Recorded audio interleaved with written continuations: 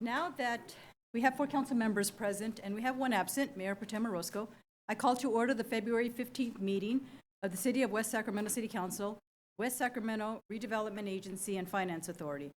We will begin with the land acknowledgement. We would like to acknowledge that the land on which we live, work, learn, and commune is the original homeland of the indigenous people of West Sacramento, who have stewarded this land throughout the generations. We acknowledge and we thank the original inhabitants who have occupied, maintained, and secured this place, who still exist on this land. We respect and celebrate the many diverse indigenous people still connected to this land on which we gather. And the council met in closed session this evening related to the item referenced on the agenda, and there's no action to report.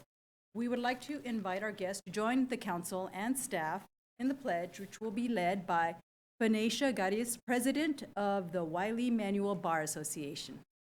Please come up to the mic. Thank you. Yes.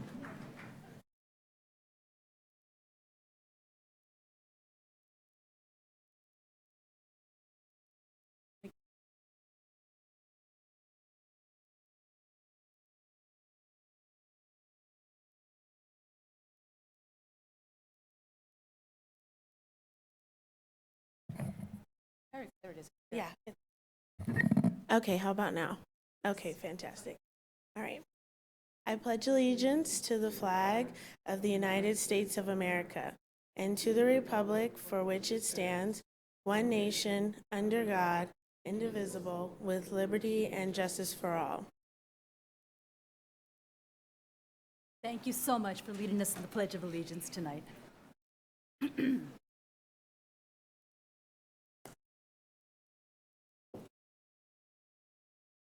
As is noted on our agenda, we are prohibited by state law from discussing or taking any action on items that are brought up under item 1, but it provides an important opportunity for a public forum.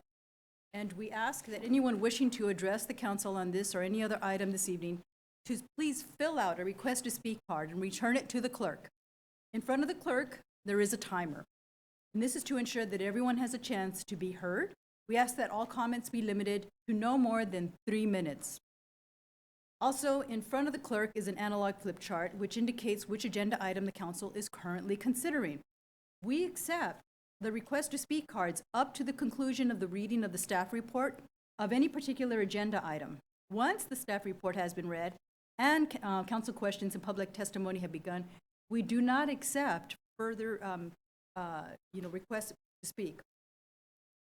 And if you are addressing a specific agenda item, please turn in your cards as soon as possible, but definitely before the conclusion of the staff report for that particular item. We also recognize that for some, speaking in public can cause anxiety. And we also request that there is no applause or boos, catcalls, or other demonstrations. Furthermore, so that we may maintain a civil discourse here in the chambers, we ask that you refrain from making any negative comments, and we ask that those in attendance and those who address the City Council abide by the Code of Conduct posted next to the request to speak cards and on the podium, and not speak in loud, threatening, or offensive, abusive, or other disrespectful language that disrupts, disturbs, or otherwise impedes the orderly conduct of the meeting. Next is our public comment opportunity here. Madam Clerk, are there any requests to speak? Yes, ma'am. Our first speaker is Timothy Allen.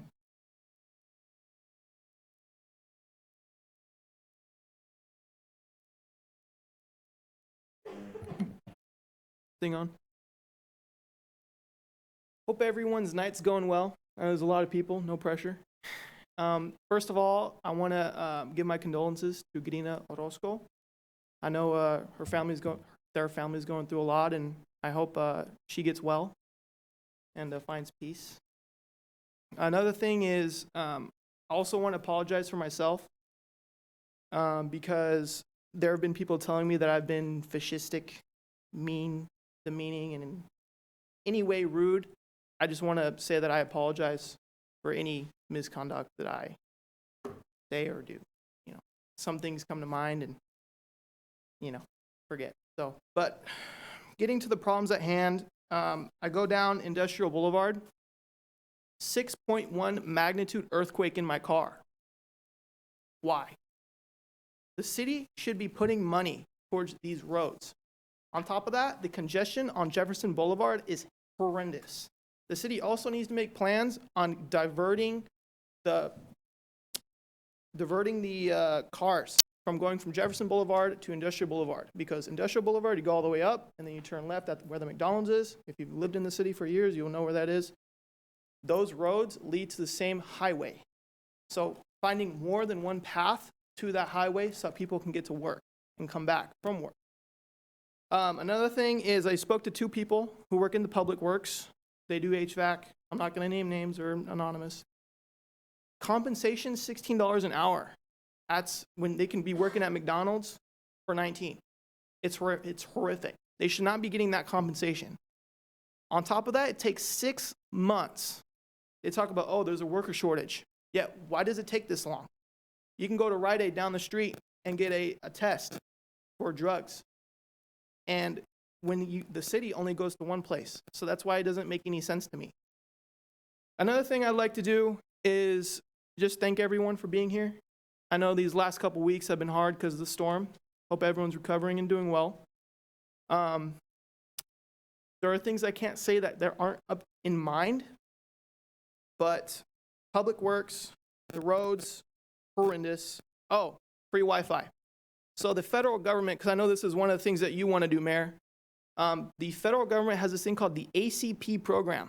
Basically, if you're poor, you don't make money, you go on the ACP. That's a federally funded program. You can start with the Fed, then the state, then the city. ACP, you go on the federal website, you apply, you're low income, boom, you qualify, okay, $30. And then that's when the city or the state can come in and put in extra funding for that. And that's what Verizon. But I know I'm not supporting Verizon. I'm just saying, I've been a salesman, I know this information, and I support that. So.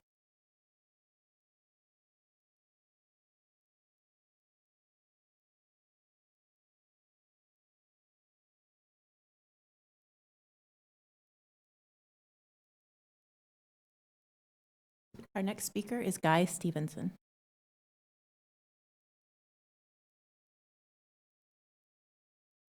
I agree with what he just said.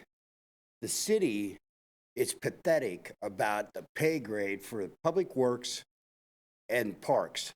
I have to wear a body cam now when I'm out, but when I do, I record every conversation that I have with public works, and I keep it for data to validate anything that I say. So I'm not coming in here just telling you some information. These people come to get certified with public works, parks, and then they bounce. They go to another city, and they can go right across the bridge and make maybe $6, $7, $8 more than what they're paying over here. He's absolutely correct. The people at that McDonald's and that Burger King and that Carl's Jr.'s make more and more benefits than the guys that are out here during your floody season cleaning up. I went out there during this big problem with the storm. I don't even work for the city, but I went out there and I helped quite a few people. I pulled bushes out of drains and all that, and then it took one crew, where they had to pull them all in to unplug it down here, while the rest of the city, there was no manpower. But a lot of people don't want to work for the West Sac because the pay grade is pathetic. You guys got to be competitive with Sacramento, Davis, and they're not. You're not even on the same page. When the people are flipping hamburgers down here at McDonald's and Burger King making more than the people with the city here, that's terrible. You really need to look at that. You can't even pay your rent and eat food on $16 an hour. I don't believe in failure. I really don't. I believe there's no excuse at all. You people should be looking at, because these are the people that keep your streets and your highways and everything at a good, smooth running, and you're not doing anything. You don't care. I don't think you people care. That's what I think. And I was in the military, and I'm not sugarcoating anything. I'm telling you like it is. You people just want to have these people work. Hell, you could probably get more on unemployment. And that's what a lot of people are doing. You know why? Because you're not paying them to where they can live. Nobody can live on $16 an hour because you got to pay all these taxes. These people are out there, and I'm going to say this before I close. These people with Public Works and Parks are awesome people. I back them 100%, and I will go up there and pick up trash, and I will do other things to help them because I think they're doing a good job. Thank you.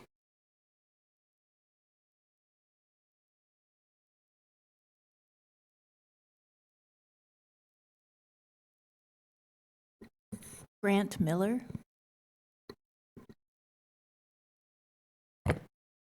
Good evening, Honorable Mayor and City Council members. My name is Grant Miller. I'm a veterinarian and a resident of West Sacramento. When I moved to Bridgeway Lakes in Southport in 2016, I've noticed progressively some wonderful changes in our city. But as those changes have come, I've also noticed some problems occurring. Namely, the number of industrial warehouses that have been put in Southport and the hundreds of homes that have been built have brought heavy traffic to Harbor Boulevard, Industrial Boulevard, and Southport Parkway. Most significantly, the semi-trucks that frequent those streets are pretty destructive to the streets. In 2021, I wrote a letter to the City Council voicing my concern after several months of seeing the roads deteriorate to a point where I felt they were downright dangerous. And I came away from my correspondence with the city at that time with a feeling of concern because while the city manager's office was responsive to me, the overall impression that I got from the emails back and forth with it was that the city really doesn't have a very good plan on how to maintain the roads, especially in consideration of the massive increase in traffic that we've seen as a result of this expansion of our city. They mentioned that it was expensive and that funding would be a challenge and that they're exploring options. And at that time, I felt that at least it was on the city's radar. But fast forward now to 2023, and I've seen no real improvements in the roads. While the Public Works fellows have worked very hard out there, by the time they fill in those potholes, they're already torn up again by the semi-trucks. And the roads have become downright dangerous. I wrote a letter recently to you that's included in your public comments, and I hope in it you can get a sense for my real concern about what's going on. This is also echoed by a number of my neighbors in the Southport area. Since that letter, I did receive correspondence from the city which indicated that there are 2 bid projects to address repairs on some of the roads that I mentioned, and also the possibility of a neighborhood preservation project to be bid out on an ongoing basis for routine maintenance and care of the roads.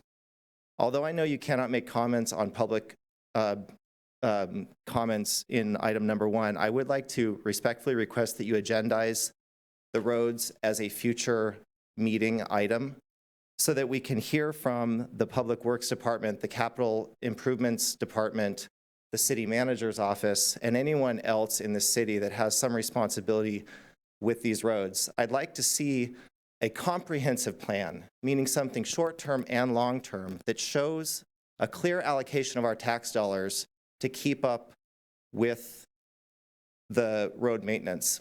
This is my $2,500 repair bill for my car last week after damaging my rim and tire on Southport. Thank you for your time.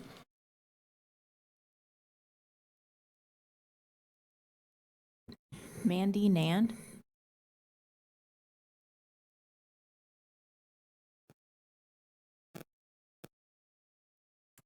Hello, Mayor Guerrero and City Council members. My name is Mandy Nand, and I'm a resident in the Bright Broderick neighborhood. Since November, I've been living next to a home that was converted into a 7-bedroom Airbnb. Before I talk about the long-term effects that unregulated short-term rentals like Airbnb have on communities, I want to paint a picture of what me and the other neighbors have been dealing with. To be candid, the last couple months have been hell. The owner illegally converted a 3-bedroom into a 7-bedroom home. Each room accommodates 2 people. Additionally, he's renting rooms for as low as $45 a night. To put things into perspective, a motel room on West Capitol is $80 a night. Despite trying to work with Airbnb and the owner, we have dealt with a never-ending list of issues over the last couple months.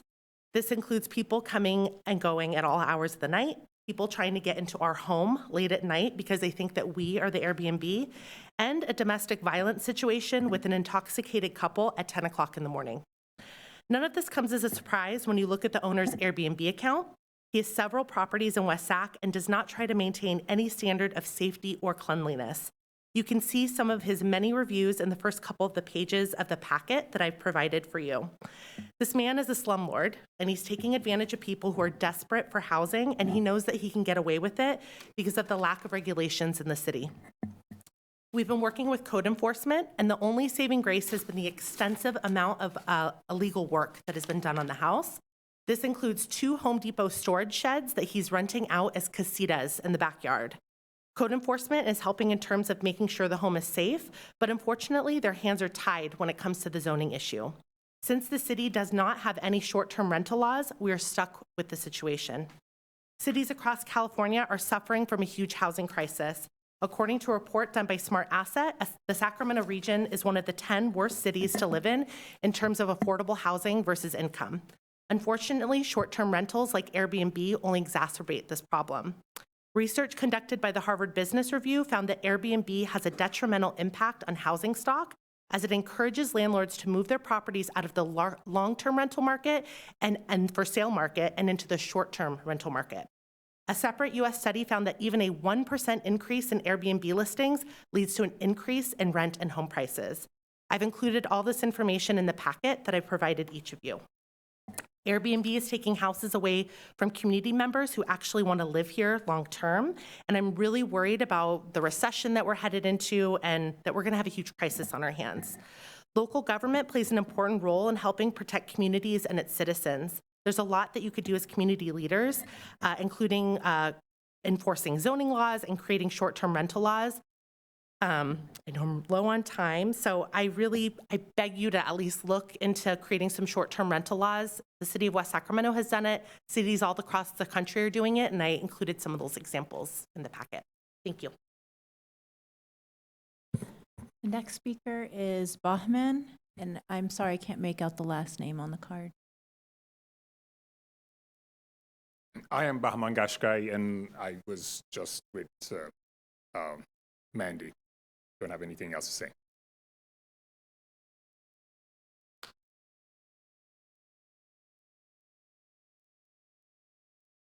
Mickey Fossetti.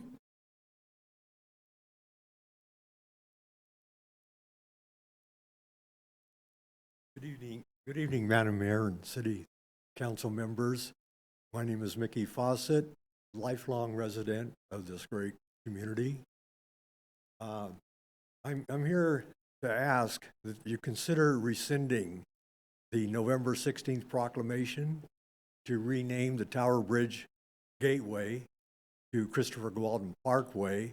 That road that leads to the Tower Bridge and goes into the state capitol should not have a person's name on it. That's, my feeling. To honor Christopher, or maybe some of the first city council members that did all the work for setting up this city, put Christopher in line with them, and then maybe change the name to the Village Parkway. I don't think there's anybody's address that have to be changed on that, or even put somebody's name on the community center. But the road that leads into the bridge that leads into the state capitol is, to me, it's a bad move. Thank you. Robin Davis.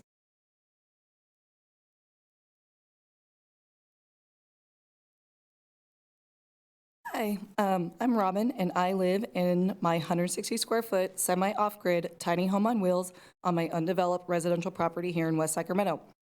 I'd like to briefly address the 2 most common questions I get from the community. The first most common question I am asked is, how is a tiny home different than an RV? I will quote Jennifer Lavini, a lawyer and tiny home advocate who helped Santa Cruz County pass their tiny home ordinance, who stated, "The differences are aesthetic, philosophical, and in the materials used to build them. Since RVs are built for vacation use, they are made of lightweight materials such as plastic, fiberglass, composites, and lightweight metals. These materials help get better gas mileage while towing. In contrast, tiny homes on wheels are built with materials found in traditional residential home builds, including wood, granite, glass, to be sturdy for everyday use. In summary, the only thing RVs have in common with tiny homes on wheels are the wheels. In our policy proposal, we suggest skirting the wheels to give a more cohesive look and to prevent the negative stereotyping of someone who lives in a home with wheels. The second most common question I receive is, you own your home, you own your land, why can't you live in your home on your land? The short answer is zoning. My wheels and build do not match my property's residential land use category. Instead, my home is not seen as a primary residence, which makes it illegal to reside in, and I'm defined as homeless.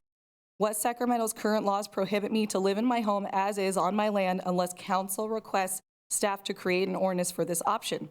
An ordinance that has been adopted by other cities and counties in this state, regardless of being near the beach, the bay, the desert, high population, or low population. What is comparable of all these diverse municipalities is the shared common goal, to house their people. Zoning laws have historically been discriminatory, and the result of this exclusion is the segregation that still exists in California today. On top of this outdated zoning, smaller starter homes, which are 1,400 square feet or less, have made up less than 7% of what has been built in the entire United States for the past decade. It's the policy of government that has prevented starter homes from being built. It's the policy of government that has promoted camping on our streets. It's the policy of government that has created the momentum of the tiny home movement. The community is coming up with its own solutions, and to deny residents to create their own affordable access to basic needs that government is unable to provide enough of is unconstitutional. The state recognizes my home as a legal dwelling, so this should be a ministerial process that is not subject to staff bias. I ask you, council, to please allow for a workshop so that we may have a chance to address your questions and concerns and more formally present all the ways a tiny home on wheels ordinance can benefit our city. Thank you. James Roberts. Hello, I'm James Roberts, and I am actually here in support of Robin Davis. I am actually the owner of Tainer, and we designed and engineered her tiny home in 2015 and built that structure. We are a certified California Housing and Community Development factory-built housing for both residential and commercial located here in Sacramento. This structure, to talk a little bit more, is designed and engineered to be lived in full-time, and it is not as a recreational vehicle. It is meant to be it even can pass the Title 24 laws that California requires. It is actually a non-combustible structure, which I think means a lot these days. We were thinking that way many years ago. And we would like to take into consideration some of our emails that we put in and our engineering plans that we have submitted to the building department for Robin Davis's approval to be on her property. We have not received any comments yet back on those. I know that's in the building and planning department, not in your field, but I think it's important to know that we have submitted those documents, those plans with utilities, public works, sewer and electrical, all to the Sacramento, West Sacramento regulations, and then taking this additional code that now, or this ordinance has been approved in Santa Cruz County. So we've kind of merged the two, is if we take existing code by West Sacramento and then use the ordinance of tiny homes on wheels and that be adopted by West Sacramento, this is how it would work. This is how it would fit. It has now been at least, I believe we're at 3 weeks now that we've turned that in. We've actually received no response. But we do hope that we take it into consideration, and this can come more from a top level down, that this be looked at and be adopted, and hopefully it will allow to have additional housing in West Sac. Tinley.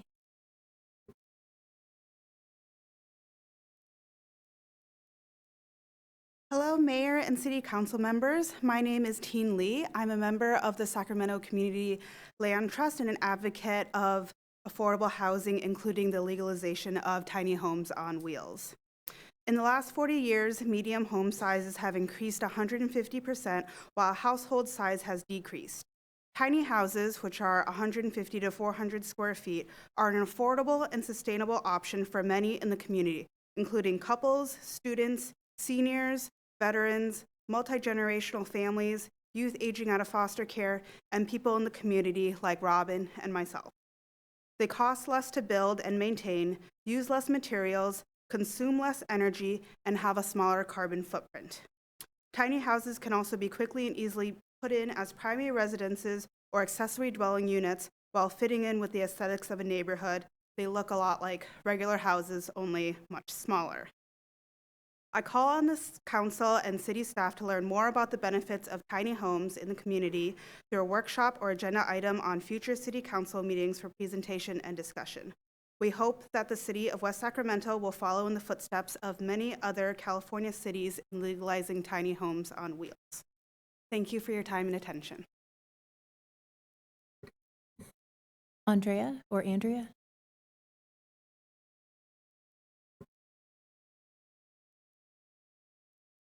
Good evening, Mayor, City Council, City Manager. Back in December, when I first spoke, I promised that we were going to bring solutions to the community. I think that, there are a lot of controversy today in different subject matters that go on, which makes your guys' job very, very difficult. And I want to make sure that when we talk about proposing something, that there's a fair and equitable process. And so we can kind of sit at a round table rather than speaking outwardly and not being able to receive any response back. When I talk about solutions for tiny homes, as you can see, there's so many benefits that can help the community, but this is also something that can help our cities. And one of the things that I mentioned is, with the affordable housing, we have a hard time meeting our RHNA numbers, which for those that don't know, it's the regional housing allocation that is set forth by the state of California Housing and Community Development. Right now, there has only been a few hundred 237 very low to low income housing units that have been built in West Sacramento between 2013 and now. In comparison, there's been 1,848 moderate and above moderate housing units that have been built between 2013 and now. That means there's over 2,002 new units equaling 49% of the total RHNA that must be allocated for very low and low income housing between now and 2029, according to your housing element document. Good news is that HCD allows tiny homes on wheels to qualify for RHNA as long as they meet 4 different criteria, meaning they're permitted by the local jurisdiction, they meet the census definition of a housing unit, which an ADU already meets that definition. They have hookups to services and utilities and other features that demonstrate a sense of permanence, and they're monitored by the city to ensure the unit has not been moved for location. It isn't very hard for us to put plans together to be able to allow folks in our cities to live within their means, but also allow our cities to put a comprehensive plan together that can help you guys meet your numbers. Just last week, YIMBY put out an announcement that there are 12 Bay Area cities that are being sued for not meeting their RHNA numbers. Very, very difficult thing for us to be able to do. Developers' hands are tied because they can't pencil. And if they can't pencil, then what happens to the end stakeholder who can no longer afford for that $2,000 apartment for 800 square feet? A lot of people think, this wouldn't work for maybe in our community, but it's absolutely something that can, especially when 48% of your households are single income households. So those are things that we can definitely talk about, and I hope that we can have a future workshop so we can explore these options. Thank you. Oksana?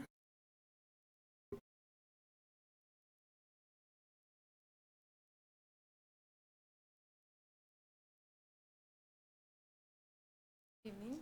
My name is Oksana Sudeyko, and I'm a war refugee from Ukraine. But I'm here on behalf of another war refugee from Ukraine who is a senior lady. I will address her problem, which I believe very many Ukrainians who are in her situation share, living in West Sacramento and in Sacramento area as well. Basically, she fled Ukraine in the beginning of the war. She was lucky to have a tourist visa for the US. That is why she was able to legally enter the country. But another thing which was negative for her is that she was not eligible for the benefits. So she was eligible for the TPS, which is a temporary protected status, and she applied for that, but her request is still pending, as well as her employment authorization is still pending. So she cannot work, she's not eligible for the benefits, and she's 67 years old. She gets her food from the food banks. She does a lot of volunteer work in the community.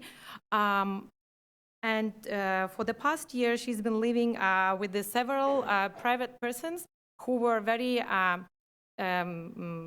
kind to provide her with the accommodation. But that last person asked her to leave ASAP.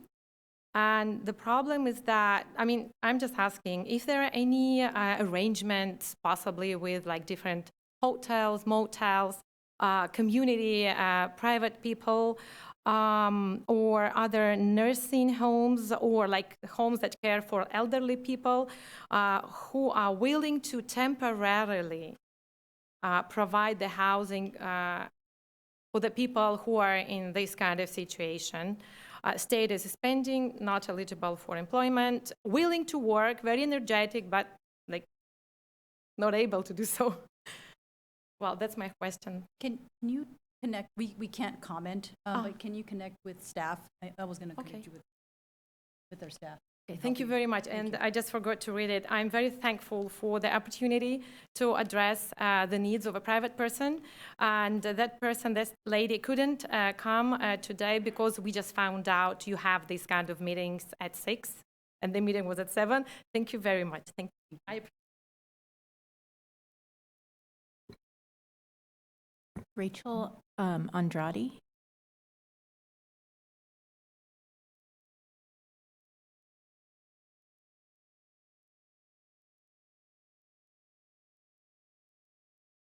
Good evening, ladies.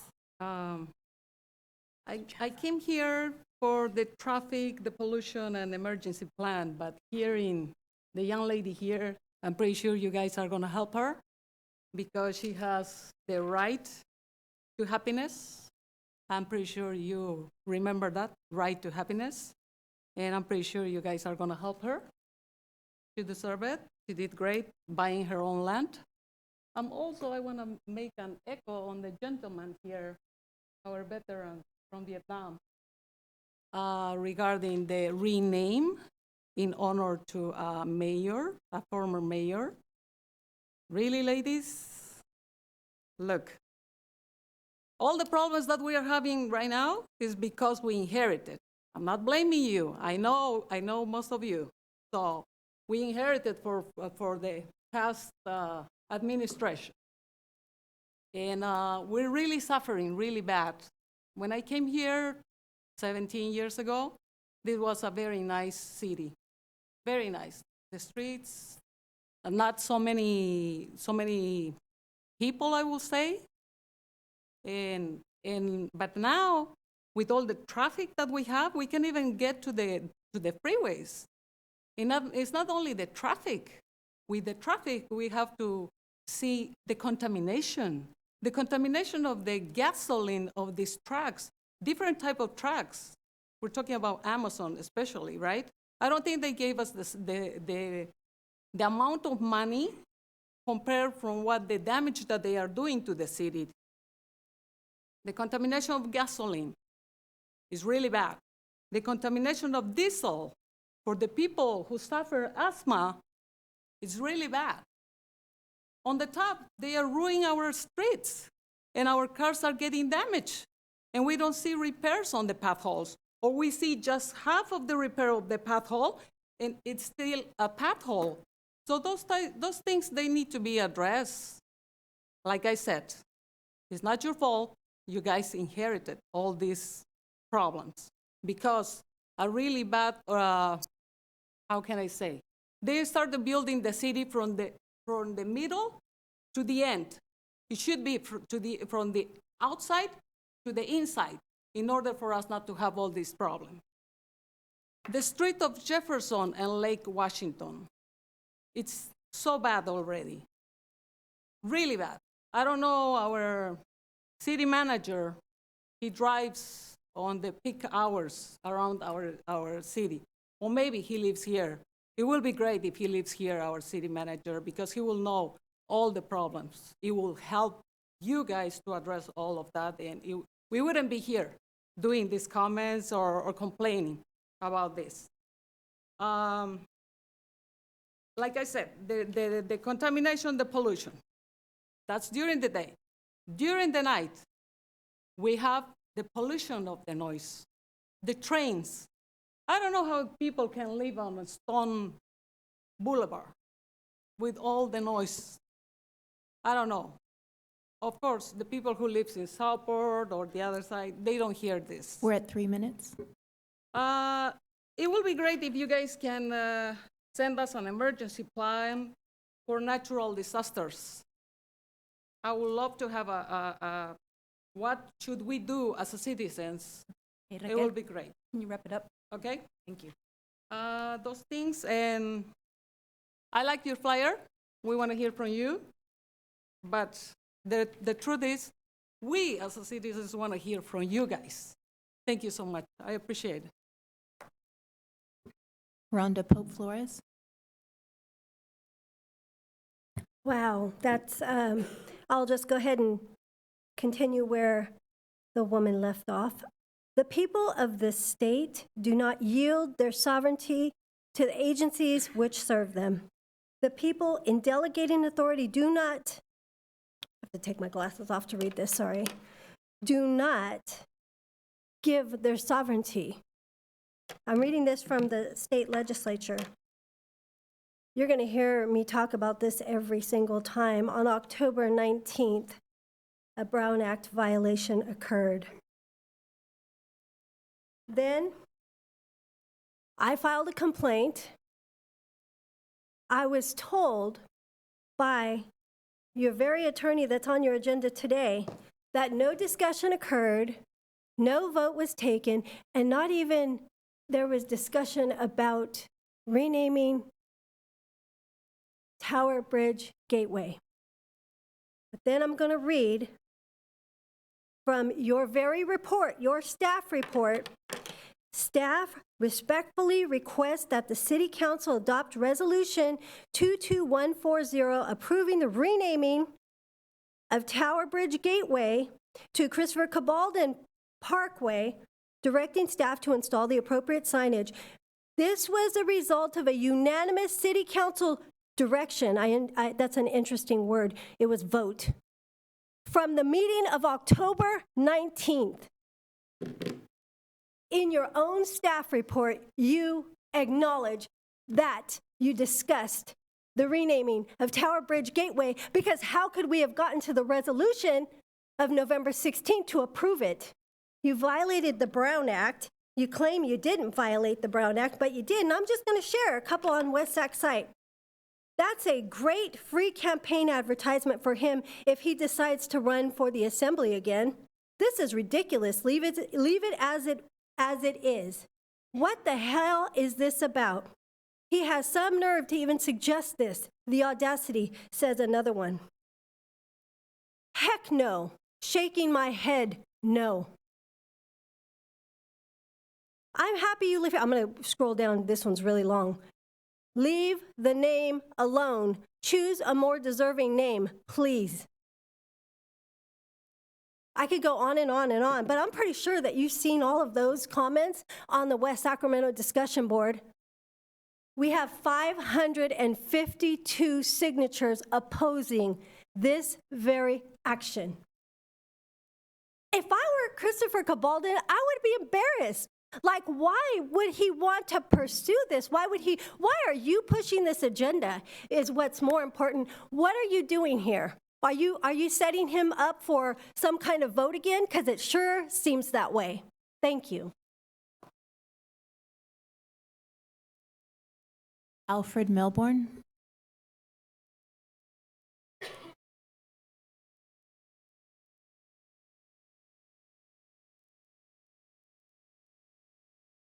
Greetings, Mayor and council members. A pleasure to be standing in front of you guys today.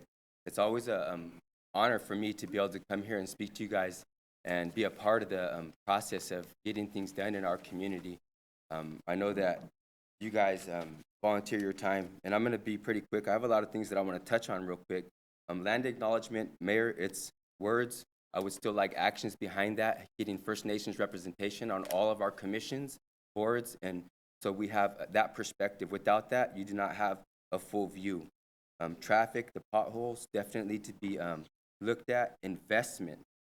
I hear investment a lot. I see that inside the agenda today, and I want to always be pushing and bringing up the issue of the north area, the investment that we need in our side of the community. Time versus money. A lot of us that come here tonight, we may have the time and not the money, right? So what we come here and bring to you all is our perspective. We really hope that it's listened to. Wanted to talk a little bit about the Bright Park Master Plan, and wanted to revisit that issue, that we would like to see what's going on with the updates, where we stand today. Talked to some folks recently. I know that there's discussions of a water park. We don't want it 5 years from now. We need it now, today, this summer. It's going to be very hot, and our kids need a place to get out of the water, or out of the sun, just like the kids in the other side of town. So again, asking for investment for youth programs in the north area. Of course, urban agriculture. Participated in a panel recently. There's going to be a lot of money for green jobs. There's going to be a lot of technical training and assistance needed for youth, young adults. So proposing ideas for a training center, youth center, community center, Project Bright, something that's going to be state of the art. We've been asking for this for years now. An investment in our community and our youth for their futures. Hearing some of the folks here tonight, definitely some issues around these Airbnbs. That's going to be worth looking into and regulating that. Workshop around tiny homes and how we can look at and explore some of the ideas that the folks are talking about here. There's some real solutions now. If policies are holding things up, then we need to look how we could change some policies and get some people off the streets with some real solutions. A lot of single homes. They have some great information if folks are willing to listen. And of course, we're talking about the renaming of this bridge. I'm highly opposed to the renaming of this bridge. Anything else but political ambition, picture taking, handshaking. Oh yeah, fine and dandy, good. We don't need none of that right now. Let's talk about some real life solutions around the climate catastrophe that we're in and everything that's going on around us, right? So we need to all sit down at the table and talk about some real solutions. Three Sisters Gardens, Alfred Melbourne, been here trying to reach out to all of you folks to offer our program, our services, and what we're doing to communicate and connect with people, to get the word out. That's the city's biggest problem, and that's what we're here trying to help you guys do. Thank you, guys. We have no additional speakers for item 1. Thank you, Madam Clerk. Next is a presentation. We have one more. Maria Grijalva, the number wasn't on the card. Oh, thank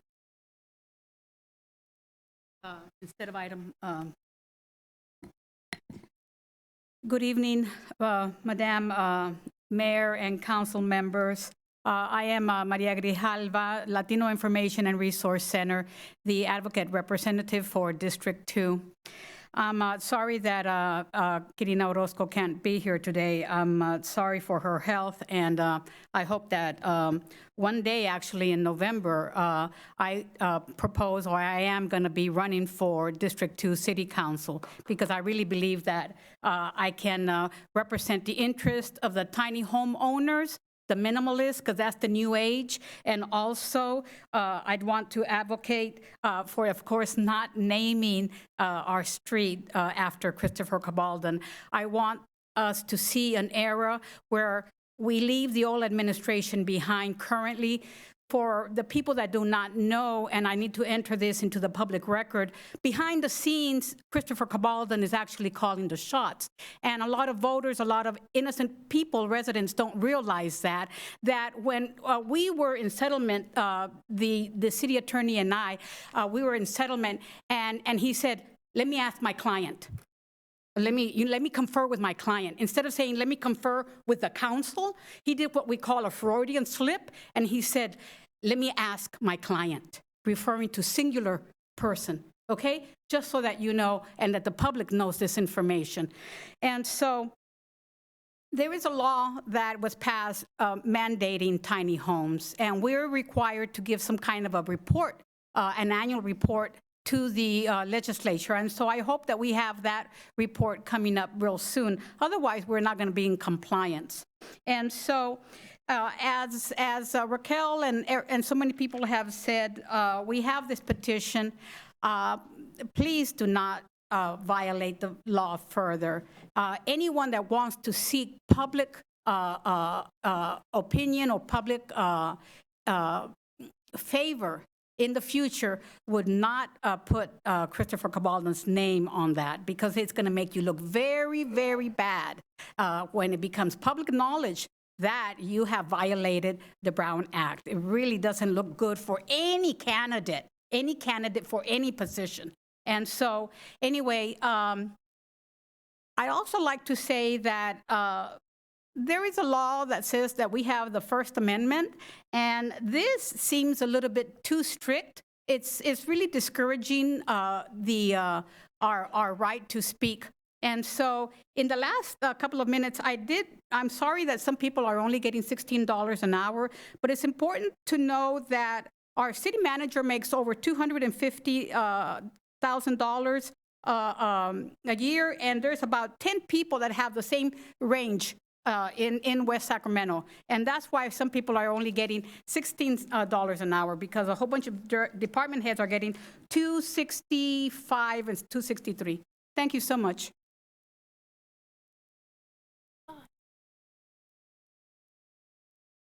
We have no additional speakers for item 1. Thank you, Madam Clerk. Next, under presentations, under the City Manager's Office, we have a proclamation recognizing February as Black History Month. And proud to have Councilmember Early lead us in this presentation. So I actually have individuals from Wiley Manual Association. Can I ask you guys to actually come up?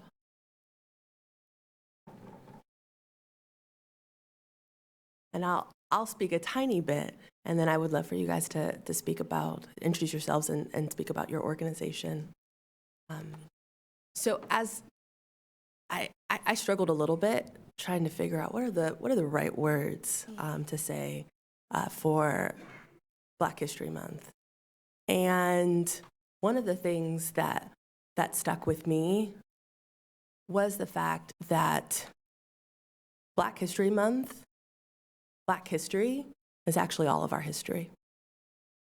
And I think sometimes we forget that this is something that is part of all of us and a connection that we all share. As the first African American ever to be elected to City Council here in West Sacramento, I recently got asked, how inclusive is West Sacramento if you were just elected in 2021? And for me, one of the things that I shared was that I felt we actually had a very diverse city council and have had a very diverse city council.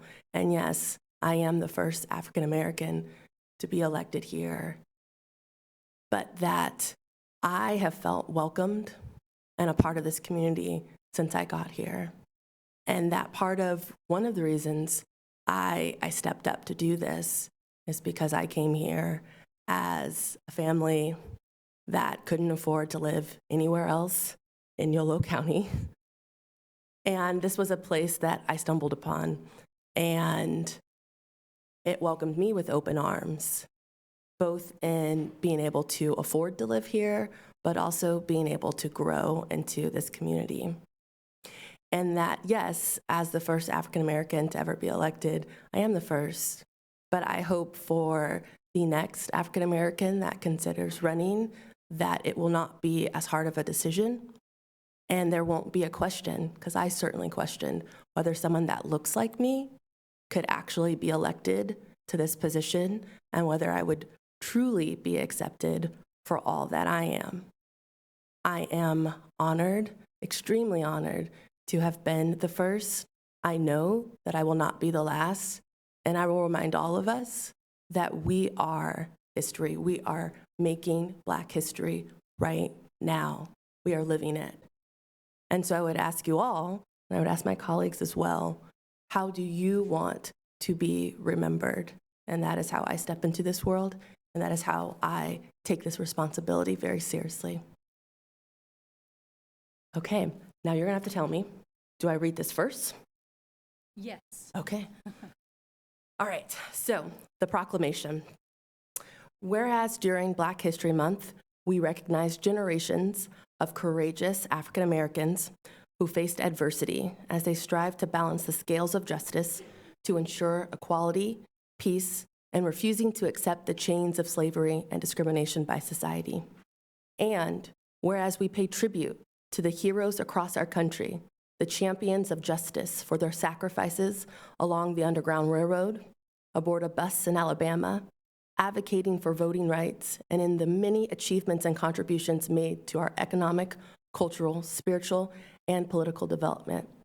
And whereas Black History Month grew out of the establishment in 1926 of Negro History Week by Carter G. Woodson and the Association for the Study of African American Life and History, and emphasizes the movement of people of African descent to new destinations and subsequently to new social realities. And whereas this Black History Month lets us be inspired by the courageous lives of African Americans who strive towards full equality to prove Black Lives Matter. I'm gonna say that again.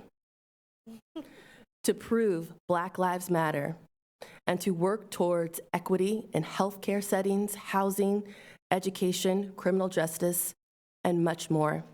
And whereas the city of West Sacramento continues to work toward becoming an inclusive community in which all citizens, past, present, and future, are respected and recognized for their contributions and potential impact to our city, Yolo County, the state, the country, and the world. And whereas the city of West Sacramento is proud to honor the history and contributions of African Americans in our community. Now, therefore, be it proclaimed that the City Council of the City of West Sacramento hereby recognizes February 2023 as Black History Month and encourages all citizens to celebrate our diverse heritage and culture and to continue our efforts to create a world that is more just, peaceful, and prosperous for all. Thank you.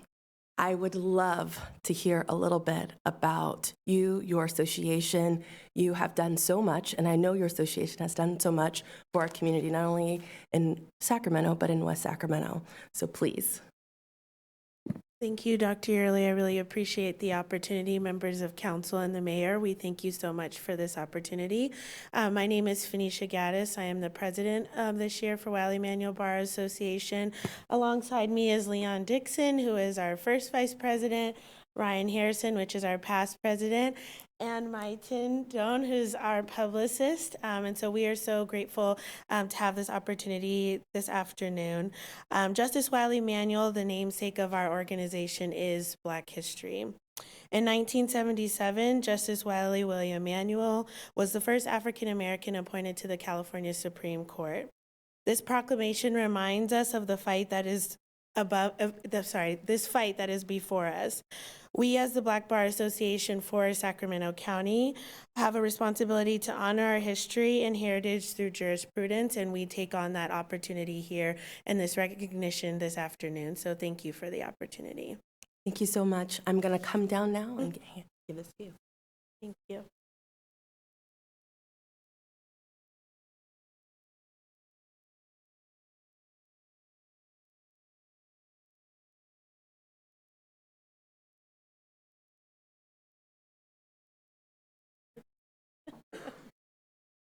Yeah. Thank you. Where should we stand? That way? Okay.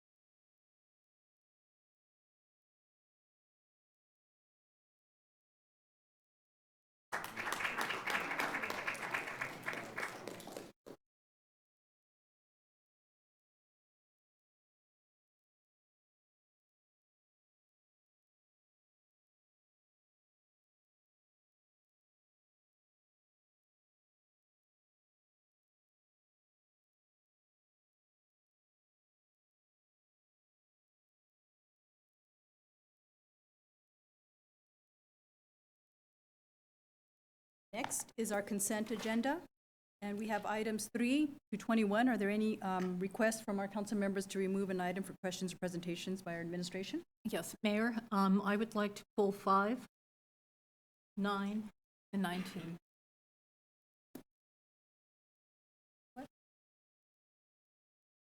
Councilmember Closio-Hall? Yeah, okay. We will, for item number 5. Mayor, I'm actually just wanting some clarification. I had a constituent who wanted to ensure that when we award contracts, that we are actually awarding contracts that do pay the prevailing wage. Can I have some confirmation on that?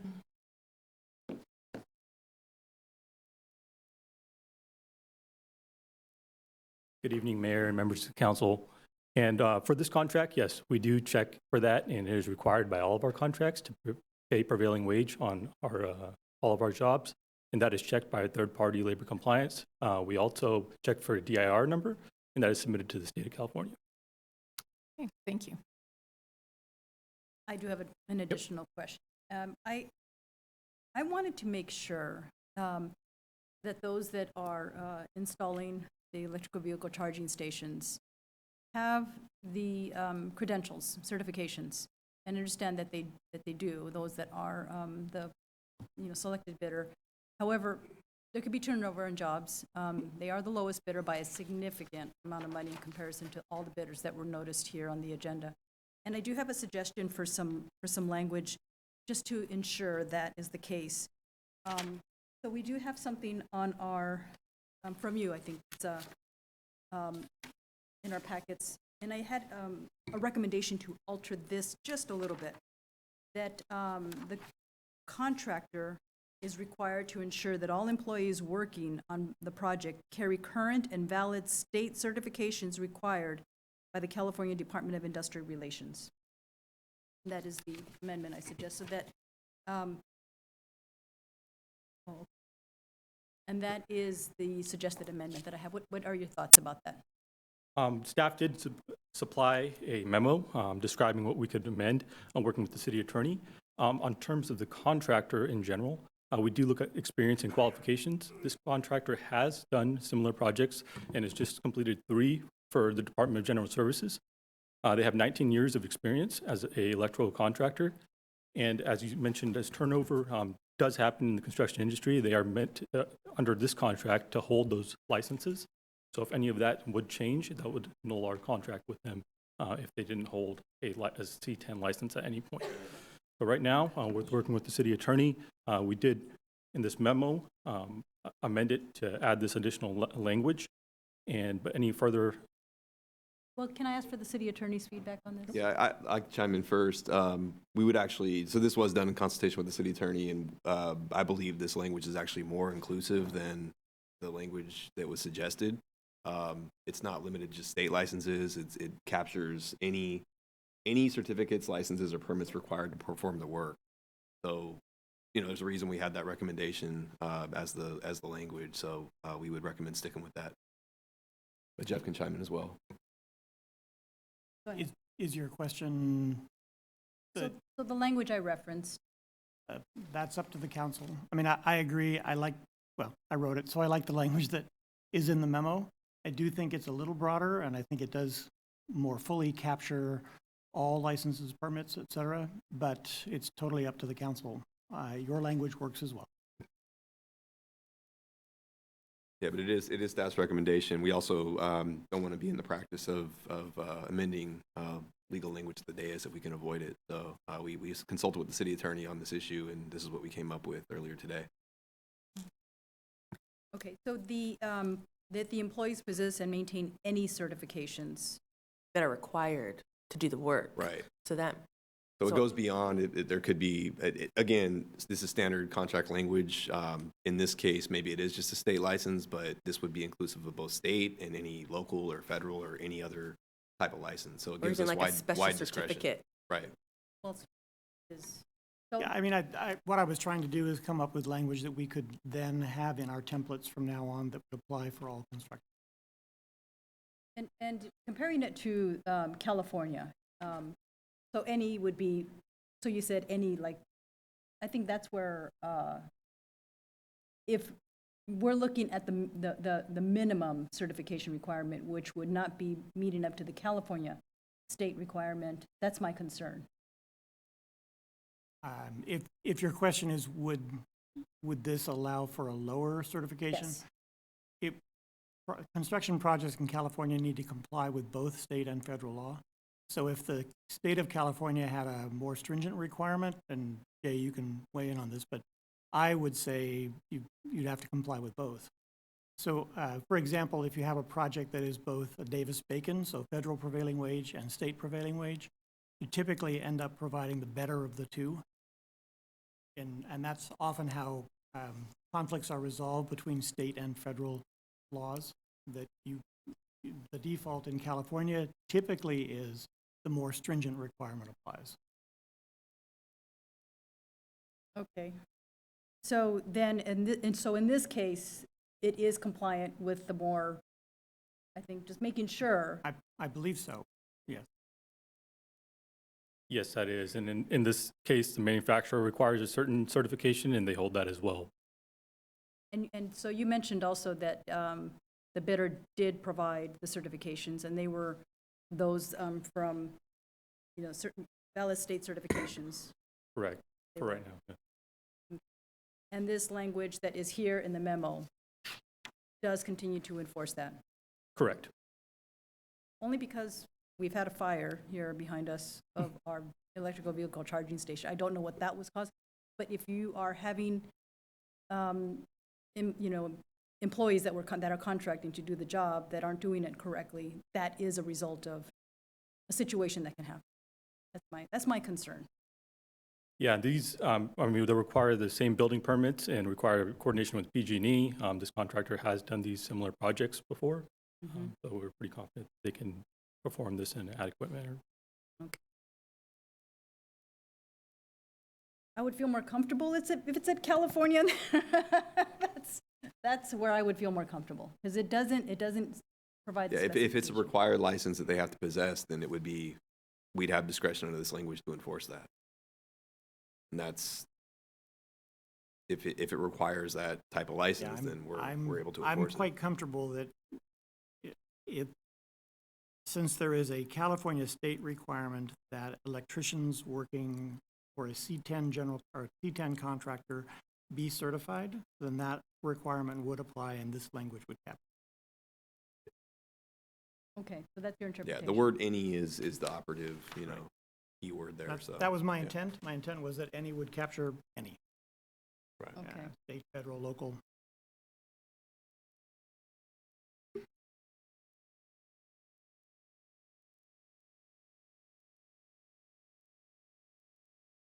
Well, in this case, I will allow it, but I do want to have more restrictive language requirement for the future. I do want to explore this further. Because I'm not confident it's the case. I know our attorney's telling us that, but I'd like to have more specificity, Okay. as I just described. Because I think that the language that I shared with you does provide that. It's very clear that we're referencing California state certifications. This is not. But it doesn't capture other potential licenses. And again, the goal here is to standardize language so it can apply to any construction contract. So I think we can use this as a template to potentially improve. But I think this is actually more inclusive and more protective than the language that was provided, whoever that came from. But this is what our city attorney and staff are recommending. I mean, I will offer up, and Aaron can kick me out of the table, if you would prefer to end what's in the memo with including but not limited to, state certifications required by the California Department of Industrial Relations, that's fine. But I would want it to be including but not limited to, because I don't want it to be limited to just what the state requires. Would that make you more comfortable? Yes, it would. Actually. Okay, and we can do that. Yes. Okay. And next item we have is, okay, I pulled number Councilmember Did you pull it too, so you can?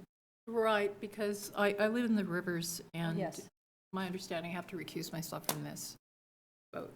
Okay, so I think that you do have to walk out of the room But we during the usually vote. have to So we leave. have to We just pull went it? through ethics That would be a recommendation. All right, okay. Thank you. But nobody else pulled it for any reason, so we just have to take a vote on that separately. We'll take that now. We'll take a vote, but I will allow for public. Why did you walk out of- Well, this is the cleanest way, is to vote separately on it. It's not, when on a that's fine. consent calendar, it's not strictly speaking required, as long as we note that she did not participate in the vote. You know what I'll do is take public comment on item number 9, Madam Clerk. Is there any public comment on this? We have no request to speak on number 9.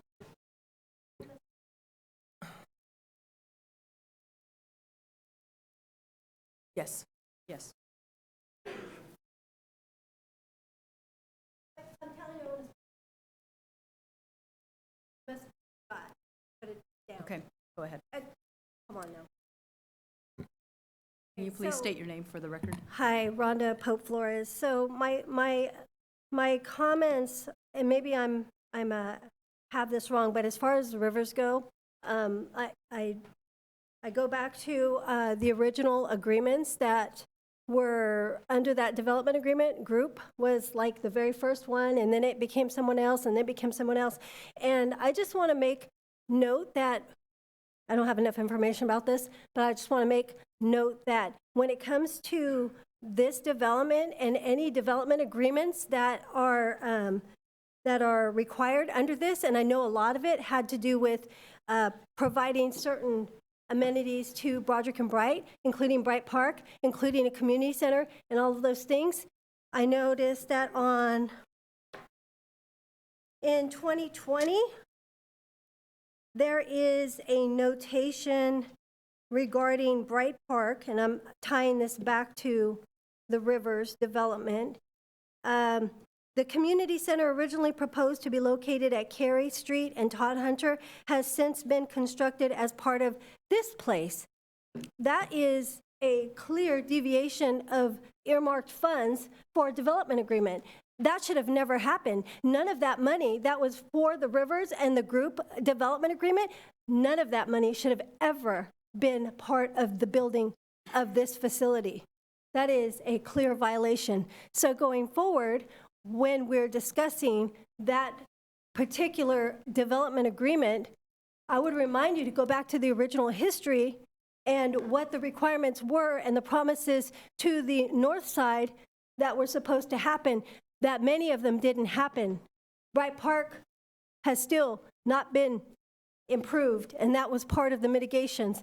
And our Mr. Cabaldon gave extensive breaks on that development agreement and just gave away what was promised to the north side, and that is not acceptable. And guess what? Eyes are watching. I'm gonna be watching everything. Broderick Bright Neighborhood Association, you won't get away with that no more. I just want to make that known. Thank you. We have one additional request to speak. Okay. Timothy Allen. I was in the back, wasn't really paying attention. So I'd like to make the point that you guys are spending money on all these things, right? But will not invest in critical infrastructure, roads, bridges. You're going to spend hundreds of millions of dollars on a new bridge, but you won't spend it on the roads or develop plans to deal with the congestion going on in the city. Like, where are you? Anyone home? Hello? It's a problem. You know, I'm dealing with this. Gentleman spending $2,500 on his car. Why? That should not be a case at all. You know, these people are spending $600,000 to $1 million on their homes, yet they're dealing with potholes in your city. That's L on you, and you, and you, or whoever, them. L. You guys idolize yourselves. Like, why are you guys here? To collect the paycheck? You guys here for titles or what? Seriously. It's disgraceful that I have to drive every day to work with semi trucks Like, there should be codes for this. Semi-trucks, potholes. I'm driving down the road figuring out if my axle's gonna break or not today. And I have a Civic. I'd be spending like $300, but still, I should not be spending a dime. My tax dollars should be going to these roads, not to bridges, to the roads here now, not later. That bridge is not going to get done in my lifetime. I can guarantee you that. All the loopholes that will have to be jumped through. So get your priorities straight. Seriously. Can somebody respond to that? I can respond to the first public comments. I've heard this mentioned multiple times, and I think there's some kind of misconception of the history and current status on the groupie funding that was allocated for the loss of the Lighthouse Golf Course. Making public comment in response to public comment? I can provide the council with information in response. Excuse me, this is not public comment in the first item. This is an agenda item where there was a question or a comment raised, and I'm asking for clarification. Maria, can you please not interrupt the staff again? Thank you. So again, to get the history correct on this, there was a $2.6 million amount of the groupie development DA. Yes. Development agreement for the loss, to mitigate the loss of the Lighthouse Golf Course. $2.6 million, that money is allocated to Bright Park. That was a decision made by the council at least a couple of years ago as we were building the budget, as we continue to work on the budget for building the entire redevelopment of the Bright Park project. So just want to clarify the history on that, that the funding has not been spent. It, in fact, has been allocated for the Bright Park project, and it was to mitigate the loss of Lighthouse and provide recreational or other amenities to the Bright Park area. Thank you, Aaron. And with that, I'll close the public comment. And We have one additional request to speak. Guy Stevenson? We have no additional requests to speak on this Thank item. you, Madam Clerk. I'll close the public comment, and I will need a motion to approve this. Dante moves. Vernon will second.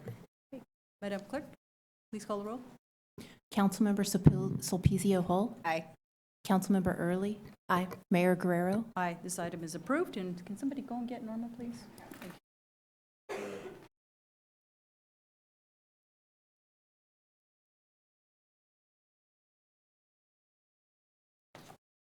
About 19, right? Yes. And we have item number 19. So I pulled this item, I'm sorry. Someone going to speak first? No, John's just coming up to Oh, answer your thank you, John. questions. Okay, thank you, John.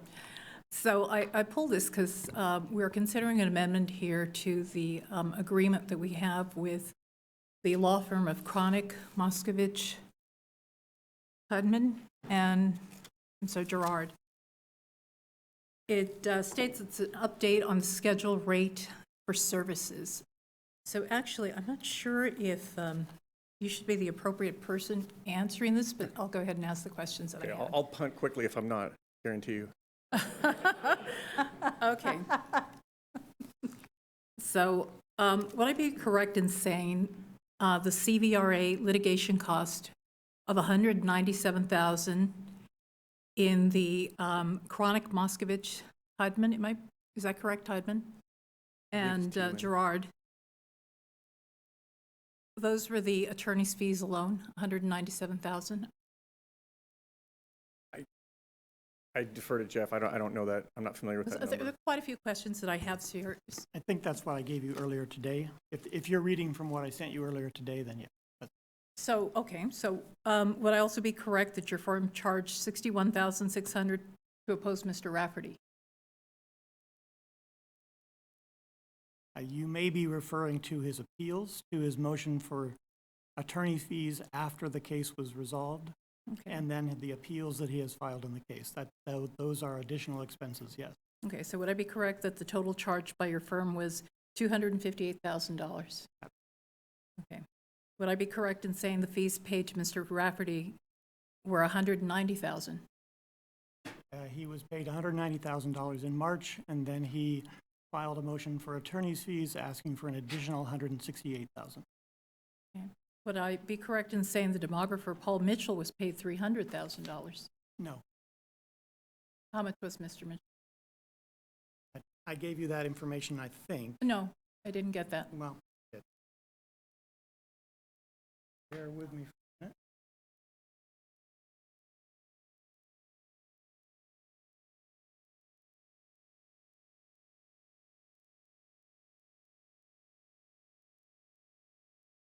We have that, so we can get that to you. We have that. The information I'm seeing the city attorney provided this afternoon was that the total paid to redistricting partners was $107,925. $107,000? Right. That's in an email from you from earlier today. $107,000. Right. $107,925.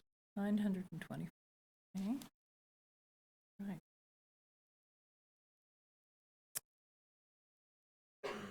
Would you consider this a complete waste of the city funds because the city knew before it spent this money that no one had ever won one of these cases, especially where there was evidence of polarized voting? I am going to respectfully decline to give you my legal opinion on the CVRA.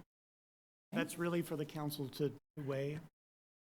I think the way I'd answer that is anything that the city attorney had advised or had done, or anyone on staff for that matter, was in consultation with the city council at the time, and so we implement council direction, both myself and the city attorney. So I don't think it's in our purview to give you a subjective opinion on whether anything was a waste of funding. It's we give recommendations, the council. Okay, well, the gives us reason I say direction. this is because when I was on school board, I pressed the board to settle a similar case for $30,000. And we just spent so much more here in the city under your advice. And the court told us the plan that you approved was completely illegal. So in light of these circumstances, I bring this up because what we're really doing is you're asking for an increase in rates. And the city, on your advice, spent a lot more than we really should have on this case. I mean, these are funds that... With all due deference, I provide advice to the council gives me direction on what to do. I follow the directions of the city But we're council. not lawyers, and we did Well, go on that advice and also, there. with all due respect, you weren't present when that advice was given. I was on the council for 2 years when I was hearing recommendations. So We're not in on light the of council these when the decision circumstances, was excuse me, made. Mr. Mitchell, in light of these circumstances, just to let you know, I'm going to be voting no on this issue.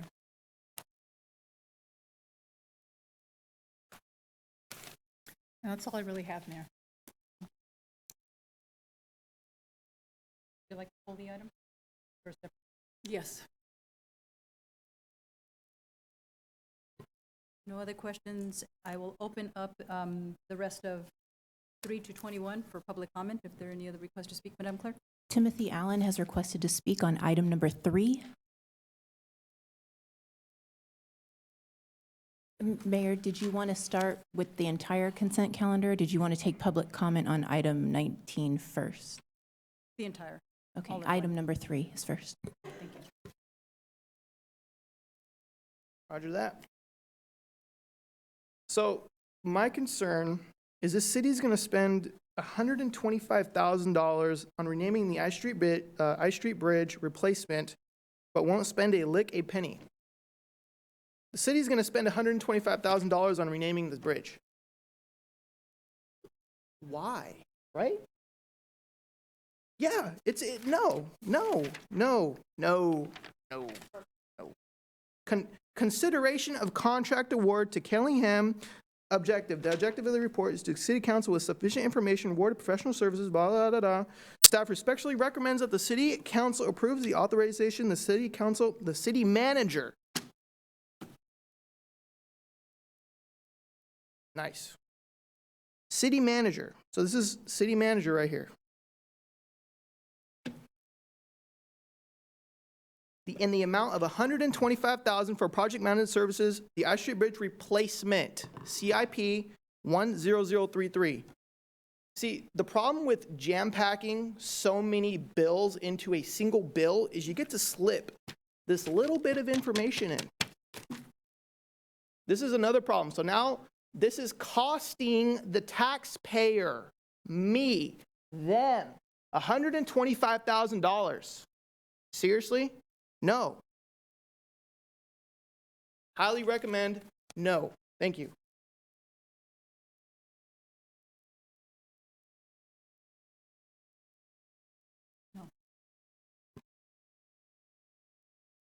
We have Maria Grijalva, who's requested to speak on item number 19.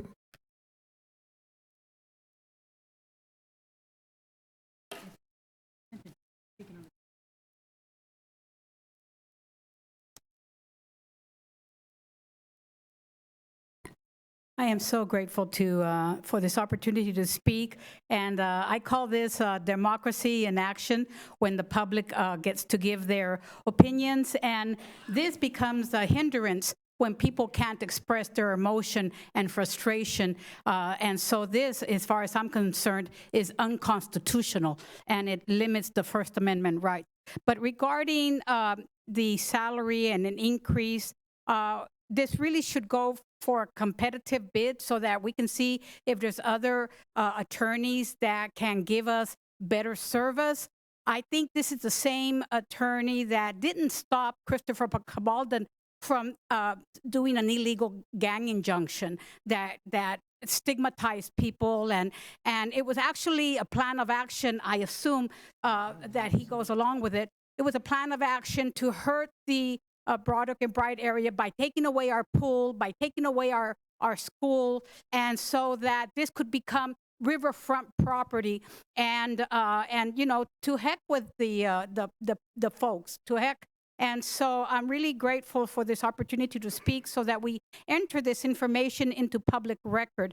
And so the gentleman or this person wants more money, yet we have at least, I don't know how many directors and director heads that are getting, well, actually the city manager for public information purposes gets $363,000 a year to advocate for himself and Christopher Cabaldan. He doesn't advocate for poor people. And what was it, the words that the city manager, the city attorney gave at the courthouse? Do you remember? We were at the courthouse and he called Broderick and Bright a bunch of prostitutes and gang members and I don't know what else. Isn't that what the city attorney?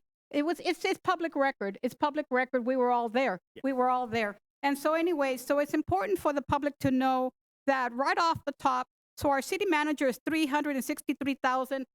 Miss Amanda, I don't know, another $329, and then $287, $283, $279, and these are different department heads. Our Parks and Rec, she gets $264,000, and the Director of Technology gets $263. Department of Economic Development and Housing, $260. So this is very important information that the public needs to see, because this is the city's business, and we can distribute. We're top heavy. We're very top heavy, and the workers are not getting any money. So I do not agree that we should up any money for this attorney that is unethical. Thank you for this opportunity to speak. Rhonda Pope Flores has requested to speak on item number 19.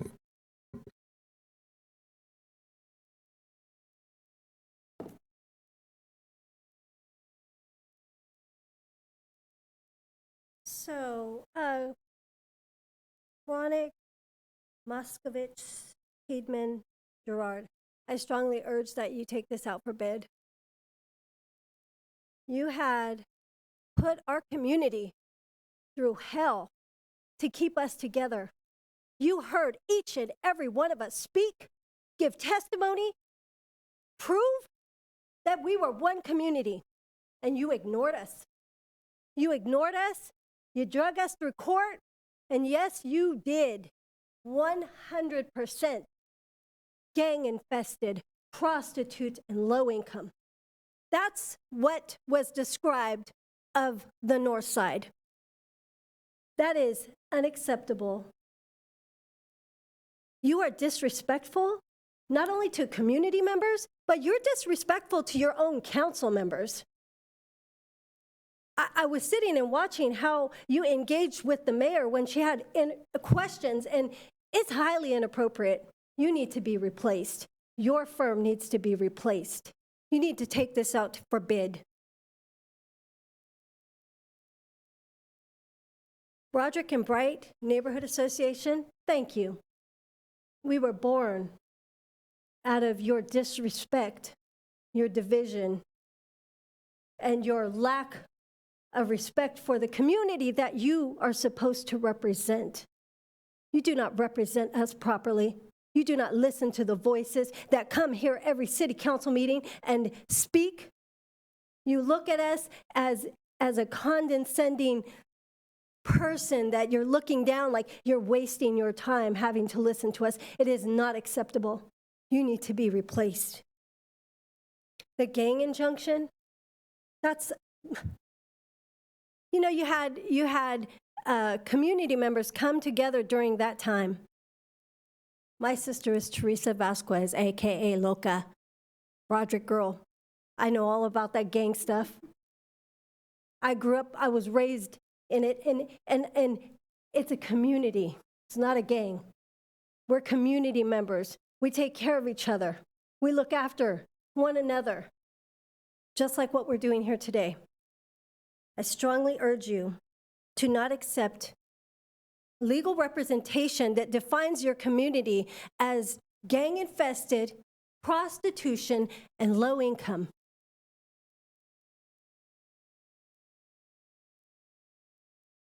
Timothy Allen has requested to speak on item number 19.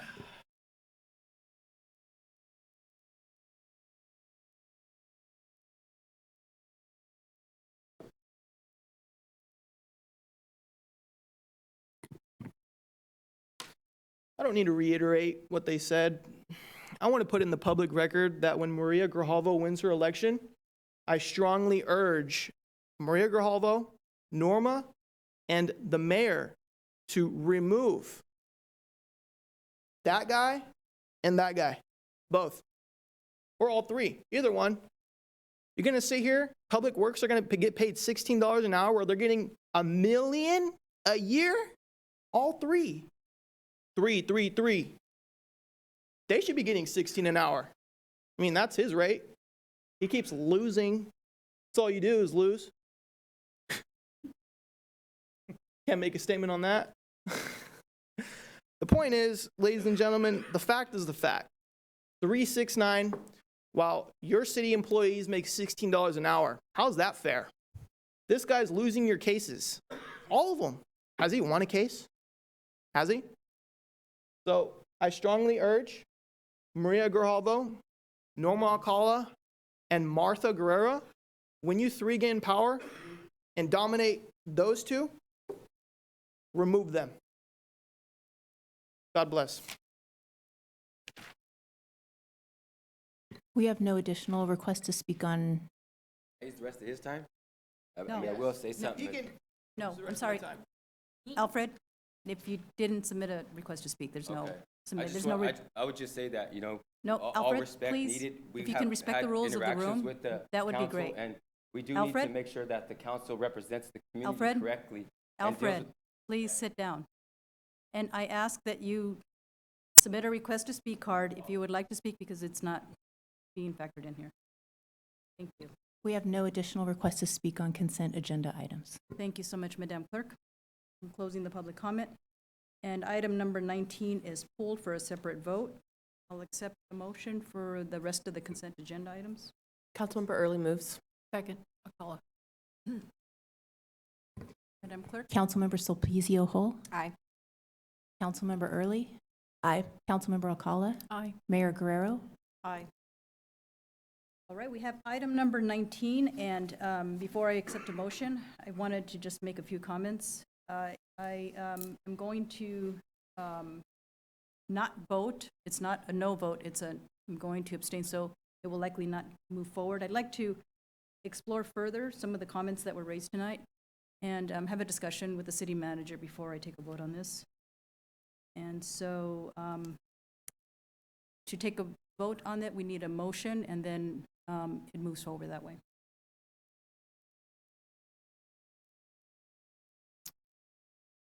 I'll go ahead and make the Can't make a motion?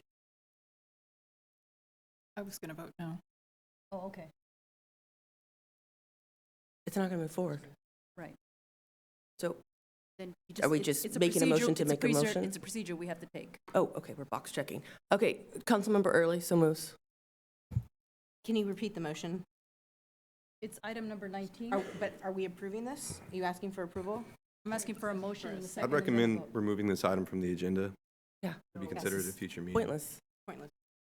Okay, then would you like to take a vote to remove the item from the agenda? Councilmember Early votes to remove the item from the agenda.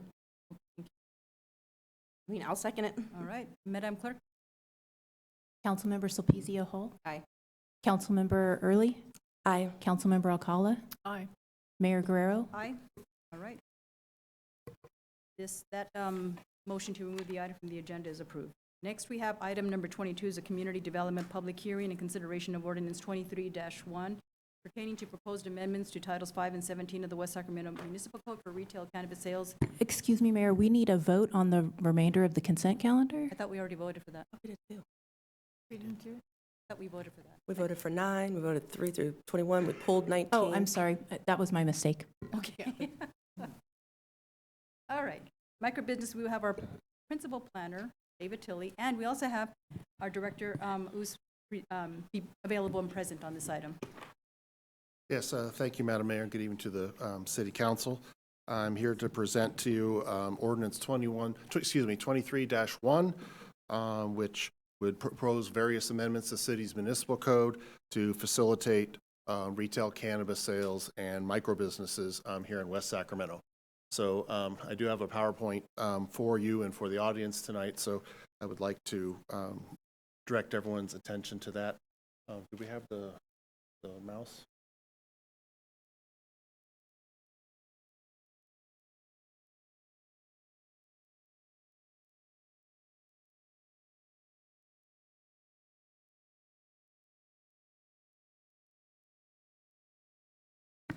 Right, how do I work this thing? I'm a little rusty.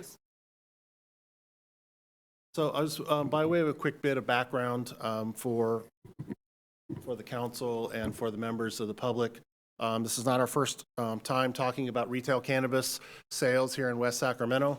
Way back in 2010, this was first considered by the council at that time, and we actually wound up with a prohibition. Since that time, things have changed substantially in the cannabis space, most notably with Proposition 64 passing in 2016, which sort of to create the legal regulated market for cannabis in California. Also around that time, the city started entertaining non-retail cannabis businesses, and your council has seen numerous development agreements for cannabis distributors and manufacturers since that time, and some as recently just as last year. This has also been a topic of at the council's retreats, and is on one of the items on the 2022 policy agenda as established by the City Council. We were before the council on this about a year ago, and we've also been in front of the Planning Commission at around that time, and then also in a formal hearing before the Planning Commission back in November. As you stated, our director, Andrea House, is here with us to help answer any questions, as well as AJ Kahuli, who is with our cannabis policy consultant, HDL. So this is a summary of what we will be asking the council to consider this evening, and I will go through each one of those in some level of detail for you, but this is a large package, so I want to kind of help everyone walk through it. So we'll start with microbusinesses. This is a state license type under the Department of Cannabis Control's regulatory regime. This is something where people have to do a minimum of 3 separate cannabis activities, but they are all under one roof, and as the name implies, they're subject to some limitations in terms of their scale. There are not many of these happening, But since we're looking at this, staff is recommending that we include microbusiness as part of this package. Most importantly, for microbusinesses, since they do allow storefront retail is one of the potential options. However, staff is recommending that we not include storefront retail as part of the microbusiness framework, mostly because we would anticipate these businesses locating in some of our industrial districts, some of our less visible, less traffic areas.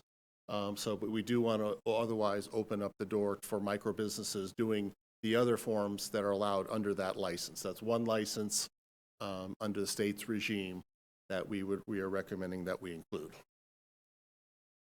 Another variant on now getting into the retail space is what's generally known as storefront delivery only. This is where people would typically place an order online and then is delivered to you at your residence or wherever it is you are.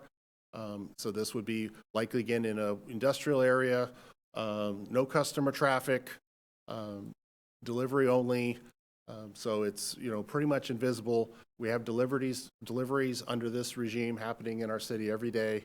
There are numerous delivery companies around the region, numerous ones in downtown Sacramento, and many persons may employ this particular option if they wish to purchase cannabis at retail. We will be proposing that this would have a development agreement, not that dissimilar from our non-retail cannabis businesses, and also a city cannabis license. This is a new tool that would be done on an administrative basis, and it's something that will be renewed annually for our non-storefront delivery. But this is officially a retail transaction, just done in delivery format, typically online. So we wanted to show a summary of how some other jurisdictions in our region and in the greater Northern California area handle storefront retail. This is certainly where most of the interest is in terms of most retail attention and community involvement. Most cities do provide some form of a discretionary approval. Some have a tax, some do not. So each city is doing it their own way, but the general theme is that there is some form of discretionary approval and usually some form of revenue associated with that. So for West Sacramento, for storefront retail, otherwise known as a dispensary, we would propose a development agreement and also a city cannabis license. The development agreement runs with the life of the project. The cannabis license would be renewed on an annual basis and done administratively. This would include buffers from sensitive uses such as schools and commercial daycare, buffers between the individual storefronts on West Capitol Avenue, and then we would have the next phase of this will be to get into how we would propose to entertain applications for storefront retail, given that we do anticipate a lot of interest from potential operators who would like to have a storefront location here. In big picture, that application process would really be a hybrid of a merit-based system and also a lottery. And this would apply for the storefront only, not for microbusinesses or the storefront delivery, delivery only non-storefront. So I provided tonight, we'll have in here, we do have a map. We're proposing a cannabis overlay where storefront retail could be potentially located. This is independent of the underlying zoning.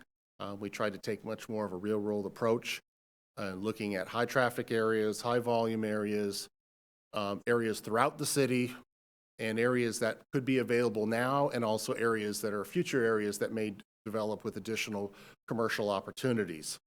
Trying to look broadly at the city as a whole in terms of what particular areas seem to make the most sense. So I have provided tonight two maps. They're essentially split the city in half just for a little more visibility, but otherwise it's the same map that was in the packet that was provided online and to you previously. So in the south area of the city, we've identified numerous areas that may be available in the short term, and some would be longer term.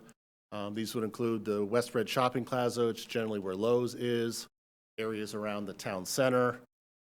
There is a commercial district along Jefferson, from South Linden down to Marshall. And then longer term, in River Park and Yarborough, there's planned commercial areas there where potentially these could be entertained. And then in the north, it's a little bit more the north area of the city. We identified some areas along existing commercial nodes along Harbor and Jefferson, West Capitol and Jefferson, many areas in the Bridge District, along Industrial Boulevard, starting to go west of Harbor. And also, one thing to note is the Planning Commission recommended that River Point Marketplace, which is where IKEA and Walmart, et cetera, are, that be included. That was a specific recommendation from the Planning Commission for the council's consideration tonight. These are all areas where there's largely existing commercial. We have endeavored to not include anything we knew was already within some proximity to some of the sensitive uses. We haven't, drilled that down, to the inch yet, but we have tried to accommodate that where known.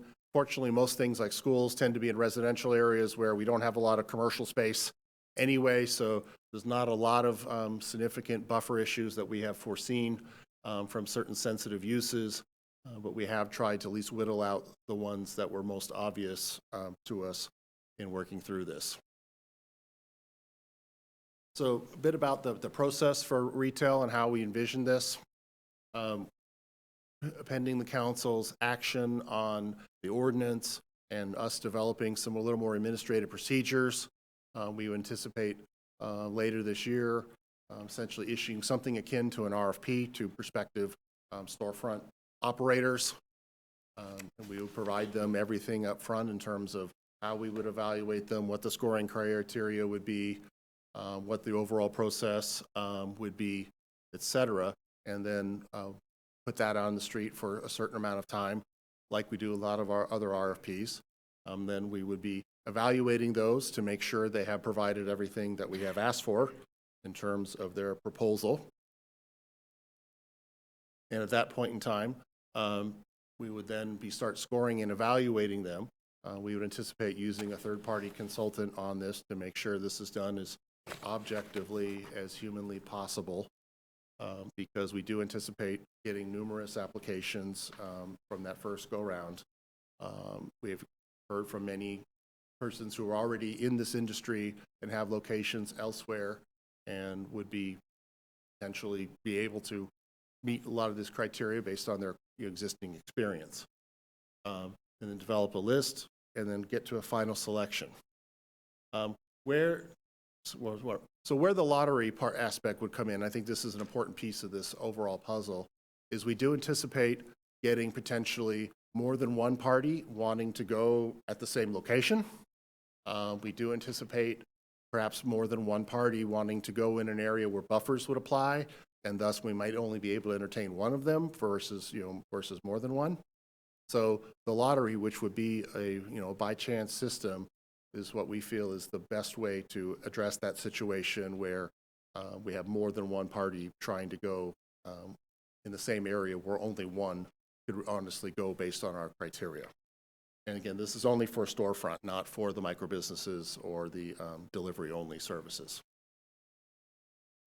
As part of what action we are seeking from the council on this is to help direct staff and to prepare more administrative procedures of how we would adjudicate these in the real world, things that wouldn't be necessarily caked into the ordinance, but would be part of the overall system of how we'd administer this.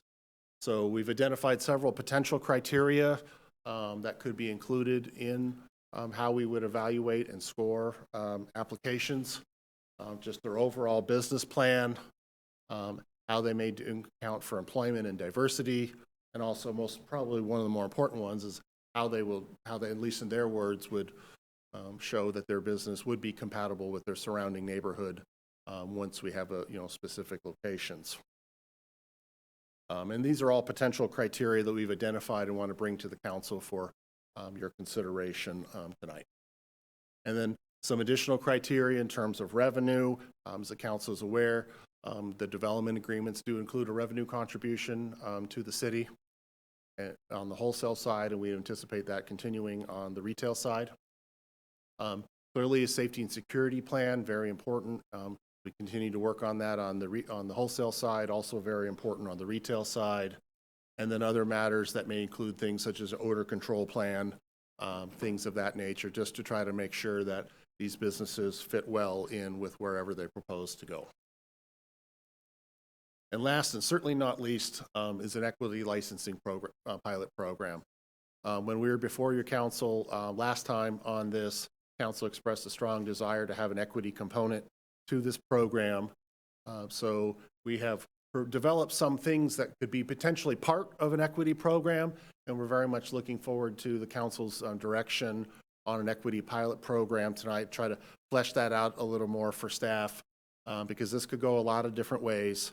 But also in the West Sacramento way, we want to do something where we have the best chance of making a real impact in this particular area. So some of the aspects that could be included, and we would hope to hear some more from the council on, would be, are we interested in trying to help equity applicants get into ownership of these businesses?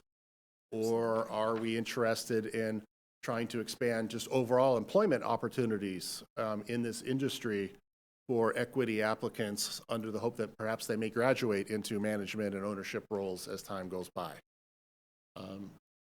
Potential city investment. Some of the notions have come out that perhaps the city could acquire a building and be a landlord for an equity applicant for a storefront retail. So, and we've tried to include a whole kind of range of options, and looking forward to some council consideration on what equity means and what sort of the equity objectives would be for the council in this particular space. So overall, this is the retail roadmap. So we would do the RFP, evaluate and rank, do the lottery if necessary, which we believe will be necessary. At that stage, then people could file their formal application for the development agreement. We'll do our necessary environmental review, and like all development agreements, go to the Planning Commission and then City Council.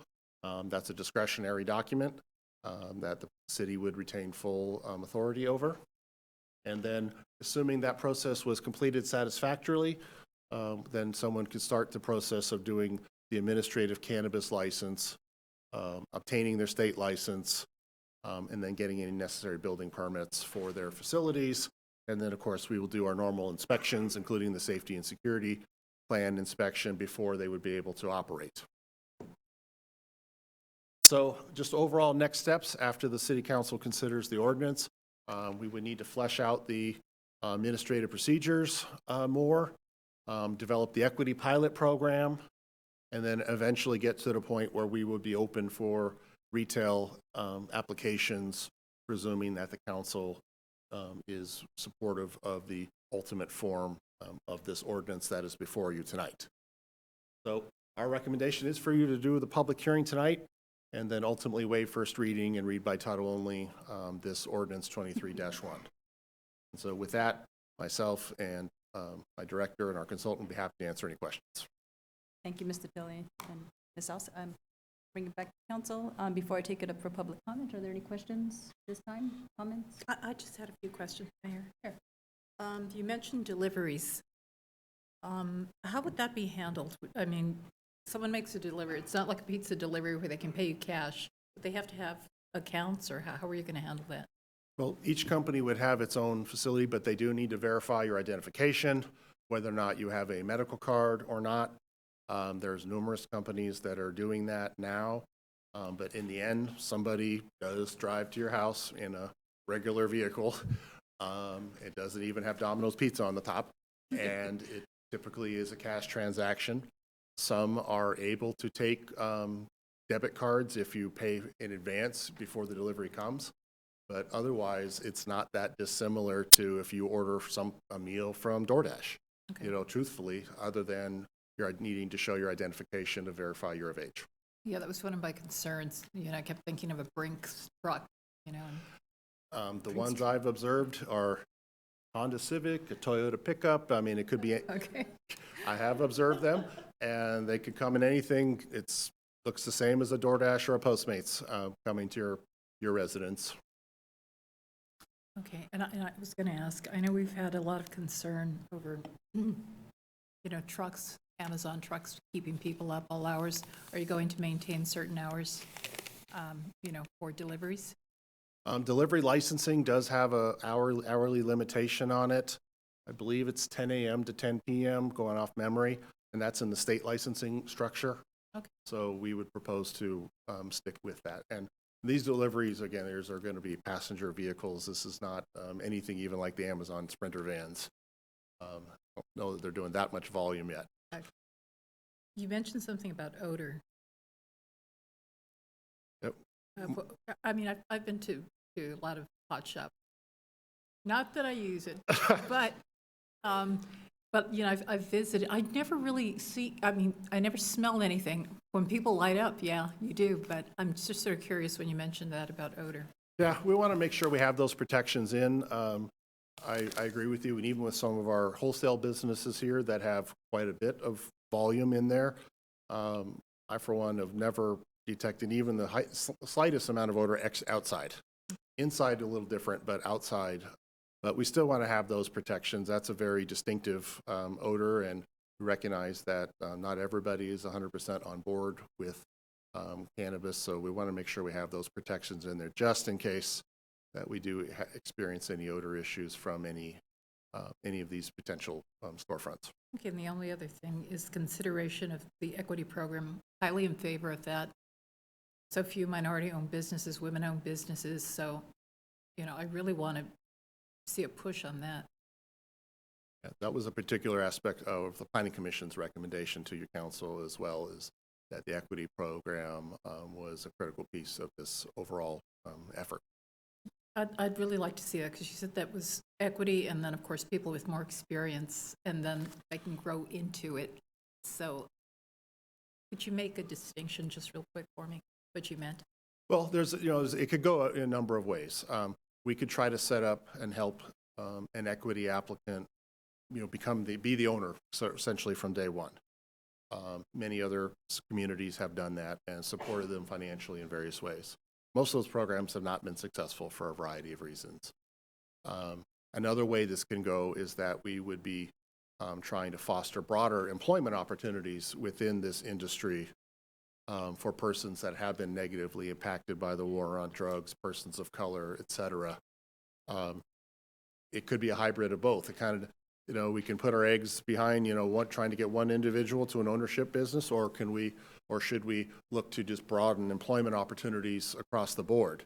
That's an important, and both of them are probably good aims. It's a matter of, where do we want to put our resources, toward in that space. And there's also a consideration of any revenues generated from this. How would the city program those revenues, once they come in, since those would be unrestricted, and that's clearly a council decision, to make as to how those revenues would be better. Okay, thank you. Thank you for this, David. Regarding the equity program, staff's recommending that it not be tied to the overall program debut. Can you tell me a little bit about the timeline if it didn't debut with the program, what it might look like? Well, we would certainly anticipate that developing an equity program could take longer than, for lack of a better term, the regular program. The Planning Commission very much wanted those to come out at the same time. So this is an important piece of direction I would hope that the council would be able to provide us tonight, is whether or not they wanted those to be deployed at the same time. Some of the equity stuff, we would be forging a bit of new ground, but we do that a lot here in West Sacramento. So I would not want to say that it would happen in an extremely short time period on the equity side of it, because there's a lot of considerations in there. We would need to get some community input on just what is equity and how best we could deploy that here. So I would think that it could take, potentially 6 months longer than a more standard program where there's a lot of good templates and models that we've largely fleshed that out. So, but the equity program is one where we very much are hoping to get a little more specifics from the council on what you're hoping to achieve out of an equity program, and then we can work on devising that I'd like to get working on that right away. Very important piece of this. If I could, just to add a couple points on that, I'd encourage really the council to think beyond retail cannabis when we talk about a potential business, small business equity program. You just had a recent discussion in the context of your strategic planning around Measure N and the larger equitable investment strategy in the city.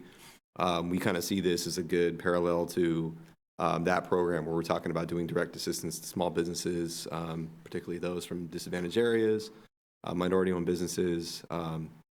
This program, there's no reason we couldn't apply some of those same concepts to a retail cannabis-based program. So I think as we develop out that small business assistance program, we would do it in parallel with this. And some of the, like I said, some of the same concepts, whether the city directly buys a building and becomes essentially an incubator landlord, is just one example. The point is we want to make it meaningful. We want to make it work. We don't want to just repeat some of the things that some of the other cities have done, in the name of equity when the results haven't really panned out for what I think this council's goals are going to be. So it's going to take a little time. So that is one of the policy balances you're going to have to consider. The interest in moving ahead with a program, a retail program, sooner, and giving enough time to build out an equity-based program that actually has real impact. So I guess my concern with the delayed timeline of the equity program is, and it's tied into one of my initial questions, is we don't limit the number of retail cannabis businesses, but because of the overlay and just market demand, the numbers will work out. My concern is multiple cannabis businesses in one shopping center, and if the equity program isn't launched at the same time, the more established folks who are doing this work are going to get the market share, and our equity candidates are going to be behind. And so I'd like to take that into consideration when we're launching this, so that it's fair and equitable, and our equity candidates, and I agree with you, Aaron, on being intentional, that the equity candidates aren't left behind in this. And if it's 6 more months till we launch this, or it takes a little bit longer, that's something I would be comfortable with, so that the intentional work of making sure that the equity program is actionable within these centers is executable. Are you following me? Oh, yeah, absolutely. And that's why I think the notion or the concept of the city where the incubator is one that bears some discussion, because it's no matter how you slice it, it's going to be very difficult for an equity applicant to compete head-to-head with folks that already have 10 or 12 establishments somewhere else.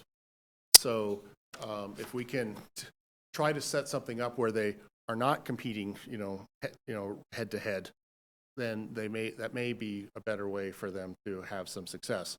But we recognize overall there's a market out there, and there's only so much to go around. But if we try to set it up where an equity applicant is in the same pool with a lot of sharks, they're probably not going to make it. So I almost like to take the equity side of it out of that, and almost reverse engineer it to try to set them up in a way that's independent of some of the other the applicants that are bound to have more resources and experience. So that's why we want to talk about this tonight. We talked about it a little bit when we were at the workshop previously. We didn't get into a lot of specifics, but really hoping to hear more on this tonight from the council, just to help give us a little guidance so we can flesh out the equity program. But I agree with what you're saying, Councilmember Sapizio-Ho. This won't be easy, but as the city manager said, we want it to be meaningful and not just in name only. And then one last thing, not having a specific limit on the number of retail cannabis businesses. Do we have any concern that market demand, we could have 3 of these at the Southport Town Center and they all be in business? It's conceivable. Whether it's likely or not is hard to say. Partially why we haven't proposed a limit. The council previously hasn't expressed a limit or desire for a limit, but also we already know that even though some of these spaces that we include in here, at least some of the current landowners and property owners are not interested in having cannabis at their properties whatsoever.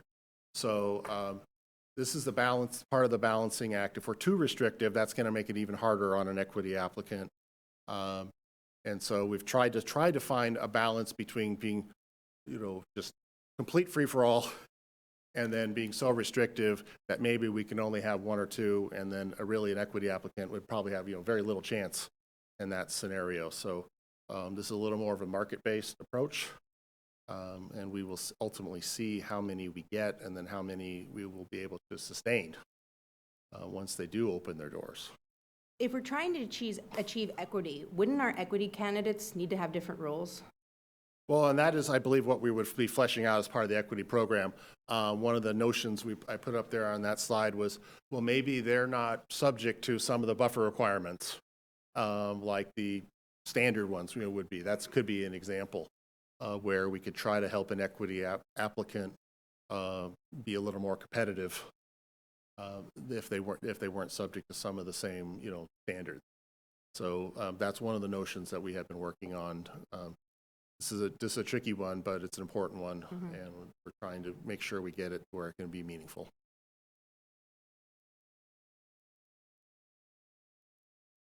All right. David, so I wanted to find out a little more about the equity, because I'm hearing from fellow council member Sulpicio Hull about considering, putting both out at the same time.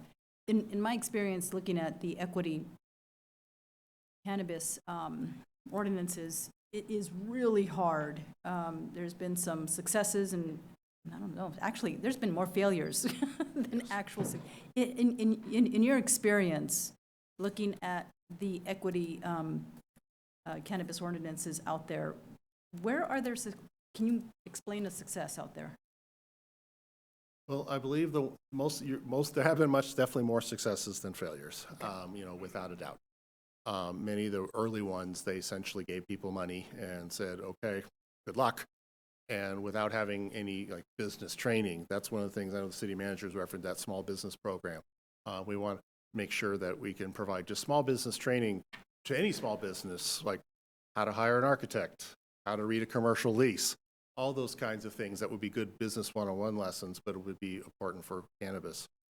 The equity programs that seem to be most viable are the ones where there are made available to the max extent employment opportunities for folks that are from disadvantaged communities, disadvantaged census tracts, people that may have had past criminal history tied to the war on drugs, things of that nature. That's probably the lower hanging fruit out there versus trying to take someone from that particular background and then make them a CEO of a highly regulated cash business that has to compete still with the black market, which is still a huge force in this particular space. And then we still have only about a third of cities in California even allow storefront retail in any way, shape, or form. So it's an even smaller pool when you look at it statewide, and partially why I think we have all seen this industry is struggling to the regulated industry to get going. So from what I've observed, those ones that try to foster employment opportunities seem to have the most success. How impactful that is overall is probably debatable, but the ones where communities have loaned or granted money to help open up their doors have not been successful because the folks just weren't prepared to run a business. So they got them in the door, but couldn't keep them there. Yeah, I think overall, because of the black market, I think it's really challenging until that is addressed. That is I think the issue for the entire industry. Still, that remains a big problem. But part of how that is making sure there's more retail establishments available to folks, so that hopefully they start to chip away at the black market's market share, which clearly has some advantages by not having to pay any taxes or have insurance or anything. So in the criteria you provided for us, that is in your, from your assessment, a criteria that I think our city can consider for an equity, cannabis. Yeah, that's, as an example, if the council would, preference goal in this would be to, and make sure we expand as many employment opportunities as part of this as possible, even if that means people starting at the entry level and then hopefully, moving up. That's certainly one way to go. The other way is, of course, trying to help somebody be essentially the CEO on day one and trying to stand up that way. Both are laudable objectives. It's a matter of, what to the council from a policy standpoint would have the best chance to make the biggest impact on this in this context. What kind of investment would an individual, a retailer, not an equity, but because they're going to have to compete with that, maybe just comparing the two, to invest like money or, as far as what we're expecting? I think we're for someone from scratch to opening their doors, there easily could be in the 7 figures to be that way. Many of them are already trying to secure spaces. They're paying rent already just on the hope that there will be a program available to them someday. They have, many of them need, they need architects, they need security consultants, they may need attorneys. The state licensing program is still evolving, so it could be a substantial investment for even a, say, 3,000 square foot retail store where they're not even building the building; it's already there. They're just tenant space and some tenant improvements. So that's, I think, a very realistic figure for most cases for someone trying to get a retail store from scratch. And and on top of that, there's a contribution to the city that you're looking for some feedback from us tonight? Yes, I believe the council did express a preference to remain having that, similarly to how we have done that with our wholesale businesses. That was something would have to be, negotiated with, the parties when they come through. But if staff had a understanding sort of what the council's expectation for that would be going forward, that would be helpful. I don't know that we need a number like tonight. Okay. But as we approach the time where we might be opening up a program, it will be helpful to get an understanding of kind of what range the council might be comfortable with. Okay. No other questions? All right. Thank you, David. I'll open it up for public comment. I do have some additional questions. Kimberly Cargill.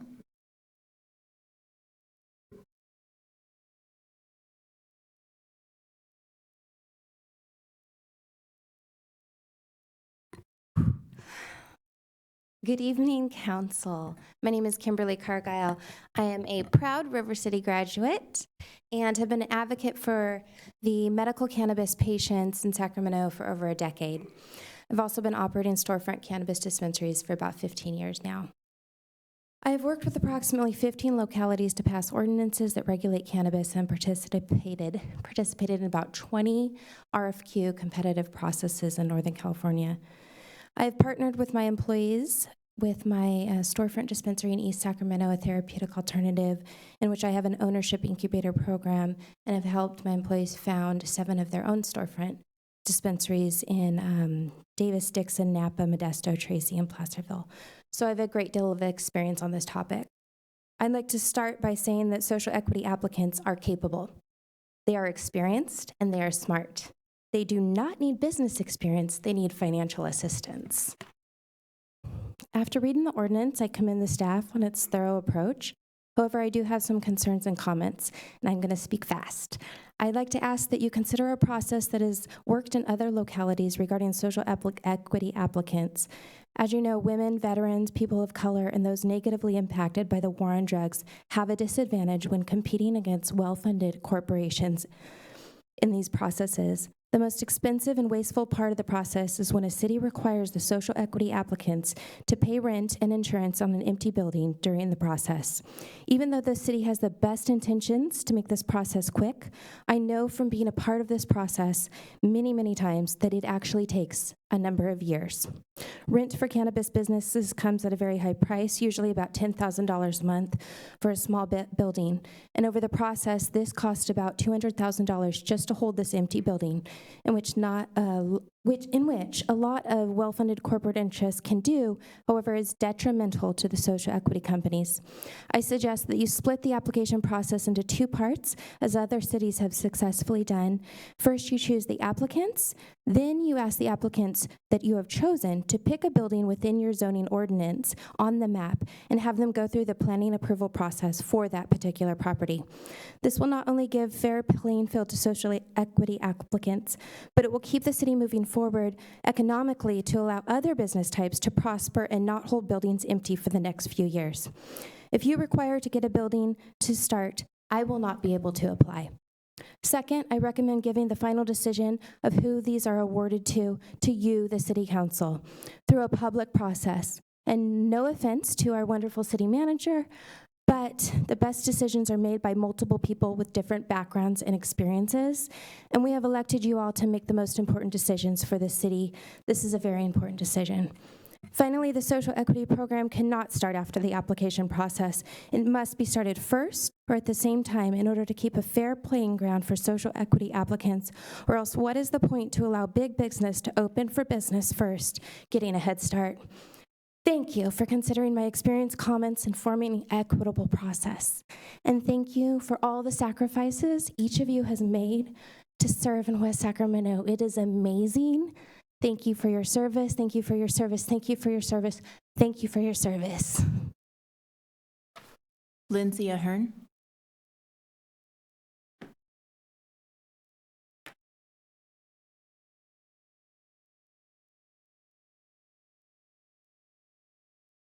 Thank you for allowing me to speak.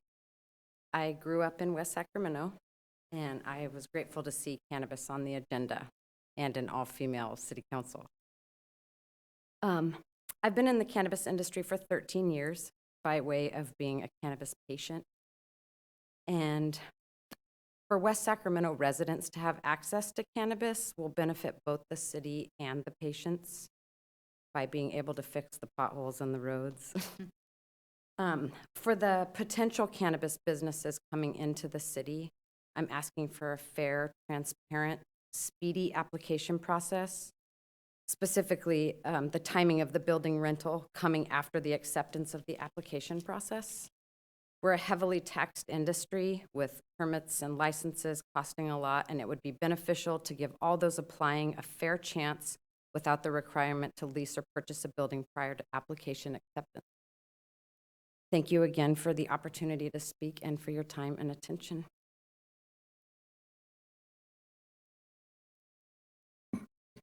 Laura Mendez.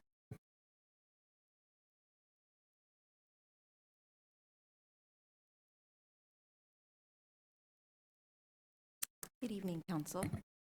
My name is Laura Mendez. I'm a resident of West Sacramento for over 20 years. I've been in the cannabis industry and running dispensaries since 2005. West Sacramento has made a huge impact by creating an all-women city council. Let's continue to make these positive changes by making the application process as fair as possible for smaller businesses. I'm asking that you do not require to have a building in the beginning of the application process. West Sacramento is already limited on buildings, and by doing this, it gives those smaller businesses a chance. Without having a lot of financial backing, it gives them the opportunity to complete the entire process without having to worry about paying rent from the beginning and not being able to afford it up and through the end. Let's remember cannabis isn't about money, but about healing and helping. And again, I want to refer to equity and small business owners. They tend to have a lot more experience than those who have financial backing. They have been in the industry for a long time. Just because they don't have the money doesn't mean they don't have the experience. And I also want to talk about delivery. When we talk about deliveries, we're looking more at, I would say, an adult use perspective versus coming from those who've never used cannabis before, and especially the older generation. When we're looking for delivery, we already know what we want. We don't have any questions. But for those of us who are new to using cannabis and the older people, they don't have that experience, and so they do need to be able to come into a dispensary, and they need to be able to have a great consultation to explain how to use cannabis. And by delivery only, that halts what they would be able to get from being able to go into a dispensary. So a dispensary along with them having delivery is something that would probably be more beneficial. Thank you for your time. Mindy Galloway?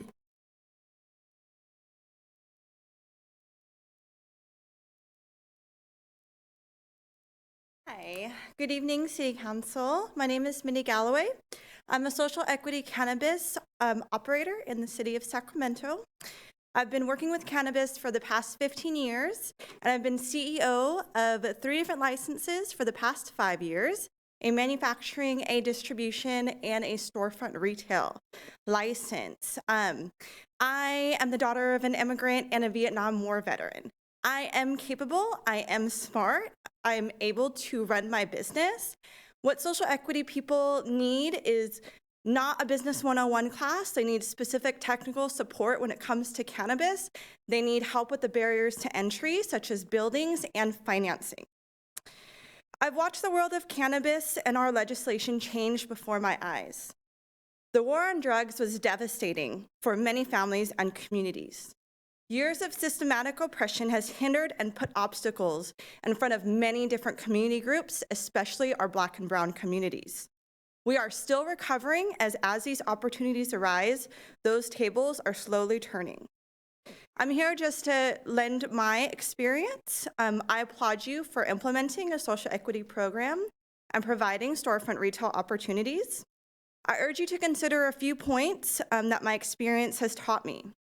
The lottery process can potentially take valuable time and resources away from a social equity operator. A scoring-based system based on who will create sustainable ecosystem and successful retail operation with the goal to create wealth for community members of West Sacramento would be the best choice to obtain your objective for social equity, which is generational wealth. I will also add that storefront retail would be the best. It is a localized license versus other licenses that are more statewide, a little bit harder to wrap your head around. A storefront retail would be much like a regular retail with the cannabis regulations, and anybody can learn that in their experience. Real equity is also equal number of licenses for social equity. That is what we are trying to obtain and what many cities have not been able to obtain. So I applaud your effort. I do, also just in my experience, putting the social equity, if you are going to separate it from your program, let's do social equity first. Let's get those licenses and let's get those buildings to the people so that we can have equal representation and really achieve the objective that we're going for. I also encourage you to rank your local operators and community leaders with higher points on the scoring-based system. If the operators in your city are locally owned and operated, they will support the city by purchasing from local cultivators and distributors, bringing more revenue to the city of West Sacramento. So again, lottery system might not be the best idea. Storefront retail is very, very good for social equity operators, and I really urge you to put social equity first. Thank you so much for your time. Richard Miller. Thank you and good evening. My name is Richard Miller. I am a West Sacramento resident. I too have been in the cannabis space for 31 years. I started with HIV and AIDS patients in San Francisco in the early 90s. We must remember what we started this mission for and not leave those patients behind and make sure their education to those patients and adult users understand the use and proper use and pharmacological effects of cannabis. I say this because it's very important. During this time, I have seen so much. I have been in the dispensary model for 11 years. I understand how it works. I understand that dispensaries start up and some do not make it and some do, and that the war on drugs and equity has been left behind. Those people that have been impacted by this must be able to move forward, and we must protect them. The reason I'm bringing up my experience is because what I have done, I have seen, and I have worked in many communities and municipalities throughout the state of California, mainly in Northern California. And what I have seen with the big conglomeration of companies is these companies that are funded from big banks in Delaware, Colorado, Washington, and even tonight I saw license plates from other states for people here seeking out their mission to take over. And what they do in these communities is they go up and they rent all the buildings. They buy the buildings. They make it physically impossible for those people that want to move forward, those people that are small business owners, those people that are impacted on the war on drugs and aren't able to move forward because they deny them a right to the safe playing field to move forward. I'm asking is you move forward, just as the lady stated, and I think it was very eloquent what Kimberly said, and that is that you move forward and agree to the application process first, and then allow those applicants to get the buildings, because ultimately you're going to be spending between $100,000 and $200,000 in rent in an 18-month period before you even have the opportunity to open the doors, and ultimately you're looking at that money costing even more, upwards of $1 million to $1.5 million to open up a dispensary. It should not cost that. We need to protect these individuals that are moving forward and trying to do it in the right direction. There are many people out there that have been denied. I have been one of those that have been denied in communities because I have seen this pay for play go on where buildings and rentals are being swallowed up so nobody can move forward. So asking you moving forward that you please do the application process first and consider the building second. I thank you for your time, and all I'm asking for is a safe playing field. Thank you, and have a good night. John Long?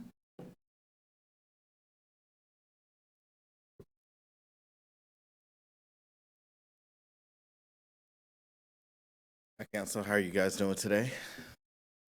It's a hard act to follow right there.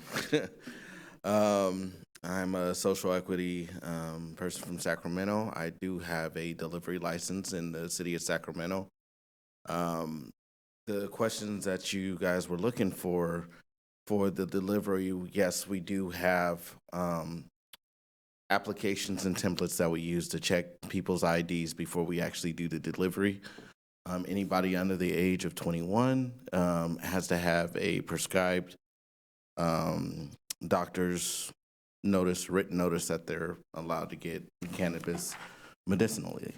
So there are protections in place for everything that we do. And it's great that you guys are opening up the opportunity for West Sacramento, because right now, coming from Sacramento, we do a lot of our deliveries in West Sacramento. And I'm like, well, why don't we give you guys the revenue that we're currently making? And it makes a whole lot more sense. The other thing is I'm one of the ones who did apply for the RFP process.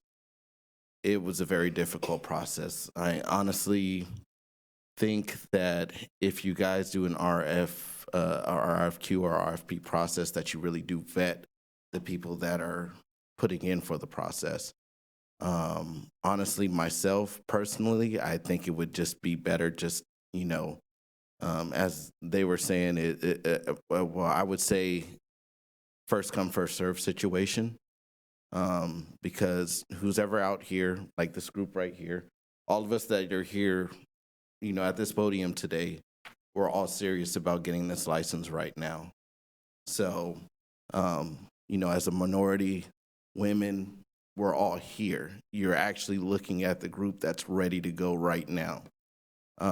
But for the opportunity, we definitely appreciate your guys' consideration. And any one of the people that you see behind me, you can ask any one of us. We all have the information that you guys need right now. So thank you guys for listening to me. Alfred Melbourne? Greetings, Mayor, council members. I want to applaud you guys and thank you for getting to approving the retail cannabis and micro businesses. Some of the things that I'm going to add right off the bat. I usually just speak my truth, my experience, you guys. And me, like so many other people out here in these streets, Broderick, West Sacramento, have been dealing with this industry since we were real young, and it wasn't legal then. And we took a lot of chances and have been through a lot of things to be standing here today, to be looking at this opportunity now. Imagine what's in front of us. You know, we know the opportunity that's there, and that we don't stand a chance against the money that's out there. Some of the folks were able to speak to that effect here, and we all know that. Money talks, BS walks, right? And we're usually walking, showing up with our hand out. We have an opportunity here to give folks in this community a real step up, an opportunity to not just help themselves, but real work in the community. I'm asking that if we do have a social equity program, that we put the social equity people first. That would only make sense, right? And why not freaking only have a social equity program if we want to deal with all these outside folks that are just waving money around and changing things anyways? We don't need more of that. We have enough Walmarts and these other big companies over here changing the way things happen in our communities. So I do have a question to how many stores there's going to be. I know that other cities have limits to that, and that would make a difference between, you know, any type of competition that we have out here, whether it's social equity or otherwise. Disadvantaged, minority, always hearing a lot of these words, and it's never with any type of pride that I come and stand here representing all these things. We want to get out of this conversation. We want to move forward in 2023 and talk about empowering communities of color and Black, Native American. You know, we need to make sure that we're uplifting the First Nations always. You know, we stand here, Rhonda and I, Buena Vista Rancheria, me, Fort Peck, and Assiniboine Sioux. You know, we stand out here, but we're raising our voices and trying to uplift our people. Every time that we come here, that's what we're standing for, elevating that voice. And so when you hear me, know that in my voice, you also hear the voice of my ancestors, because there is memory in my DNA screaming out, right? So we're here asking as the First Nations to be represented, to be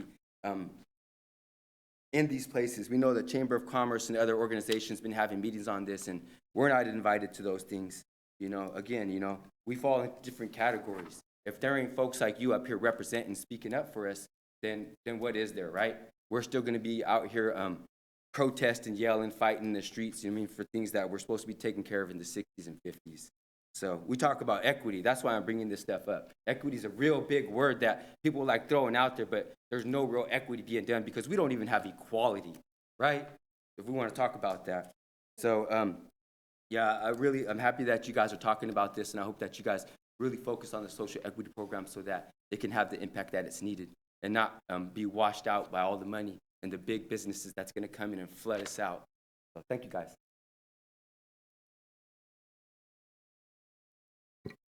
Rhonda Pope Flores.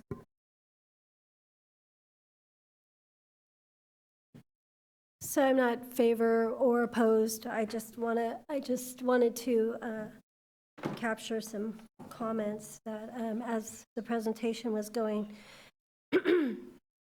Our tribe owns a casino, and one of the things that we have to do is we have to have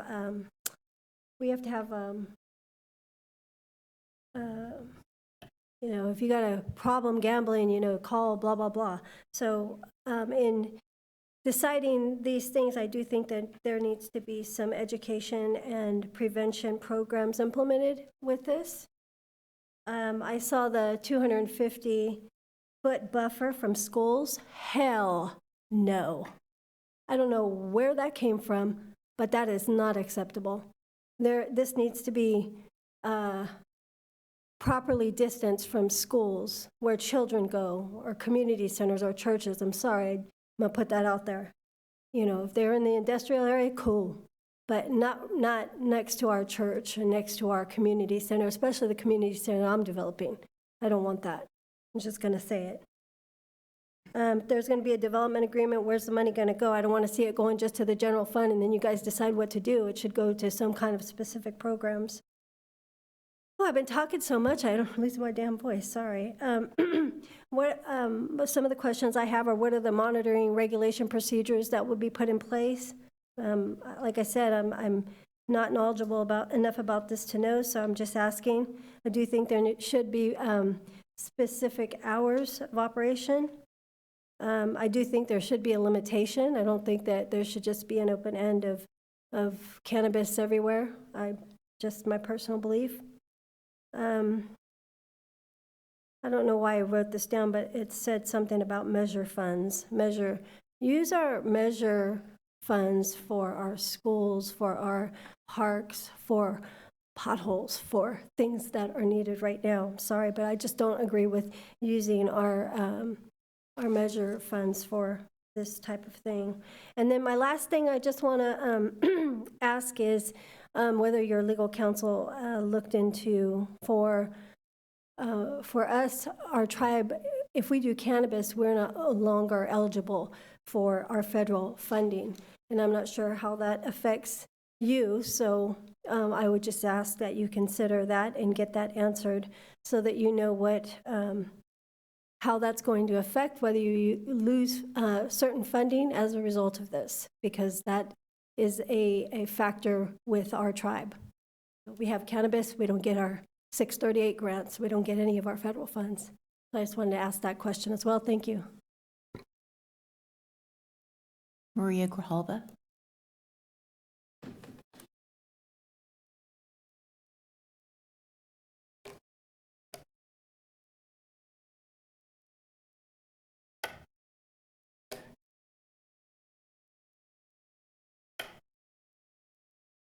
Thank you for this opportunity to speak. I'm so glad that this has finally come to the table for the community to talk about. I think everybody knows the history of marijuana, that going back to the Egyptian times, there was tons and tons of marijuana all over, pits and pits of marijuana that were found. And so it actually serves the purpose, but at the same time, there's certain ages that shouldn't use marijuana because it's not okay. We live in an addictive society, and I am actually hopeful that marijuana becomes the new addiction and alcohol becomes less of the addiction, because alcohol kills and marijuana does not kill. And so now that we're going forward and going to start business, I think we should have delivery and retail. I don't think we should have a lottery system. I don't think we should have first come, first serve. I think we need to take this opportunity to benefit the victims of the war on drugs. There's a lot of people that don't know what the war on drugs are. And so what the war on drugs are, just for the public that doesn't know, is it was an effort to arrest people of color and to create inmates so that they could populate the jails that they had just served, because they wanted to give jobs to a lot of the folks that had come back from the war. And so they created a lot of correctional positions, a lot of law enforcement positions, and they needed inmates for the jails. And that's where the war on drugs came. It was a war to create inmates and jobs for the correctional facilities. And so I am so grateful that we are considering an equity licensing pilot program. I believe that residents of West Sacramento should have priority, and I believe this I think, in fact, city investment to help the equity licensing program would be ideal. I'm really impressed with the efforts that we're making today. I think we have the room full of subject matter experts with us today. I think these folks have been through a lot, and we should have some kind of a commission or something to invite these folks to participate and provide us the knowledge and information they have, because they've already done it. We can become an exemplary city by doing things different and by using these folks' experience and making it possible for us to have an equity licensing program. Thank you. Timothy Allen.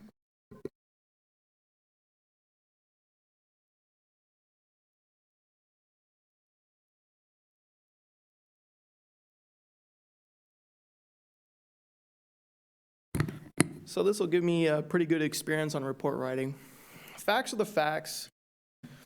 Because this city has, so number 22 will provide good paying jobs for the city's citizens.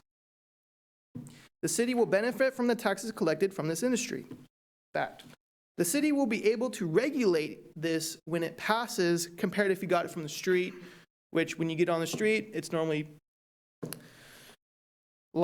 scented with fentanyl and just trash. So the money received from this investment can go towards the roads. Also, something to consider, we already have the infrastructure, the farmland that could be used. I don't really see any downsides other than the criminal sides of this, right? There's such things as too good and there's such thing as too bad, right? If you use it too much, you can get addicted. Simple. It's technically a drug. Will it benefit? Yes. And that's it.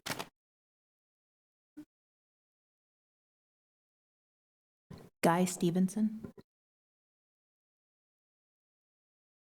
I don't want anybody to hate on me, but I'm totally against the cannabis industry. Totally. And the reason why is because people that use cannabis drive. It's drunk driving. These people won't tell you that because they're in it for the money. They're in for the profit. I'm totally against it. I fight it. I fight legislators all the time, different things surrounding cannabis. And if you're going to let these businesses open up here, it should be a lottery, and you should limit the amount of cannabis dispensaries, because when he was saying that people drive around in little cars, if you go to the north area, those guys are packing pieces that are delivering cannabis in vans, and they have chase cars. I know the whole thing because my son is a cop, and he's not too far from where their big cannabis warehouse is over there. And it invites criminal activity too. You have to look at the big picture. You have to really look at this whole industry. It's a cash and carry business. I don't know how they get audited, but they do. But do I really believe that they account for all the money they bring in? Absolutely not. And not all money's good money. And I don't believe this medical science. I have a mortuary degree, so I know a little bit about it. It's a drug, just like he said, and it alters the way you think and the way you act. It might help people like this man here, but at the end of the day, it's still a drug. And it's still against the law in the Fed's eyes. You need to think about the lottery and limit the amount of cannabis businesses in West Sacramento, because they'll pop up like weeds. They'll open one and then they'll be all over the place. And I'm totally against them near schools and churches and any places like convalescent hospitals, any of those places. They need to be so far out of the city limits, it's not even funny. I'm sure these people that are for cannabis probably hating on me right now, don't care. You know what I mean? Don't care, because I was zero tolerance in the military about drugs, period. It's a drug. And I think that it should be a lottery system, and they should limit the amount of licenses in West Sacramento to dispense it, or they're gonna have them all over the place. And you're gonna have the smaller businesses going out of business, and then you're gonna have the bigger ones just wipe you out, just like they were saying. If you don't have at least a couple $100,000, you ain't getting in that business and survive. Thank you. We have no additional requests to speak on this item. Thank you. I'll close the public comment, bring it back to council. Councilmember Early. Hey, David, I got a couple of questions. I think I can go fairly fast. So a couple of things. I want to level set just a little bit. So oftentimes when I am in my day job trying to end poverty, one of the things that we will often hear is that people who are in poverty somehow don't understand how they can pay their bills or things of that nature. And it's unintentional but baked in bias, which is it's not that folks can't figure out how to pay their bills. It's just that, like we heard here, on average, you're getting $15.50, right? That's the minimum wage. And it costs more like $27 to actually feed, clothe, meet basic needs. So it's not a lack of ability. and I know this wasn't your intention, but I want to level set. It's not a lack of ability, but it's actually just don't have enough money. I think part of this here, we heard a couple things, and I agreed with them. One is that for many, many years, folks were running businesses very successfully, but they weren't how we considered businesses to be run. They weren't considered businesses, right? They were in the hood, and they were running very, very successful businesses, but again, it was illegal. We locked those folks up. And now we're saying all those things you were doing successfully, it's now not illegal. You can do it. Well, some of those folks are still locked up. Now, as they're coming out, they still have those abilities, those talents and skills that we just, again, threw away. So a couple things that I'm level setting, giving you my perspective, my context. I do think that we should lead with equity. I think we heard that. I think that's absolutely part of our values. And that in doing that, whatever we do, we shouldn't allow others to come in before we have finished our equity program. Just that's one of the questions you asked. That's from my perspective. I think what we saw in some surrounding cities is they said, okay, we're going to have this equity program, and we're also going to have these licenses. And folks, I'm going to have you guys go through this equity program, and then we're also going to release these licenses. And then once you finish your equity program, there's no more licenses because all these folks scooped up all the licenses. And I know that's not our intention. And I'm acknowledging the fact that that's not our intention, and we're trying to be very, very thoughtful about how this might be. So in regards to that question, we should lead with our social equity and actually wrap that up and understand it. Now I have a couple of questions for you. On the storefront, the non-storefront, which I think you said would be delivery only, would we just have unlimited numbers? And there's not a right or wrong answer. I'm just curious what our thought process is. We're not proposing any specific limits on those. There are numerous ones around, and as we said, one gentleman said he already has a business, is operating here. And I think some of the logic he expressed today is similar to some of the things we've discussed internally, whereas these things are happening already. But help me understand this. Just so you are in Sacramento, you've got a delivery here in West Sac, and so you cross the borders, you come here, you deliver. If you have a Sacramento delivery license, you're able to deliver here. So how would we actually capture those dollars now? Well, it would be if a delivery company became based here. Okay. Otherwise, the ones that are elsewhere that deliver here, they just come and go, and we don't get anything from that. Okay. So they would have to be based here. All right. That's so those folks are still scooping up our customers potentially. Okay, and that's fine. It's free market. We live in America. Okay, for the lottery would be for storefronts only, correct, not for the deliveries, right? That's correct. So for nothing else, not for the micro businesses, lottery, just storefronts. Correct. Okay, all right.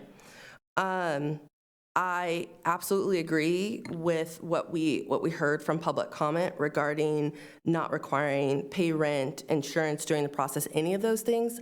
Don't know if that's possible, but I'm putting it out there that this idea that you would need to have a space first before potentially you get a license could potentially be a blocker. And I will, before we finish, I will say that I have a friend going through this exact thing right now, not for cannabis, but for another business that she's trying to start here in West Sacramento. And she's had the store for like 6 months and hasn't been able to get through all the processes yet. And so in the meantime, she's been paying all the rent. And she's about to give up on her dream because it's become so cumbersome. Go ahead, David. I see you want to say something. I sure like to know who that is so we can help. Okay. But I did that notion of the building, that's sort of like this chicken and the egg thing that comes up all the time, not just on cannabis. And so that was something I was hoping to have a chance to address tonight, because we heard it from several one.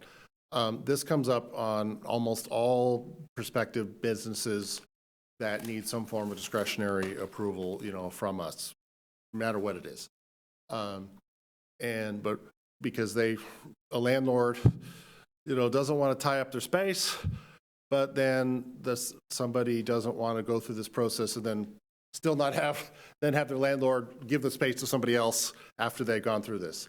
What's peculiar about this to cannabis, though, is the development agreement. And this is going to be a part of the administrative procedures that we have to work on. is for us to do a development agreement, any development agreement, not just for cannabis, the party where we'd be entering into has to have real property interest. So, which is ownership or some form of lease. So we would have to decide at what point in time would someone have to actually furnish that so that we could actually enter into the development agreement. And that's one of the things that we can't get around. So we have typically looked for that at least by the time somebody is ready to go to planning commission to actually have a lease or some other real property interest. So that is one thing that we can't totally avoid. Hey, David, Yeah. could we just to define for the council what real property interest means? I just asked the city attorney this as well. It would include an option agreement, a lease option? Yeah, lease option or formal lease. So what you're trying to get at is, so you wouldn't have to be paying the rent, the insurance, and that kind of thing, potentially. Possibly. Options often carry a fee, like an option fee, but it's usually a fraction of the rent payment. So I just want to make sure that the council understands what a lease interest or ownership interest means in the context of a development agreement. So if you could just cover that. Yeah, so that a lease option was one. We don't see that very often, but that could be something here. Obviously a signed lease, or if they just own the building. Wouldn't that be nice? You just happen to own a building. Yeah, sure, it would be. You know how that happens? Generational wealth. Yes.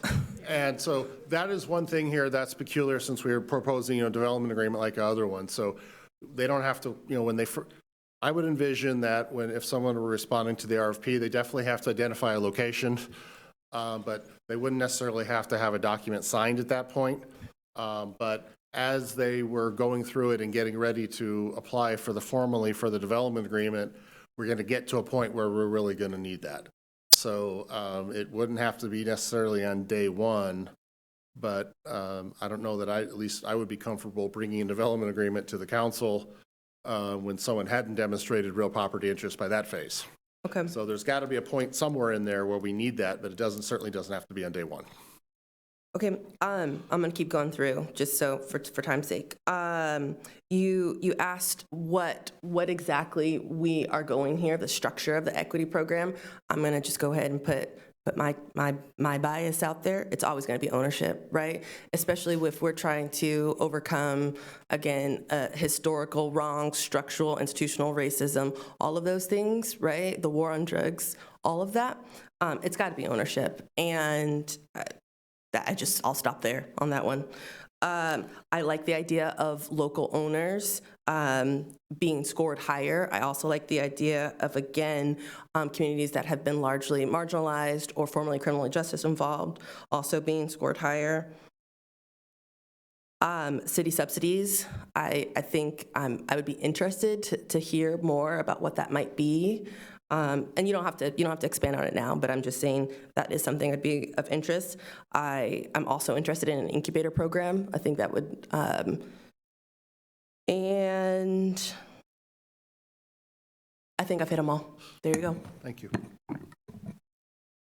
Councilmember Alcala. Thank you. I want to thank the experts back there, though, because they really raised a lot of questions that were very good, that some of them, honestly, I didn't even think about asking, so I'm going to ask them now. So deliveries, someone said that when deliveries are done, that in Sacramento, that people go armed. Is that a component of deliveries that you know of? I'm not personally aware of their delivery drivers being armed. Okay. When we hear things, we want to make sure we clear them up.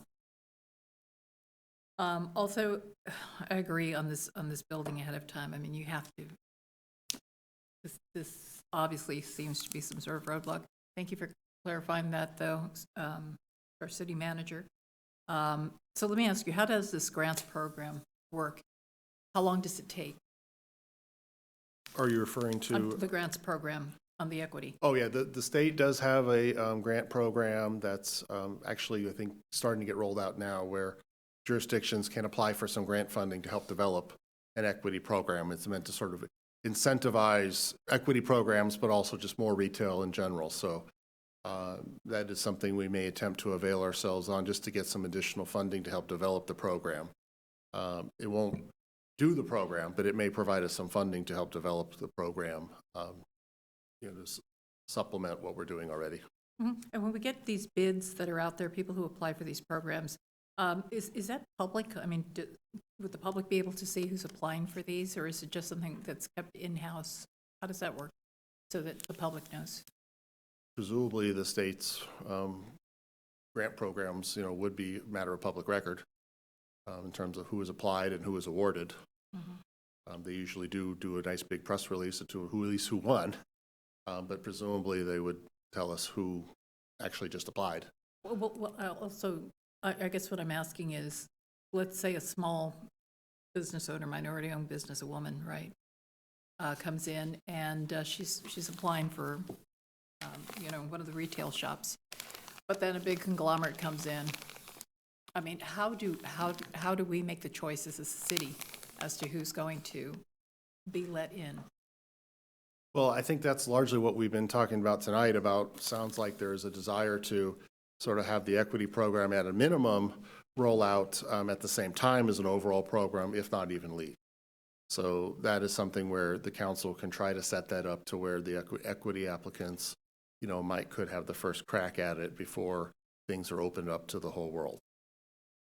Okay, someone asked how many stores our city is considering having. We're not proposing a specific limit. Most of the people in the industry have told us that it's about, one store for about 10,000 population. I think that's definitely a rule of thumb. It seems like that, given that still, since so few of a percentage of jurisdictions still allow any form of retail, that there seems to be momentum to go kind of wherever there is an opportunity. It's not like anything else where, almost every city allows a grocery store, for example. So you're only going to get so many. Or every city allows, I don't know, a car dealership. I mean, you can only have so many. This is one where there's so much restrictions that I do think it compresses where people can go. And so as more cities do open up the door, I expect that there may be, a little bit of more settling in that market. But for now, people need to go where the opportunities are, and there's still not many out there statewide. Okay, and could you please very quickly explain how the lottery program works? Yeah, the purpose of the lottery is really to protect the city. This is still a very litigious industry. It's a very high possibility that we would have to pick between one or the other for any number of reasons. We would want that to be done in a way that was objective and definitely not arbitrary. That's where many other communities have gotten themselves in trouble, is they have sort of, picked favorites, and that's, when you get arbitrary, you're going to get yourself in trouble. So the lottery there is really to protect the city under the assumption that we may get more than one applicant for the same site. And that how would we pick otherwise? How would we distinguish between two? Could be very challenging to do that, and would certainly be subject to a lot of scrutiny.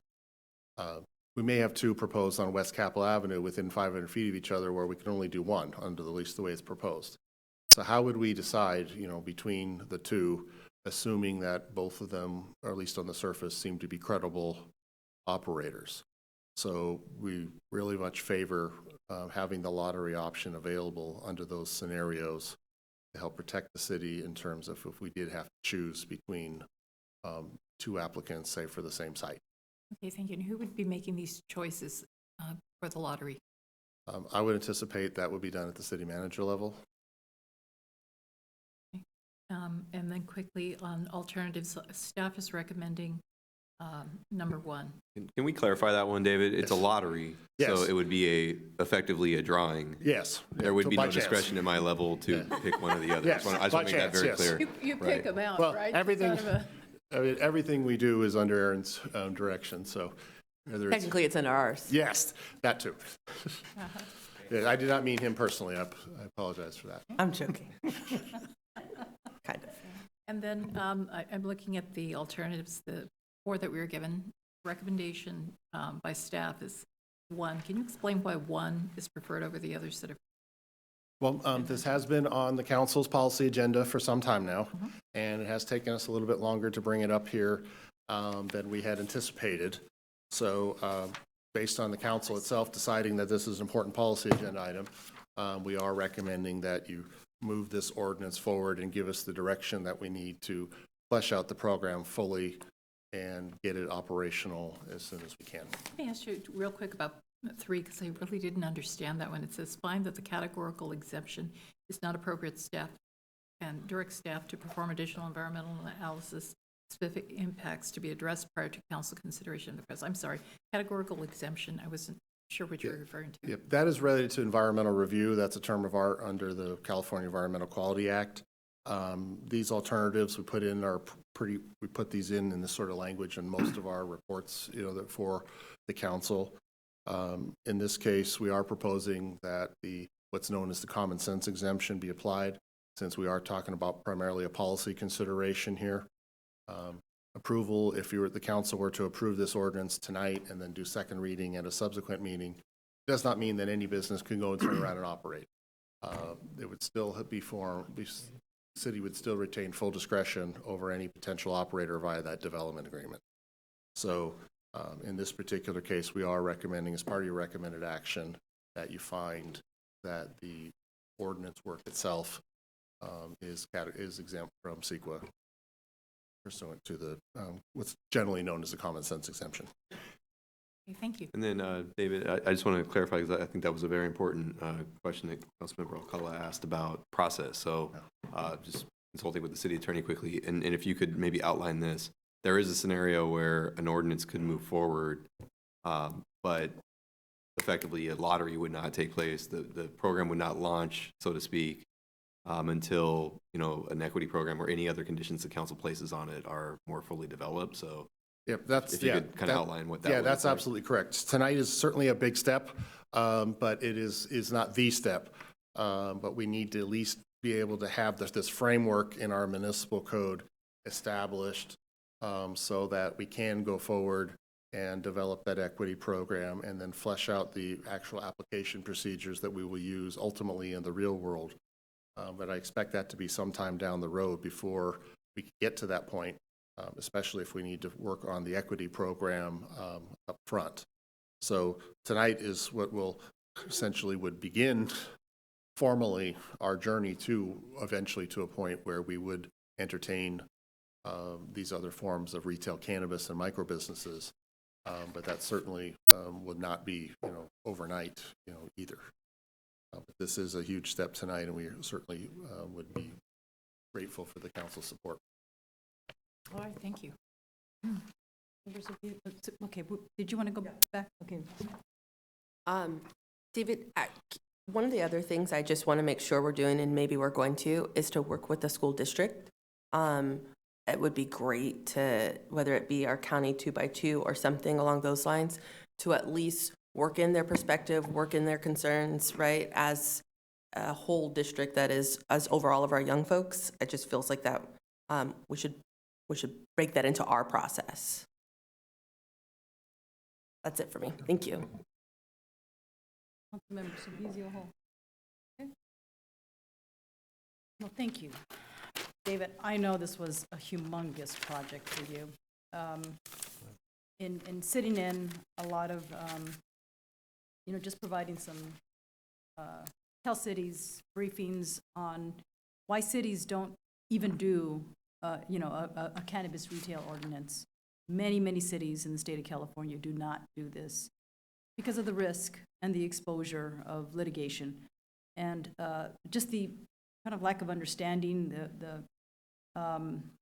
the concern around whether, there's going to be other public safety issues, just the number of reasons why that's not happening. And one of the areas that I've heard to be challenging is to develop an equity retail license and a social equity license, and hearing and actually touring some social equity licensed cannabis retailers in Sacramento. I've learned a lot. And I applaud those that, hire employees and then branch those out so that they can learn the trade. And I think that is a great model that I've appreciated, in being able to learn more about, because they come in on the entry level, literally being like a security guard, and then they go work their way up to owning their own retail business. So I see that as a successful model that we can implement here in West Sacramento. There are other models that I've heard about, where there could be a percentage share by, the potential minority co-applicant. I'm not sure if that's the way to go, but, that's just something I like to put out there, is what I heard as another way for an equity license to be, secured. And just looking at the pros and cons over all of that and educating us on, I don't know if there could be like a little chart to help us understand the successes and the support that's needed for those that are seeking the equity license. Because I'd like for those people who are interested and are also wanting to explore that to be able to know what they're getting themselves into and not be taken advantage of. Because there are some level of predatory, kind of behavior in this industry among those that are uninformed. And I just want to make sure that people who are interested here, and you've heard from council members that the scoring be higher among those who reside here, among those who have, experienced, just the history on the war on drugs. And, there's family members here who've experienced that and know the impact it's had on their quality of life and where they're at today as a result of what's happened in their family.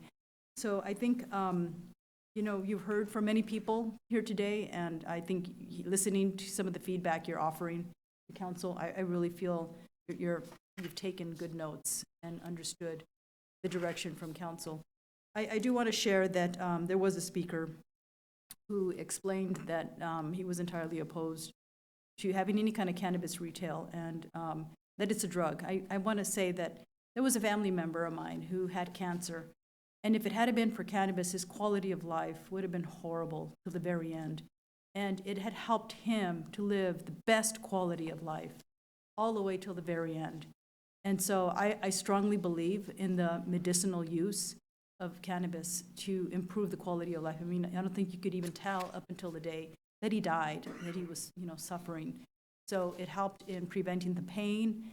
It helped in, providing an appetite. It helped in him just being able to be coherent and being calm throughout his cancer in, parts of his organs that, could have really hurt him.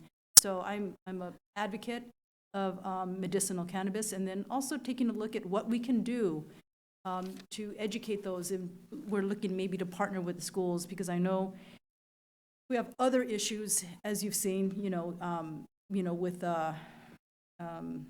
other drugs and things like that, that we need to continue to educate our youth, because once we bring it into our system, what we can do is contribute and work with our partners to educate our youth on substance use and, preventing that from happening. So I'd like to be able to see what we can do to have an educational component in the implementation in our partnership with the schools. As a parent of a middle schooler, those are issues that are very near and dear to my heart at this phase. So I understand exactly what you're saying, and that is an important piece of this for sure. Thank you. And also, in taking a look at what grants are at the state level that Councilmember Alcala raised, I do hear that they are exploring some funding for that. I'm not sure what the survival of that is going to be in the budget. We have a big budget deficit. So I'm not going to rely on that. But I also don't think we need to wait 6 months for you to bring this back.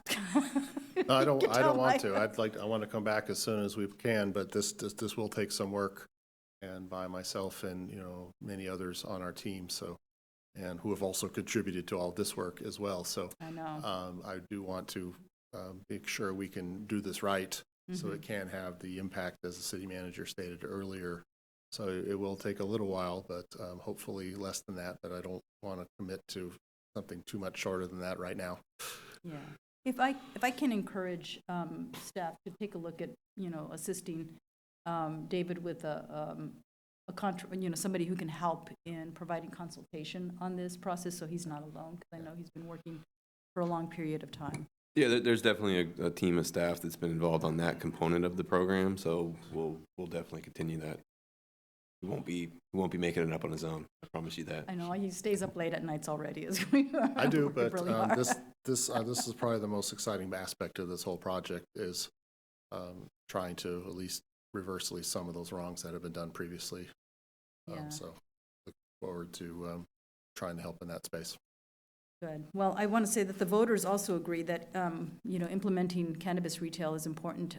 Not only the voters, but our constituents have been very positive in seeing cannabis retail sold here. I think we're also losing revenue to our neighbors who are, once the percentage of that's going to their general fund or whatever funding sources they applied it to, we're losing out. So to try to get to get our retail up and our delivery up, I think is ideal for us to happen. And with that, I'll accept a motion to approve. So moved. I just want to make sure I understand what we're approving. So This is the beginning point is what, okay, go ahead, say it again, I think, I remember. well, only because Aaron put some caveats on it. So I Okay. just want to Yeah, that we should probably just kind of check in on that. articulate. So, Okay. and I'm going to look to David and the city attorney for this, but I just want to sort of summarize. So what you have before you is the first reading of an ordinance, Okay. which means typically when you do a first reading of an ordinance, it's going, right? So we come back to second reading. However, in this case, the point that was made earlier is because of what appears to be consensus among the council to further build out the equity program and actually have it ready to implement before we launch into First. a lottery.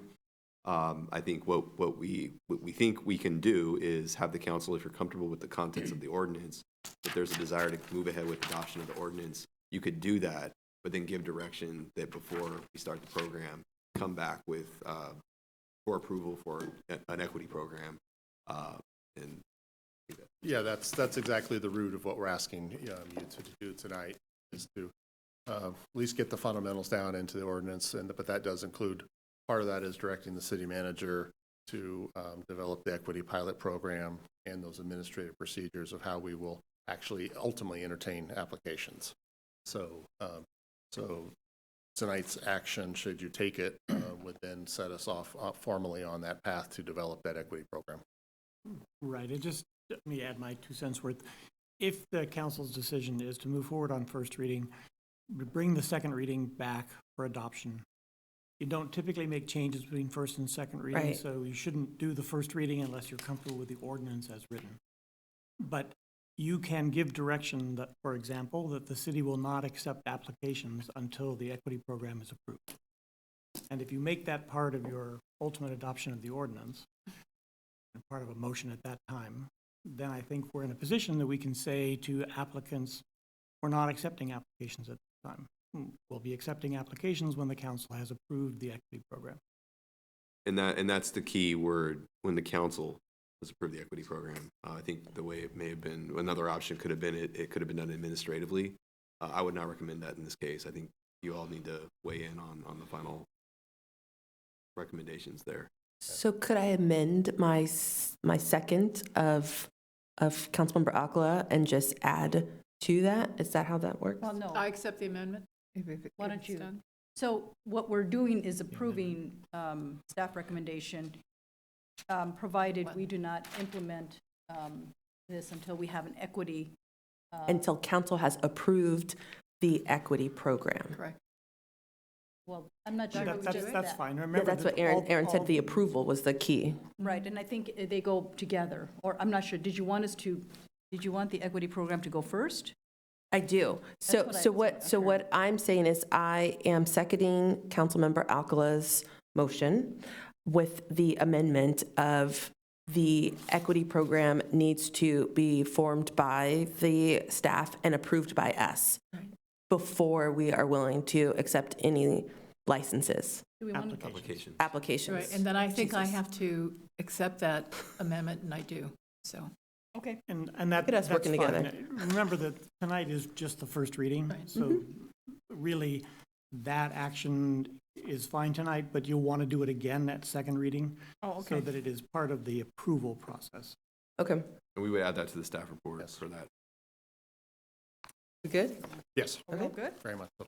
Madam Clerk, do you understand what we just voted on? Yes, ma'am. Oh, sorry, we haven't voted yet. Do you understand the motion? Yes, ma'am. All right. Okay, so Councilmember Alcala moved and Councilmember Early seconded. Can you please call the roll? Councilmember Sulpicio Hull. Aye. Councilmember Early. Aye. Councilmember Alcala. Aye. Mayor Guerrero. Aye. Right, this item is approved.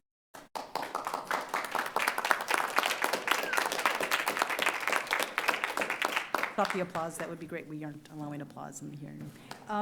Next is item 23 under community development, consideration of an update and request for feedback on the sidewalks and transportation equity program. And we have Stephanie Chan, the senior transportation planner. Hi.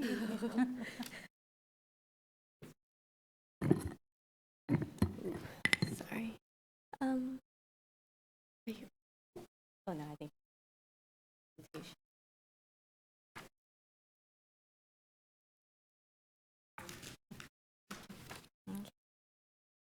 Great.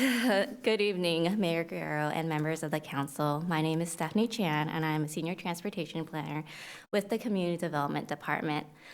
Tonight, we are here to present on the Sidewalks and Transportation Equity Program. The Sidewalk and Transportation Equity Program, also known as STEP, is funded through a Sustainable Transportation Planning Program grant awarded by the Caltrans Department of Transportation.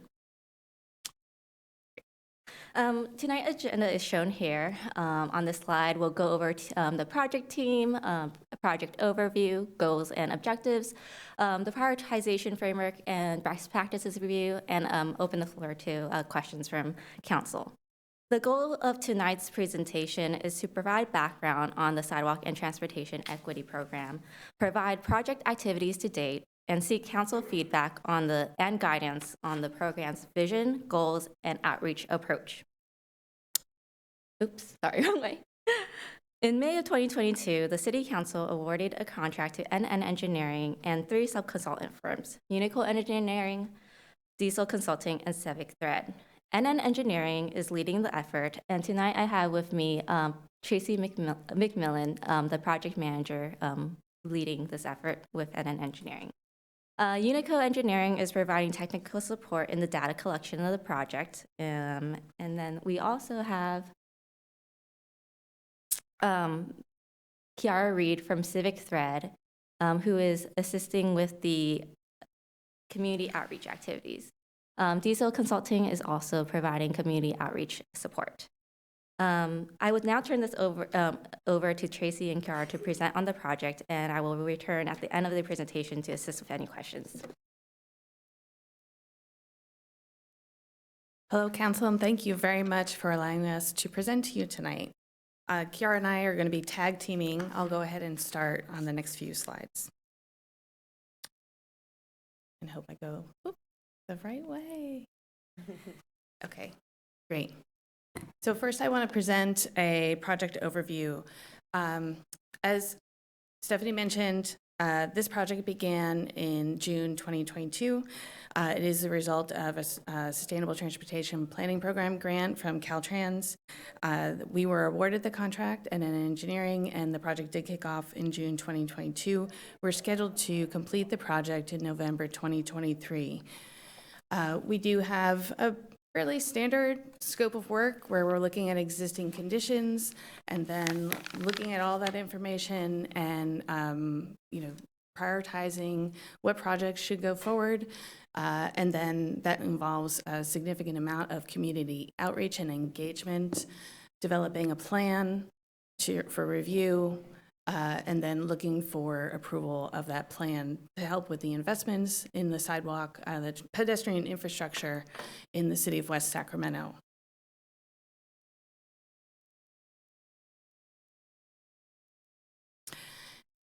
I'm going to keep going the wrong way. So one of the first pieces, critical pieces in this project is this early task 1, where we're looking to develop the sidewalk inventory within the city. What we're doing this in 3 different phases. First, phase 1 is identification of the initial presence and absence of sidewalk infrastructure within the city with a particular focus on areas in West Sacramento that are in disadvantaged community areas. We're working from both the city's existing inventory of sidewalk infrastructure that they've collected through various projects to date, as well as, and that helped us to identify the areas that were known to lack pedestrian infrastructure and how that overlapped with disadvantaged community areas. In the second phase is where we have already done drone data collection in the highlighted areas of the map that are in the map area. And again, those were areas that were significantly deficient in sidewalk infrastructure, or there was known issues with the quality of the infrastructure that was there. Where that data collection has been done, we're in the process of completing the analysis of that. And then that analysis will be a complement to the data collection phase, phase 3, where we do on-the-ground detailed data collection through community active transportation walk audits, and then additional surveyor work done by Unico, where we're doing more detailed data collection, looking at things like quality and slope and obstructions, partly to confirm some of the information that was gathered through the drone data collection and the work the city had already done. And again, this also allows us to go beyond the areas that are highlighted in this map, so we have a more comprehensive assessment across the city. Again, really focusing on areas that are deficient in sidewalk infrastructure, so that we can provide safe and accessible access to key destinations throughout the city for all ages and abilities. I'll say that engagement is a primary component of this project. It's one task in a scope of work, but it is spread throughout the project process from the beginning to the end. We have, Kiara is going to talk in greater detail in terms of what that looks like, but really the community engagement through advisory committee, meeting with council, presenting to commissions, doing the walk audits, doing a survey with the community, getting out into the community, engaging with community members, and sharing information about the project throughout the project process is a very important component that was in the grant application and is of important value to the city, as we've heard here today, and to the city staff as well. So with that, I will pass it to Kiara to give you some more detail on that. Yeah, so what you're looking at on the screen is our prioritized communities. Can you all hear me? I have a pretty loud voice. And so when we're talking about disadvantaged communities, I want to break that down a little bit to kind of share who we're talking about.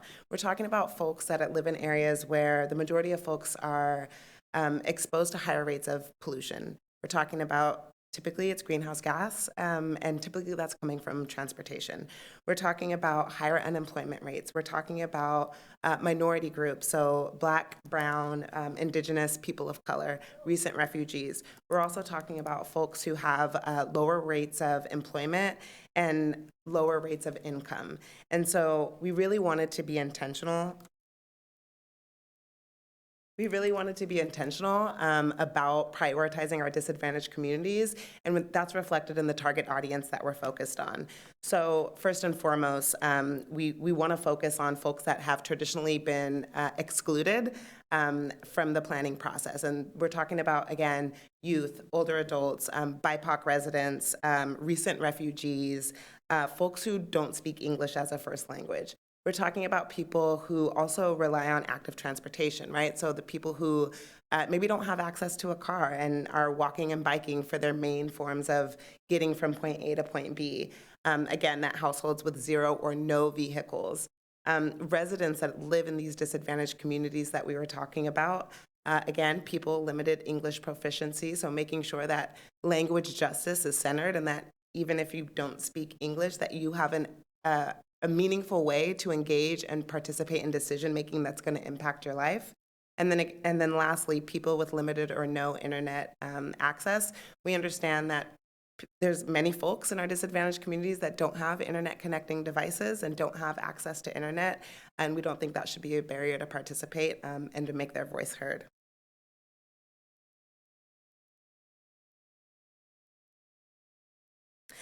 So I'm just going to do a high-level walkthrough of the engagement activities. And where we are now is we just wrapped up phase 1 of the engagement activities. So we've convened our advisory committee.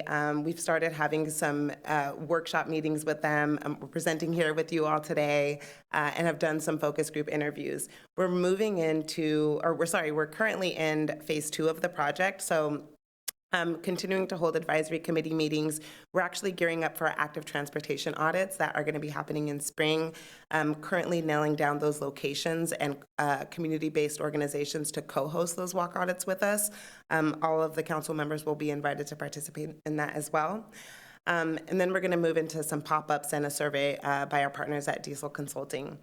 And then lastly, we'll be moving into the final phase of the engagement, which is really in alignment with the final phases of the project, and working to finish out those advisory committee meetings, wrap up those workshops and focus group interviews. And so I've been referencing our advisory committee quite a bit, and I want to just give you all an overview of what that looks like. And really, our advisory committee was designed to be the community voice to guide the entire step of this process. And so we convened a 10-member advisory committee to do just that. So their role is to provide guidance and feedback to the project team that reflects their community values and needs. They are also encouraged to share best practices and locations for engagement. How does your community best respond to engagement, and how can we best reach them? That's the kind of information they're bringing to our group. They also share information, help bring people to the table, help promote things like walk audits or pop-up events that we might having. And they are tasked with attending 8 advisory committee meetings, which again allow them to provide direct access to the decision-making process as part of this project. And I want to just do a brief overview of how we found these people. It started with extensive stakeholder outreach, and this is built upon Civic Thread, formerly Walk Sacramento's previous engagement through Safe Routes to School activities here in West Sacramento. So reaching out to our trusted partners, asking folks to distribute to folks in their community who might be good fits. We did bilingual promotion for all materials in Russian and Spanish. We had a brief application with digital promotion and in-person promotion with some trusted community members to pass out flyers in their doors or on people's doors, and also on community boards or in the community center across the street. There was also some information there. And then the selection process involved the City of West Sacramento staff and our entire project team to make sure that we were getting folks who were in alignment with the goals of the project. And then here's our project schedule, and really I have this here to point out the length of community engagement because it really is integral to the process. It is critical that we are allowing community members to provide their insight and perspective every step of the way, and this project was intentionally designed to do that.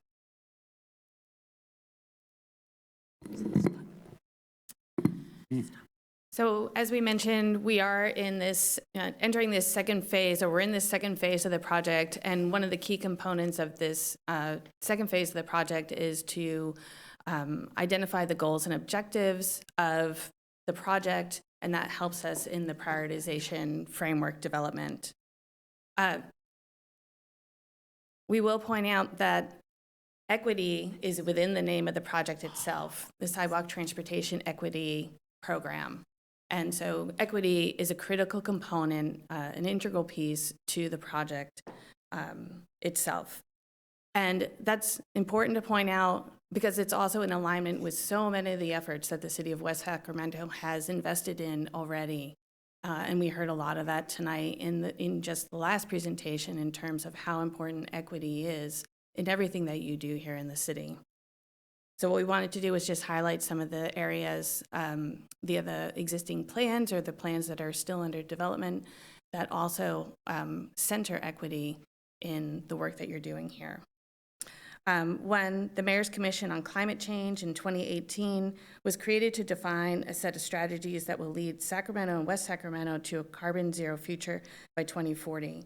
The report was released in 2020 and included equity recommendations. to operationalize equity by providing education, ensuring shared decision-making, and allocating resources that address historical and current disparities. And also, in the general plan, in the health community element, there are 2 goals that highlight the importance of addressing geographic disparities and the equitable distribution of new public facilities and services, such as the sidewalk infrastructure. Next, the Mobility Action Plan has a strategy 6, and Action 6 specifically highlight equity and social equity. Strategy 6 highlights advancing supportive policy frameworks that will reinforce the city's goals and values and guide future transportation investments with a focus on social equity. And then within Action 6, to develop a CIP prioritization framework, a capital investment plan framework that centers social equity in the project evaluation, selection, and phasing process. And that's really what we're doing with this sidewalk transportation equity plan. And it ties the project prioritization directly to key social equity performance metrics to advance investments in disadvantaged communities. I'll also note that there are draft greenhouse gas reduction emissions and administrative draft in the climate action plan that also points out that it's important to make decisions and allocate resources in the manner that address historical and current disparities and hold largest greenhouse gas emitters accountable. In your development standards, it points out that design of sidewalks, curbs, and gutters shall conform to standard details as required by the city engineer, and that sidewalks are required on both sides of all residential and commercial streets, and at least one side in industrial areas. Additionally, there are other plans that reinforce equity as well, the Age-Friendly Action Plan and the 2018 Bike, Ped, and Trails Master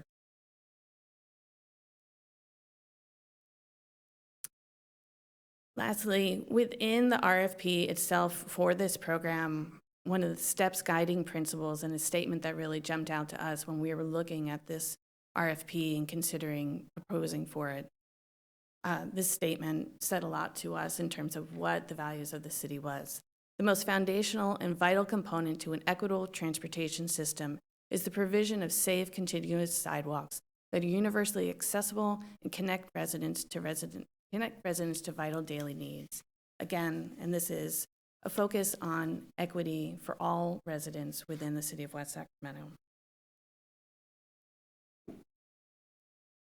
And so now what you're looking at on the screen is high-level goals and objectives for the project. And really, I want to reiterate what Tracy is saying here. These are really in alignment with what the city has already committed and are really designed to help develop a safe, connected pedestrian network that can encourage a greater mode shift to active transportation. So getting more cars off the road, getting more people walking and biking, or scooting, or using mobility devices to get places, which we already know supports West Sacramento's, our state's, our region's climate goals. And so, and we heard that here tonight about people who were concerned with air pollution, people who were concerned with the traffic on the roads. Additionally, I think the objectives aim to reduce injuries and collisions involving pedestrians. And as we know, those folks typically tend to be marginalized groups who are most impacted by pedestrian fatalities. It also supports greater physical activity, connection to parks, open green space, essential destinations, like health centers or grocery stores. And overall, that improves community health. So one thing that we know about folks that are living in disadvantaged communities, they tend to have lower community health. They tend to have less walking and biking opportunities, and those result in physical activity-related comorbidities. And so ultimately, if we can get more folks walking and biking in their communities, we can improve that overall health. And I think perhaps the most important part of all of this is to develop a project prioritization framework that really centers on the social equity that has been such a big topic of our conversations tonight. So this is going to be a way for the city to ensure that transportation investments are targeting the neighborhoods that rely the most on walking and biking and transit, while also addressing the historical damages that the transportation system has caused, particularly on our BIPOC residents. And I kind of want to just give an overview of how these goals and objectives are received by community. So again, we want to be really sure and intentional about making sure that what we're putting forward is community priority, is community voice. And so we took these goals and objectives to our advisory committee, and we asked them, are these in alignment with what you see in your community, the needs in your community? And ultimately, they did think that these were in alignment, but we wanted to take it that step further. So we asked them, how would you prioritize these? What is the most important thing for us to address? And as you can see by the poll there, safe routes, that came up overwhelmingly. So those first three, actually the first four, the first, second, and fourth options are all under the safe routes and safety category. The next two are coming from that equitable access category. So what the community is telling us is that they extremely value that safety, the safe routes to essential destinations, and the equity piece of making sure that we are investing that equitably across West Sacramento.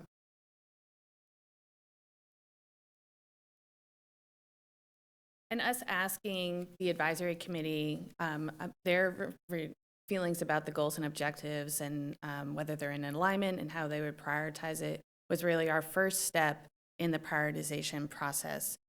So this prioritization framework process helps us to provide a structure and guidance for decision making. We are looking that it contains a set of factors that are based on those goals and objectives that are proposed. Were proposed in the RFP, were presented to the advisory committee, and what it will allow us to do is to go through this process and to come up, as I mentioned earlier, with that list of sidewalk projects that should be prioritized by the city, and then look for funding mechanisms that allow them to then move forward towards implementation. So the first step in the prioritization framework is for us to establish a foundation. What we've been doing is reviewing the best practices that exist within the industry. There are a sample of cities that have applied an equity-centered prioritization framework to a pedestrian plan or a sidewalk infrastructure plan. We've examined those best practices, and we'll talk a little bit about that. And what are the cities and the values and the equity metrics that they're using in those prioritization frameworks that we can learn from and the city of West Sacramento can learn from. That will help us to develop the prioritization methodology that will work best for the city of West Sacramento, and making sure that equity plays a central role in the prioritization framework that we develop with you. But as Kiara mentioned, there are other factors to consider. Whether it's health and equity, key access to key destinations, pedestrian safety in and of itself. And those are some other factors that we would consider. Once we develop that prioritization framework, we would apply that methodology to the data set that we've developed that helped us to identify where the gaps and the quality issues exist within the pedestrian network within the city of West Sacramento. And then from that, we can develop a list of prioritized projects from which we can then, as I said, look at potential funding sources and an implementation and a phasing schedule to move projects forward towards grant applications and construction. So I'm going to briefly talk about the best practices review. I know that we are almost at 11 o'clock. I'm sure you all are tired. As I mentioned, okay. We looked at a sample of cities, and again, these cities were identified because there's not many that have done the type of work that the city of West Sacramento is looking to do. Your neighbor just across the way, Sacramento, had some great information to share with us in terms of the transportation priorities plan that they just developed. Oakland has applied an equity framework to both their capital improvement plan as well as a paving plan over the past 5 or so years that they've done that work.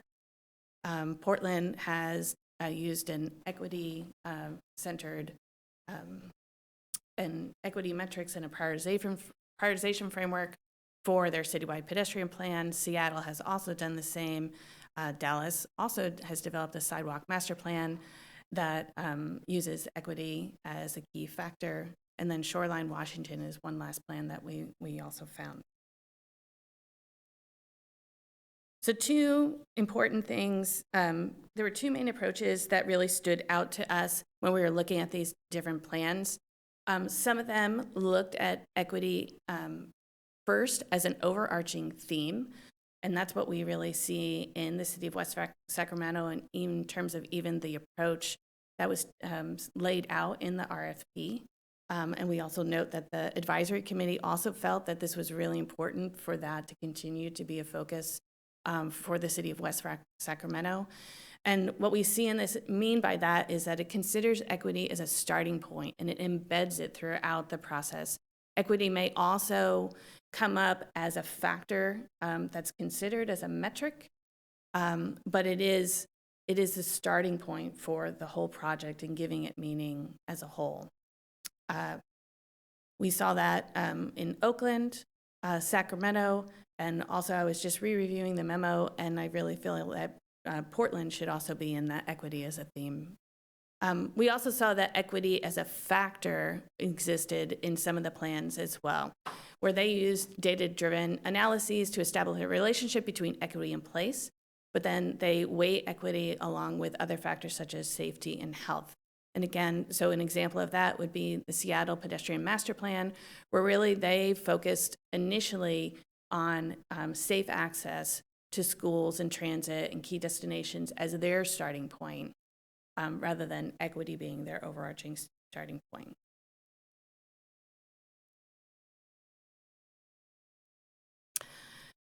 In terms of the prioritization factors that these different cities looked at, again, all of them looked at equity as a prioritization factor, but several considered health. All of them considered safety when looking at pedestrian planning. Connectivity and access, I just mentioned Seattle having a focus on pedestrian access and connectivity and pedestrian demand. A few of them looked at environment and air quality, and then Oakland also looked at economy and the economic impact and economic inequalities based on the lack of infrastructure. And then when we get down to the equity metrics that were considered, and some of these were developed as a composite index. So Dallas, created a equity index looking at race, income, disability, age, and limited English proficiency. Other agencies just looked at a couple of equity metrics to come up with their how they were measuring equity within their plans.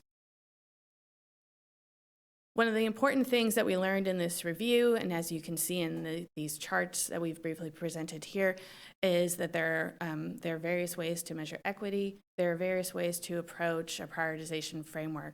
And again, each community, it's really important to consider the community voice and the community context to find the prioritization framework that works best for what the community's goals are. And that's where we are in the process. And again, as we mentioned earlier, the city, when we brought these questions to the advisory council, one, they really identified that they feel it's important that equity be an overarching theme to the STEP project. And then in terms of us, how we should prioritize equity metrics for West Sacramento, disability, income, and race came all on top. They would like to see the most vulnerable groups and those that have been most impacted by historic disinvestment be prioritized in the STEP process and implementation. There's been a lot of discussion in the advisory committees on older adults and ensuring that West Sacramento has an age-friendly active transportation network. And then they also noted that there's a lot of intersectionality between these equity metrics and that race and income could act as proxy for some of the other metrics. But again, that's something for us to continue to pick apart a little bit and come up with the best metrics that will help us move forward in measurement of the projects. So what we wanted to do tonight was give you a brief overview of the project and let you know where we are in the process, and give you an idea of the prioritization framework that's being considered.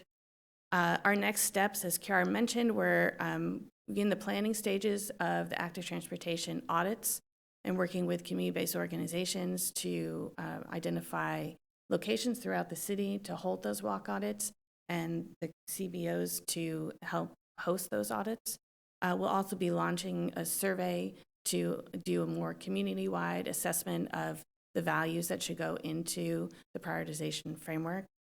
And then we'll finalize all the data collection and kind of get an idea of where we are in potential projects and then apply that prioritization framework. And all of that work will be happening closing out this winter and into this. So now we will take any questions that you have. Thank you. Bring it council for questions before public comment. No, I just wanted to say, Mayor, I mean, this is a great comprehensive overview of everything. Usually I have a lot of questions. So thank you. All right. Go ahead.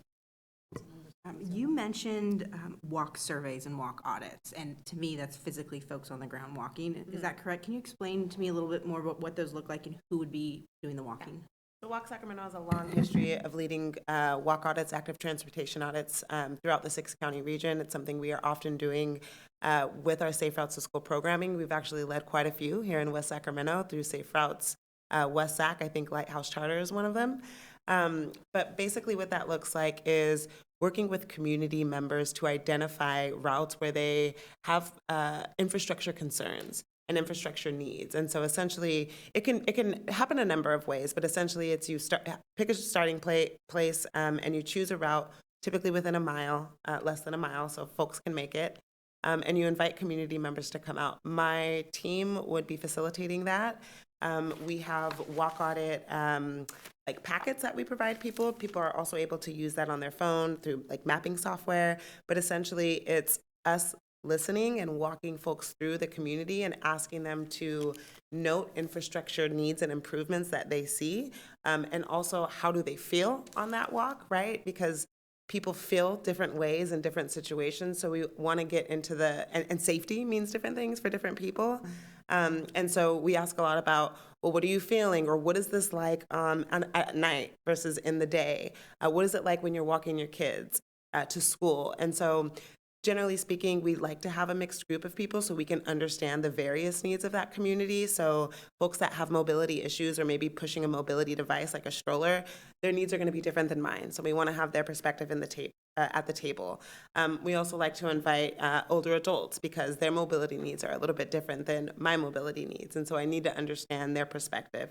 And again, we also always want to have that cultural, diverse perspective at the table, because as a Black woman, the way that I feel safe in communities might be different than the way that Tracy feels safe in communities, and we have to acknowledge that. So after we hold this audit, we do a debrief, and we kind of chat about what happened, how it felt. Generally speaking, this is an event under 2 hours. Then my team would grab feedback from people. We're also taking notes as people are talking. We would synthesize that data, and then we would present that back to the community. This is what we heard. This is what we gathered. Is this in alignment with what you felt on that walk audit? Once we get their approval, we wrap that up, and we hand it over to our project partners for incorporating into the project prioritization. That sounds incredible, because my notes here were different age groups for walking, walking in walkers, wheelchairs, and strollers. So thank you for being intentional on that. And I agree, that presentation was phenomenal. And as we hear about infrastructure issues and potholes, one of the ways that we can relieve that is to get more people walking and biking. So I appreciate all the time that's being spent on this. And this was a beautiful presentation. So thank you very much. Thank you. Go ahead, Councilmember Early. I want to note that when we had our strategic planning this year, one of the things the facilitator asked us to do was think like 10 years from now, what do you imagine you would want for your community? And I think many of us in various different ways said for it to feel safer and all the things. And for me, one of the things that I imagined was being born and raised here in West Sacramento would be associated with higher life expectancy.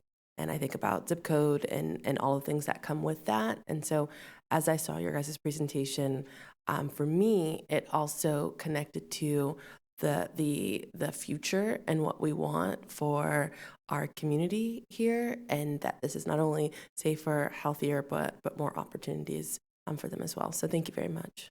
Thank you. And we should say that, you know, we're the facilitators of this work, but it really is staff's work and who wrote the grant and put the idea together and builds off the work that the city has done all along and with all of their projects. Thank you. And Tracy and Kiara. Like a tiara. but Like with a K. tiara, Kiara. Okay, good. Well, thank you very much for the excellent presentation and all the research you've done, you know, with the, I see it's the community advisory groups that you've reached out to.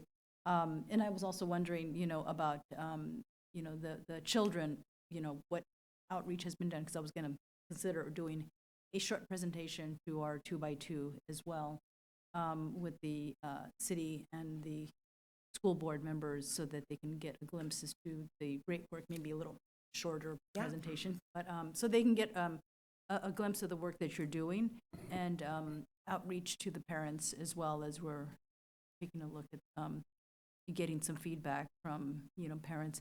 You know, the mapping showed some areas, and I know that there have been 2 children, well, 3, 4, I think, who have had some accidents riding their bicycles to school, and it's, I think, related to just, it's during the traffic hour, and so my concern has been, you know, safe routes to, you know, for children, and it's not in the north, it's in the south.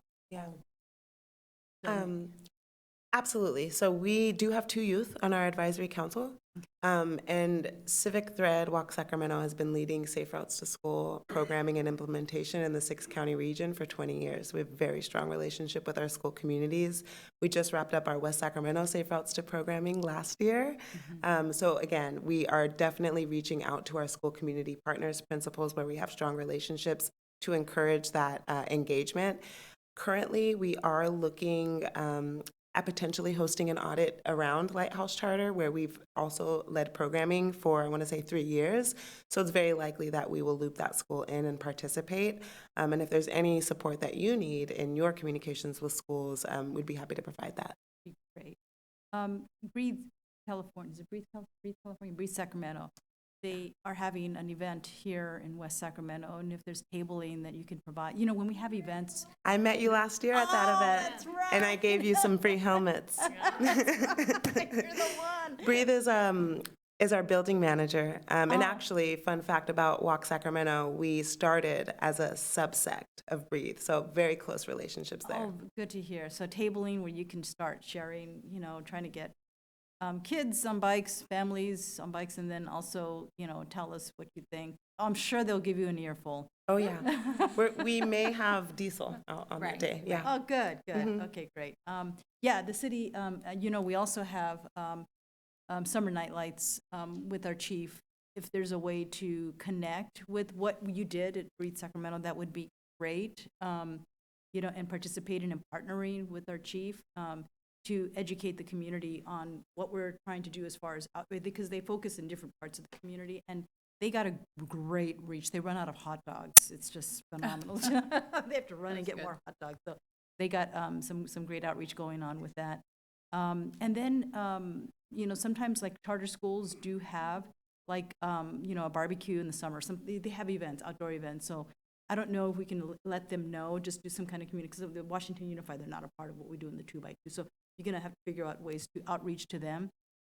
We do have, some of them do commute in from other parts, other cities, and some do have some people who just bicycle right in. So we can make sure we reach all the schools and the resources.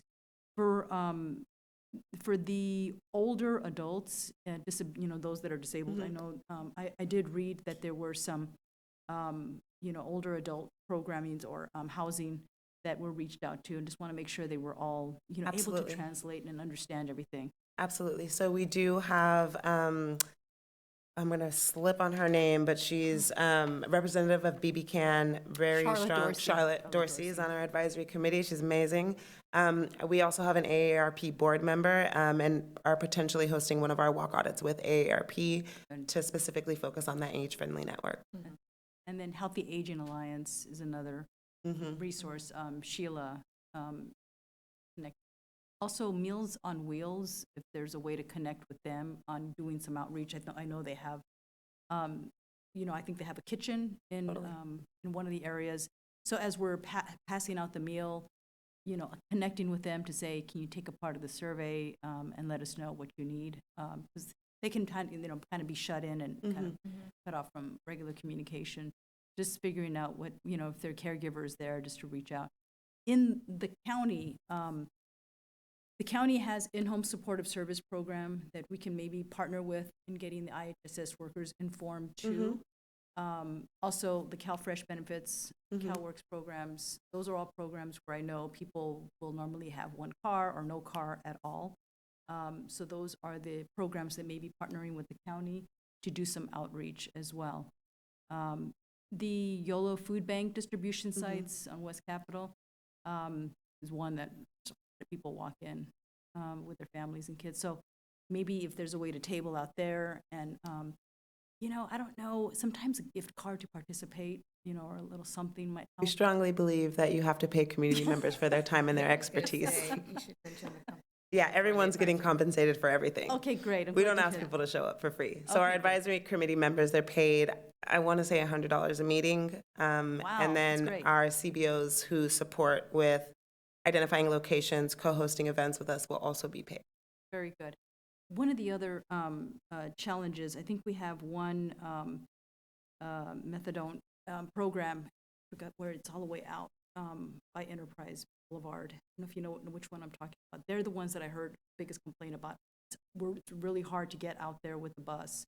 And so I don't know what their mobility. So that program, I might have to get you the name. Please do. And then ELICA, those, all of those FQHCs, getting out to them and letting them know. So just all of our partners, community-based organizations throughout, the city who can help, just to be able to provide some feedback. And,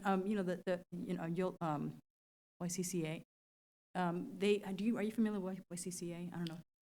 What is the acronym? Yolo County Children's Alliance? Yes. Oh, good. Actually met them last year at the bike rodeo. Oh, good.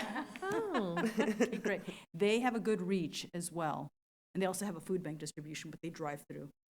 So, yeah, I think it's both drive and walk up. Okay. So, yeah, they have a good reach out there as well of those. You're right. We do have an advisory committee member from. That makes sense. They're fairly big in our community. That's right. Involved. Yep. That's off the top of my head, but, I can continue to provide some more ideas. Yeah, we'd love that. We do have a comprehensive list of CBO organizations, but we would love to see what we're missing. And there's definitely a few that you've mentioned that aren't on our list. So any contacts that you could provide would be greatly beneficial. Absolutely. We'll do that. And I'll say, particularly as the survey is intended to be launched in late March and run through April, and it'll be done, it's telephonically, and it'll be done in English, Spanish, and Russian. So being able to spread the word about the survey and to get great participation in that would be excellent. That would be and great. Particularly in Spanish and Russian. Yeah. And if you need us as ambassadors, Normal call us at Holy Cross. So we're our faith-based communities, we can help in any way we can. Go ahead. So you mentioned Lighthouse Charter. Are you working with Washington Unified School District as well? We've had a contract with, actually through your department, to do Safe Routes to School, which ended last year, or maybe the year before. So Lighthouse Charter was one of the schools that we were working at through our Safe Routes to School programming. We're no longer working at Lighthouse. We have strong connections there, and the community identified a potential audit near Lighthouse. So we will likely loop those folks in. I think the disconnect that I'm having, and maybe it's just that I'm not aware of how the school district works, is I think of Lighthouse different than, let's say, I don't know, Elkhorn, Riverbank, Westfield. And so that's, I think, that my disconnect. So are you working with any of those schools, so the non-charter schools? And is your question about who we're doing outreach to for the STEP? Yeah. We are doing, yes, we would Okay. be doing outreach to all of the schools. Okay. And so part of the reason that I brought up Safe Routes to School is because that's Civic Thread's connection to where we have strong relationships. As part of our Safe Routes contract, which ended, but is where we have a lot of those relationships. We worked at River City High School. We worked at Westlake Charter, and there were a few more that we worked with. And those are the schools that we have the strongest relationships because we did programming there for 3 years. Got it. So we would certainly want to make sure we had access to school board representatives or any other of the schools that we don't have those direct contacts with, but we're certainly going to start where we have the strongest connections to get that youth voice out. I think the main reason why I'm asking this, as I'm thinking about your guys' survey, I think of schools as basically the center of communities, and so the biggest, quickest way, right, especially when you're talking about safe travel routes for kids walking and whatnot, would be through our school district and distributing the survey in that way, so that you could immediately get parents to be able to respond. And so that's why I'm asking these questions. It's a good point, and I don't know that we have strong district connections because usually Safe Routes isn't initiated through the district. Sometimes it is, but most of the time it's not. So if you or any of the other council have those strong relationships, and particularly with board, I think that would be helpful. Okay, yeah. We should definitely. I would actually like to add that I have a few contacts with some school district members and PTO associations across the city. So because I often reach out to them to ask for grant support letters. Yes. So we can get them involved as well. Okay, perfect. Thank you. And Chief Strange reminded me of the name of the clinic, Core Clinic, C-O-R-E. Core Clinic, It's in the and corner that's of on Inter- Enterprise? And yes, Enterprise and Industrial, northeast corner of the intersection. And yeah, they can't drive. Right. Dropped off the bus. So Okay. yeah, checking in with them on what's happening there. And that corner right there is very interesting.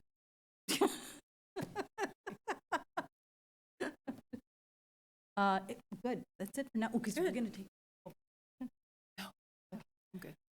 We are gonna take public comment at this time, so, Madam Clerk? Timothy Allen. I like how they mentioned bike lanes. I went to Davis for a little bit for high school. My mom refused to let me go to River City for her own reasons. I've talked to people from my church who went to River City, hate it, but the bike lanes in Davis were really good. To bring up the free internet, so I'm not selling for Verizon. I used to work for Verizon, so I have product knowledge. $70 for the home internet. If you have Verizon on your phone, it's $35. ACP is minus 30. 35 minus 30 is $5. That's with the federal government. So you're talking about free internet. There you go. No more, I'll call. I mentioned this to her. She said to bring it up to public comment. Bring it up to public comment. Bike lanes, I think Davis would be a really good city to look at for their bike lanes. And then the internet, and yeah, this is really needed just to kind of give you like a footprint on where to start. You have Oak Street, and then you go eastbound. From Oak Street, eastbound, there's a bridge there where the railroad tracks are. On the right side of that road, there's no sidewalk at all. So that's that area where they mentioned. The entire road of Jefferson going down towards Clarksburg, nothing but potholes. And then also Industrial Boulevard as well. So that's something that you guys could possibly look into. When I'm driving my car, like I said, it's like I'm in a 6.1 magnitude earthquake in San Francisco. So, yeah. But other than that, good job. We have no additional requests to speak on this item. Thank you, Madam Clerk. Closing the public comment, bringing it back to council. I'll find out any more comments or questions. All right. So thank you so much for the presentation. Excellent work, everybody. We are just so impressed and grateful that you are taking on this work. Really appreciate what you're doing. Thank you.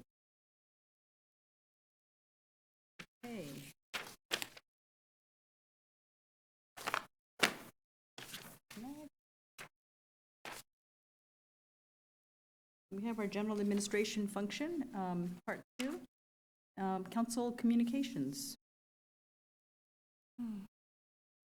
From council assignments. Council assignment communications, yes. Councilmember Early. I'm sorry, but Oh, but did you volunteer to go first? no, I'm just, it's late, so I feel bad, but I also don't, it's my job. So, so I attended the Yolo County Transportation District meeting. I'll be quick. We discussed micro transit in Winters. The fare went up. There was a promotional fare for the first 2 years of $1. It then went up this past year to $4 a ride. And so for that particular community, it has been extremely burdensome. And so we heard a lot of public comments on the fare hike and not allowing for folks who make minimum wage, who use this for their job, to be able to get there. Also gave us public comment on the fact that for some of the communities, the microtransit, which is kind of like our VIA, by the way, just isn't available on Saturdays, and that was really hard for folks to even like get urgent care appointments and things of that nature. And also that it doesn't start till 8:30, and it doesn't go past 5 o'clock. The reason why I'm bringing this up is only as we think about our own VIA. These are the kinds of things that potentially we should keep in mind. There's going to be a Woodland expansion for microtransit as well, all under YCTD. And that has actually been waiting because they ordered the vehicles and they are 6 months behind on those vehicles.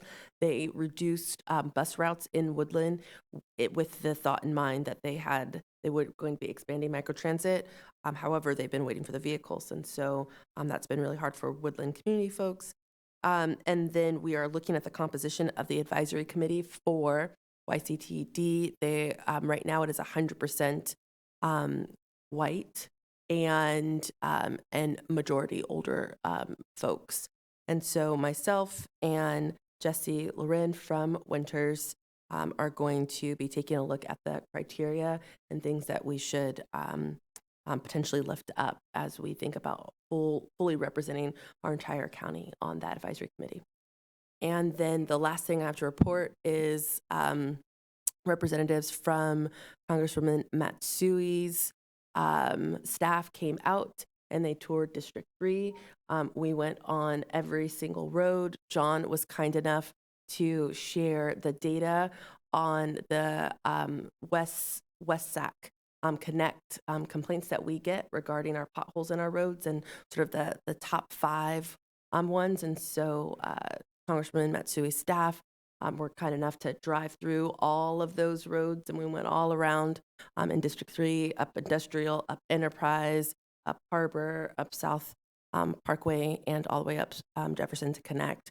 And they committed to doing their best to look at federal dollars and to connect with our staff and us to figure out what they can do to support us in getting those roads addressed.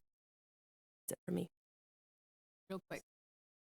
January 27th, Yolo Solano Air Quality Management District. We had interviews to select executive director. We did select someone that we will be announcing very soon. I have a SAFCA meeting tomorrow, and my understanding is everyone's going to be, we've been having these meetings on Zoom, and we are all going to in person for our committee meetings. What else? Oh, I also attended the Broderick Wright Community Roundtable has been having these meetings on graffiti abatement, and they've been very, very productive. First, we had about 70 people. Subsequent meeting, there were 25. The chief was there, and it was wonderful to see the whole community. These are folks, out of their own pocket, own resources, their time. They're helping each other. Get rid of the graffiti, whether it's painting over the graffiti there or even using power wash, getting donations as well. So it's really neighbor looking out for neighbor. Good example of what, other areas of West Sacramento can do. Also, my understanding is in another area in West Sac, they're going to be forming a neighborhood watch. A lot of break-ins, like stealing trucks, right out of neighborhoods. So the community's going to come together, and it really helps. I think we can't always. I mean, our police are few, and they can't be everywhere at one time. So having alert neighbors watch really something is going to help in the long run. And then let's see what else. One quick thing. I wanted to mention I saw the wonderful letters of love that the Our Lady of Grace kids. Did you see those? Those were so fantastic. Made me feel really good. Children from Our Lady of Grace School, the different council members, really nice cards. I'll get to look at. So thank you, Lady of Grace students. Plus a bucket of Milano cookies. I didn't get that. They're in the back. Oh, okay. Oh, that's right. Thank you. Great. Better. Thank you. Okay, so all of my council assignments are new to me, and so I am getting my feet very wet right now and drinking through a fire hose, understanding the work of all these organizations and what we're doing. But one thing I'll mention is our city school 2x2. We're going to be going to a quarterly meeting, so the next one will probably be early May. So when we're talking about updates with the school district, I want to be clear that meetings are quarterly, so if conversations need to happen sooner, 2x2 might not be the place to do that. Attended executive commission to address homelessness, Port District Commission. We had closed session today. YOLO Habitat Conservancy, we've just released the annual report, which is available online. And at the YOLO Subbasin Sustainable Groundwater Agency meeting, we had a great legislative update, discussed water conditions, and then the sustainability plan that's currently being implemented. And then I'll make a mention, the Yolo County Consolidated Redevelopment Successor Agency Oversight Board. I've been put on that board and attended that last meeting as well, and we approved our ROPS for the year. And then I'll mention that Congressman Doris Matsui's office sat down with me as well, and one of the concerns that I brought up were mailbox break-ins at the Riva apartment complex. And so I want to thank Chief Strange for updating me on that. And one of the things that I'm very impressed with is that our Congresswoman's office is going, tonight they're actually having a town hall in Sacramento about mailbox theft break-ins. And their office is making considerable efforts to work with the USPS on a federal level to support these neighborhoods. So we have a group from Riva who are there right now who are advocating for their community, for their neighborhood right there. And then I want to thank the Congressman's office for making this a priority for them as well. And then finally, as a new council member, our city management team has set up orientations with all of city staff, all the department directors. And I just want to thank everyone who sat down and took 2 hours out of their time to answer all my questions. Again, I'm drinking through a fire hose. And just thank you for getting me up to speed on all these things. It's been a pleasure to work with everyone so far. And we had a 2x2 with the county, and we went over what has happened during the last storm and the partnership that we have with the county. And so we just are continuing to take a look at ways of improving communication and working in collaboration with what's going on. I think we just want to make sure that our communication is resembling what is the actual. So we just are trying to tighten up. On the school 2x2, since as Councilmember Verna Sopozo mentioned, it is going to go to quarterly meeting.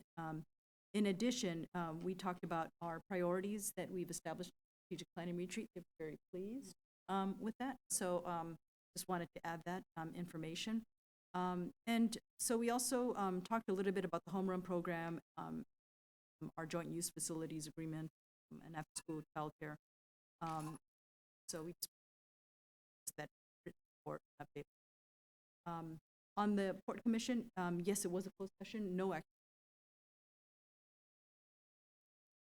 On the last SACOG Board of Directors meeting, Councilmember Early was there, present, and I was remote in DC.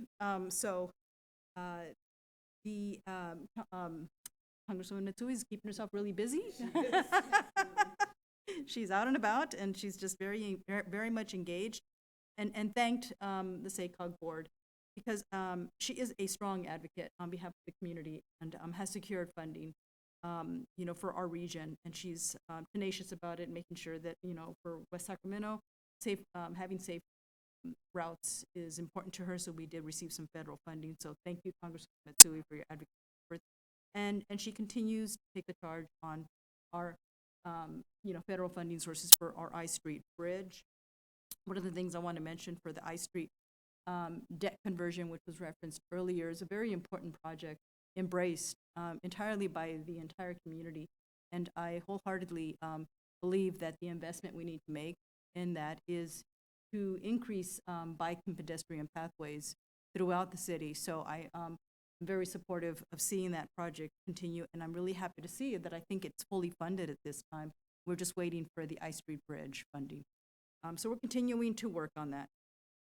Going back, to the SACOG Board of Directors meeting, let me just my notes.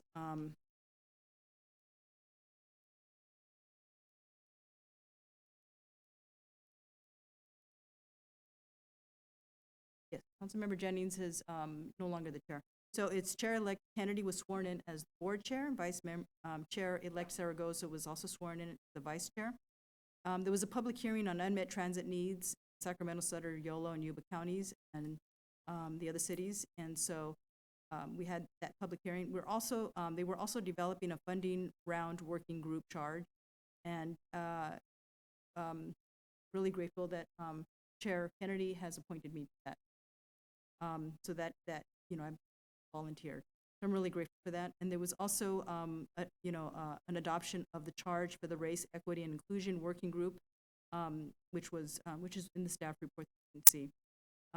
And so we also received updates on information on the federal corrective action response that we needed to take, and then a look ahead for 2023. We received a brief advocacy update at the beginning of the legislative year, a caution on what we foresee as the big budget deficit, and maybe a rollback on whether it be housing funds and transportation.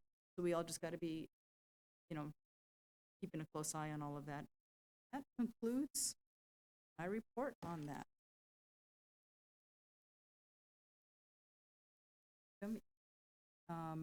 Council.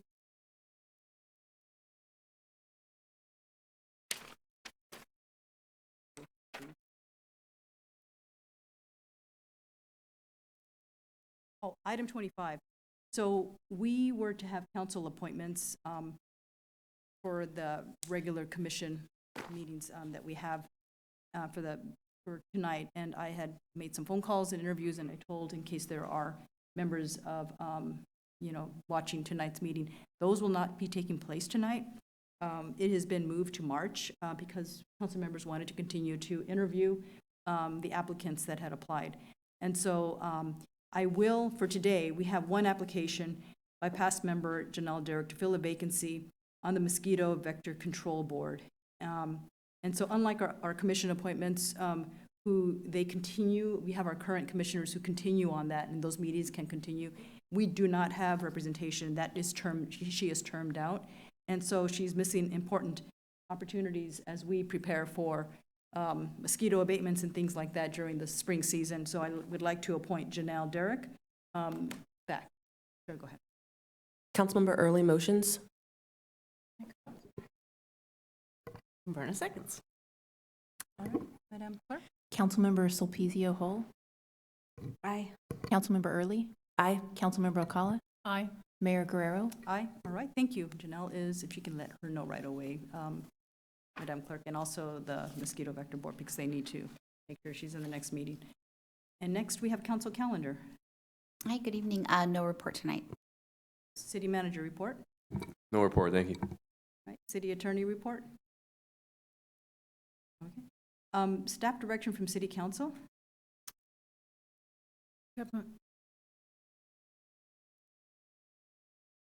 I'm sorry, I'm thinking of future agenda items. Okay. I wanted to ask how can we, show our appreciation for, just the city staff and all the volunteers and everybody who went out during the storm, just demonstrating our appreciation for their work and also for the pandemic. A lot of volunteers have been out there. How do we show our appreciation? Trying to figure that out. I appreciate that sentiment. Absolutely. We try to make sure at the staff level, it's well known from the top down that, speaking of the storms, there was a lot of extraordinary work that occurred during that time, all levels of the organization, especially those out in the field and operations. I would say at a minimum, just I'm kind of on the spot here, if there are things you'd like to express to staff that can be put in an email that we can put out, I'm always happy to do that. This came from Councilmember Mayor. We can make sure that the staff who are, the audience for that see it.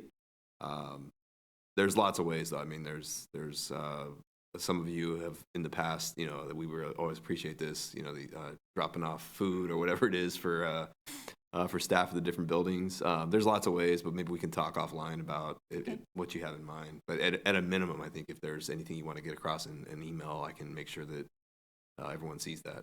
Okay, that'd be great. I know we do have access to the barn for, the city has access to the barn for events.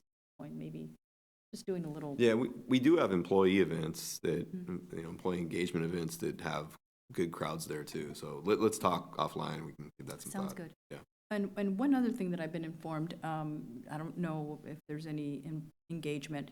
CalFresh benefits as of April 1st are going to be dialed back significantly. So we're anticipating a big increase in access to YOLO Food Bank, and just trying to get an understanding from YOLO Food Bank what we can do to learn more about that. Just what can we do to work together with them to understand that as a council? Well, I think that's an issue that YOLO Food Bank will be impacted by. They have a new director now. I met with them. It was before the New Year's, but if that's something they'd like to discuss with us, and that's something you're in contact with them, definitely put them in touch with me. Okay, sounds good. I'll do that. I don't know enough about that issue to give an I informed just, answer. So just quickly, I think it's a combination of not only is it that CalFresh is dialing back, I think this is relating to folks don't know that they have to reapply for some of these. And so it's not just natural roll like it was during the pandemic. So they don't apply, they're going to fall off the rolls. And so I think that's what we're talking about here. It's a combination of that. Yeah. And if that's something we can help with outreach using our channels or working with the county, I mean, obviously that's not our lane, but it's something we can help with outreach with. So. Okay, thank you.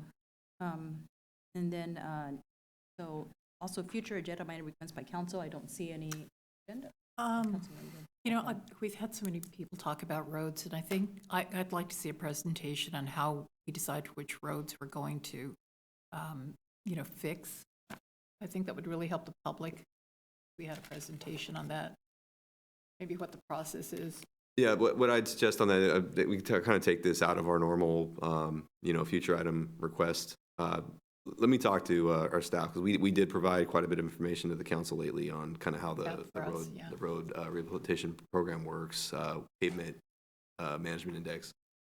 We've done presentations in the past on that have been more of a workshop level, and the time to do that may be with the budget. We have a new 2-year budget coming up, and so let us give that some thought. Okay. As we put together a new CIP. It may make sense to tie that with a workshop on pavement management, but right. Yeah, we can follow up on that.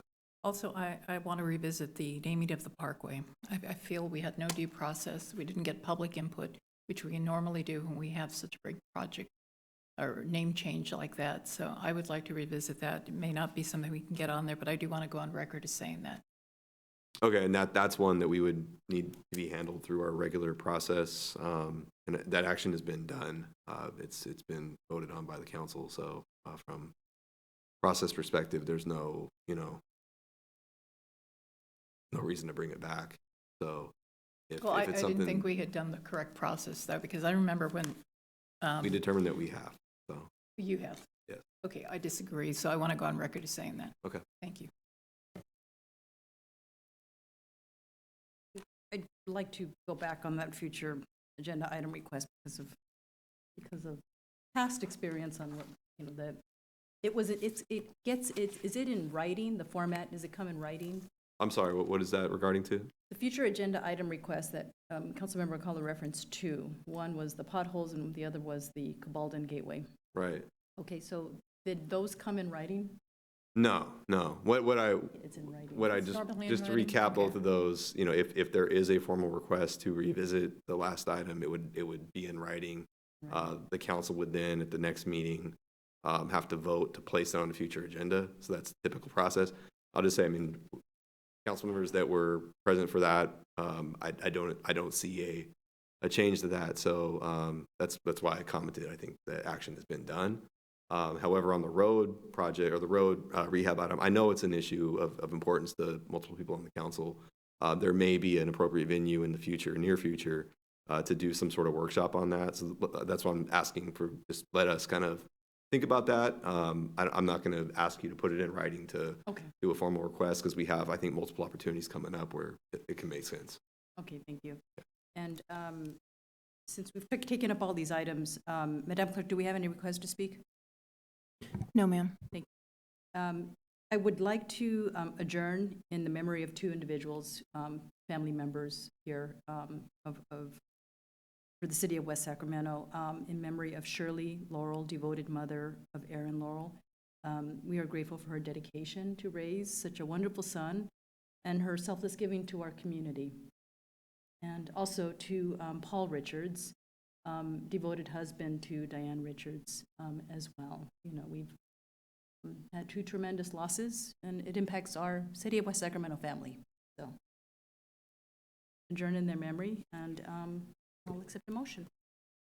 Councilmember Early moves. Second, Alcala. Madam Clerk, please call the roll. Councilmember Sulpicio Hull. Aye. Councilmember Early. Aye. Councilmember Alcala. Aye. Mayor Guerrero. Aye. Thank you. We are adjourned.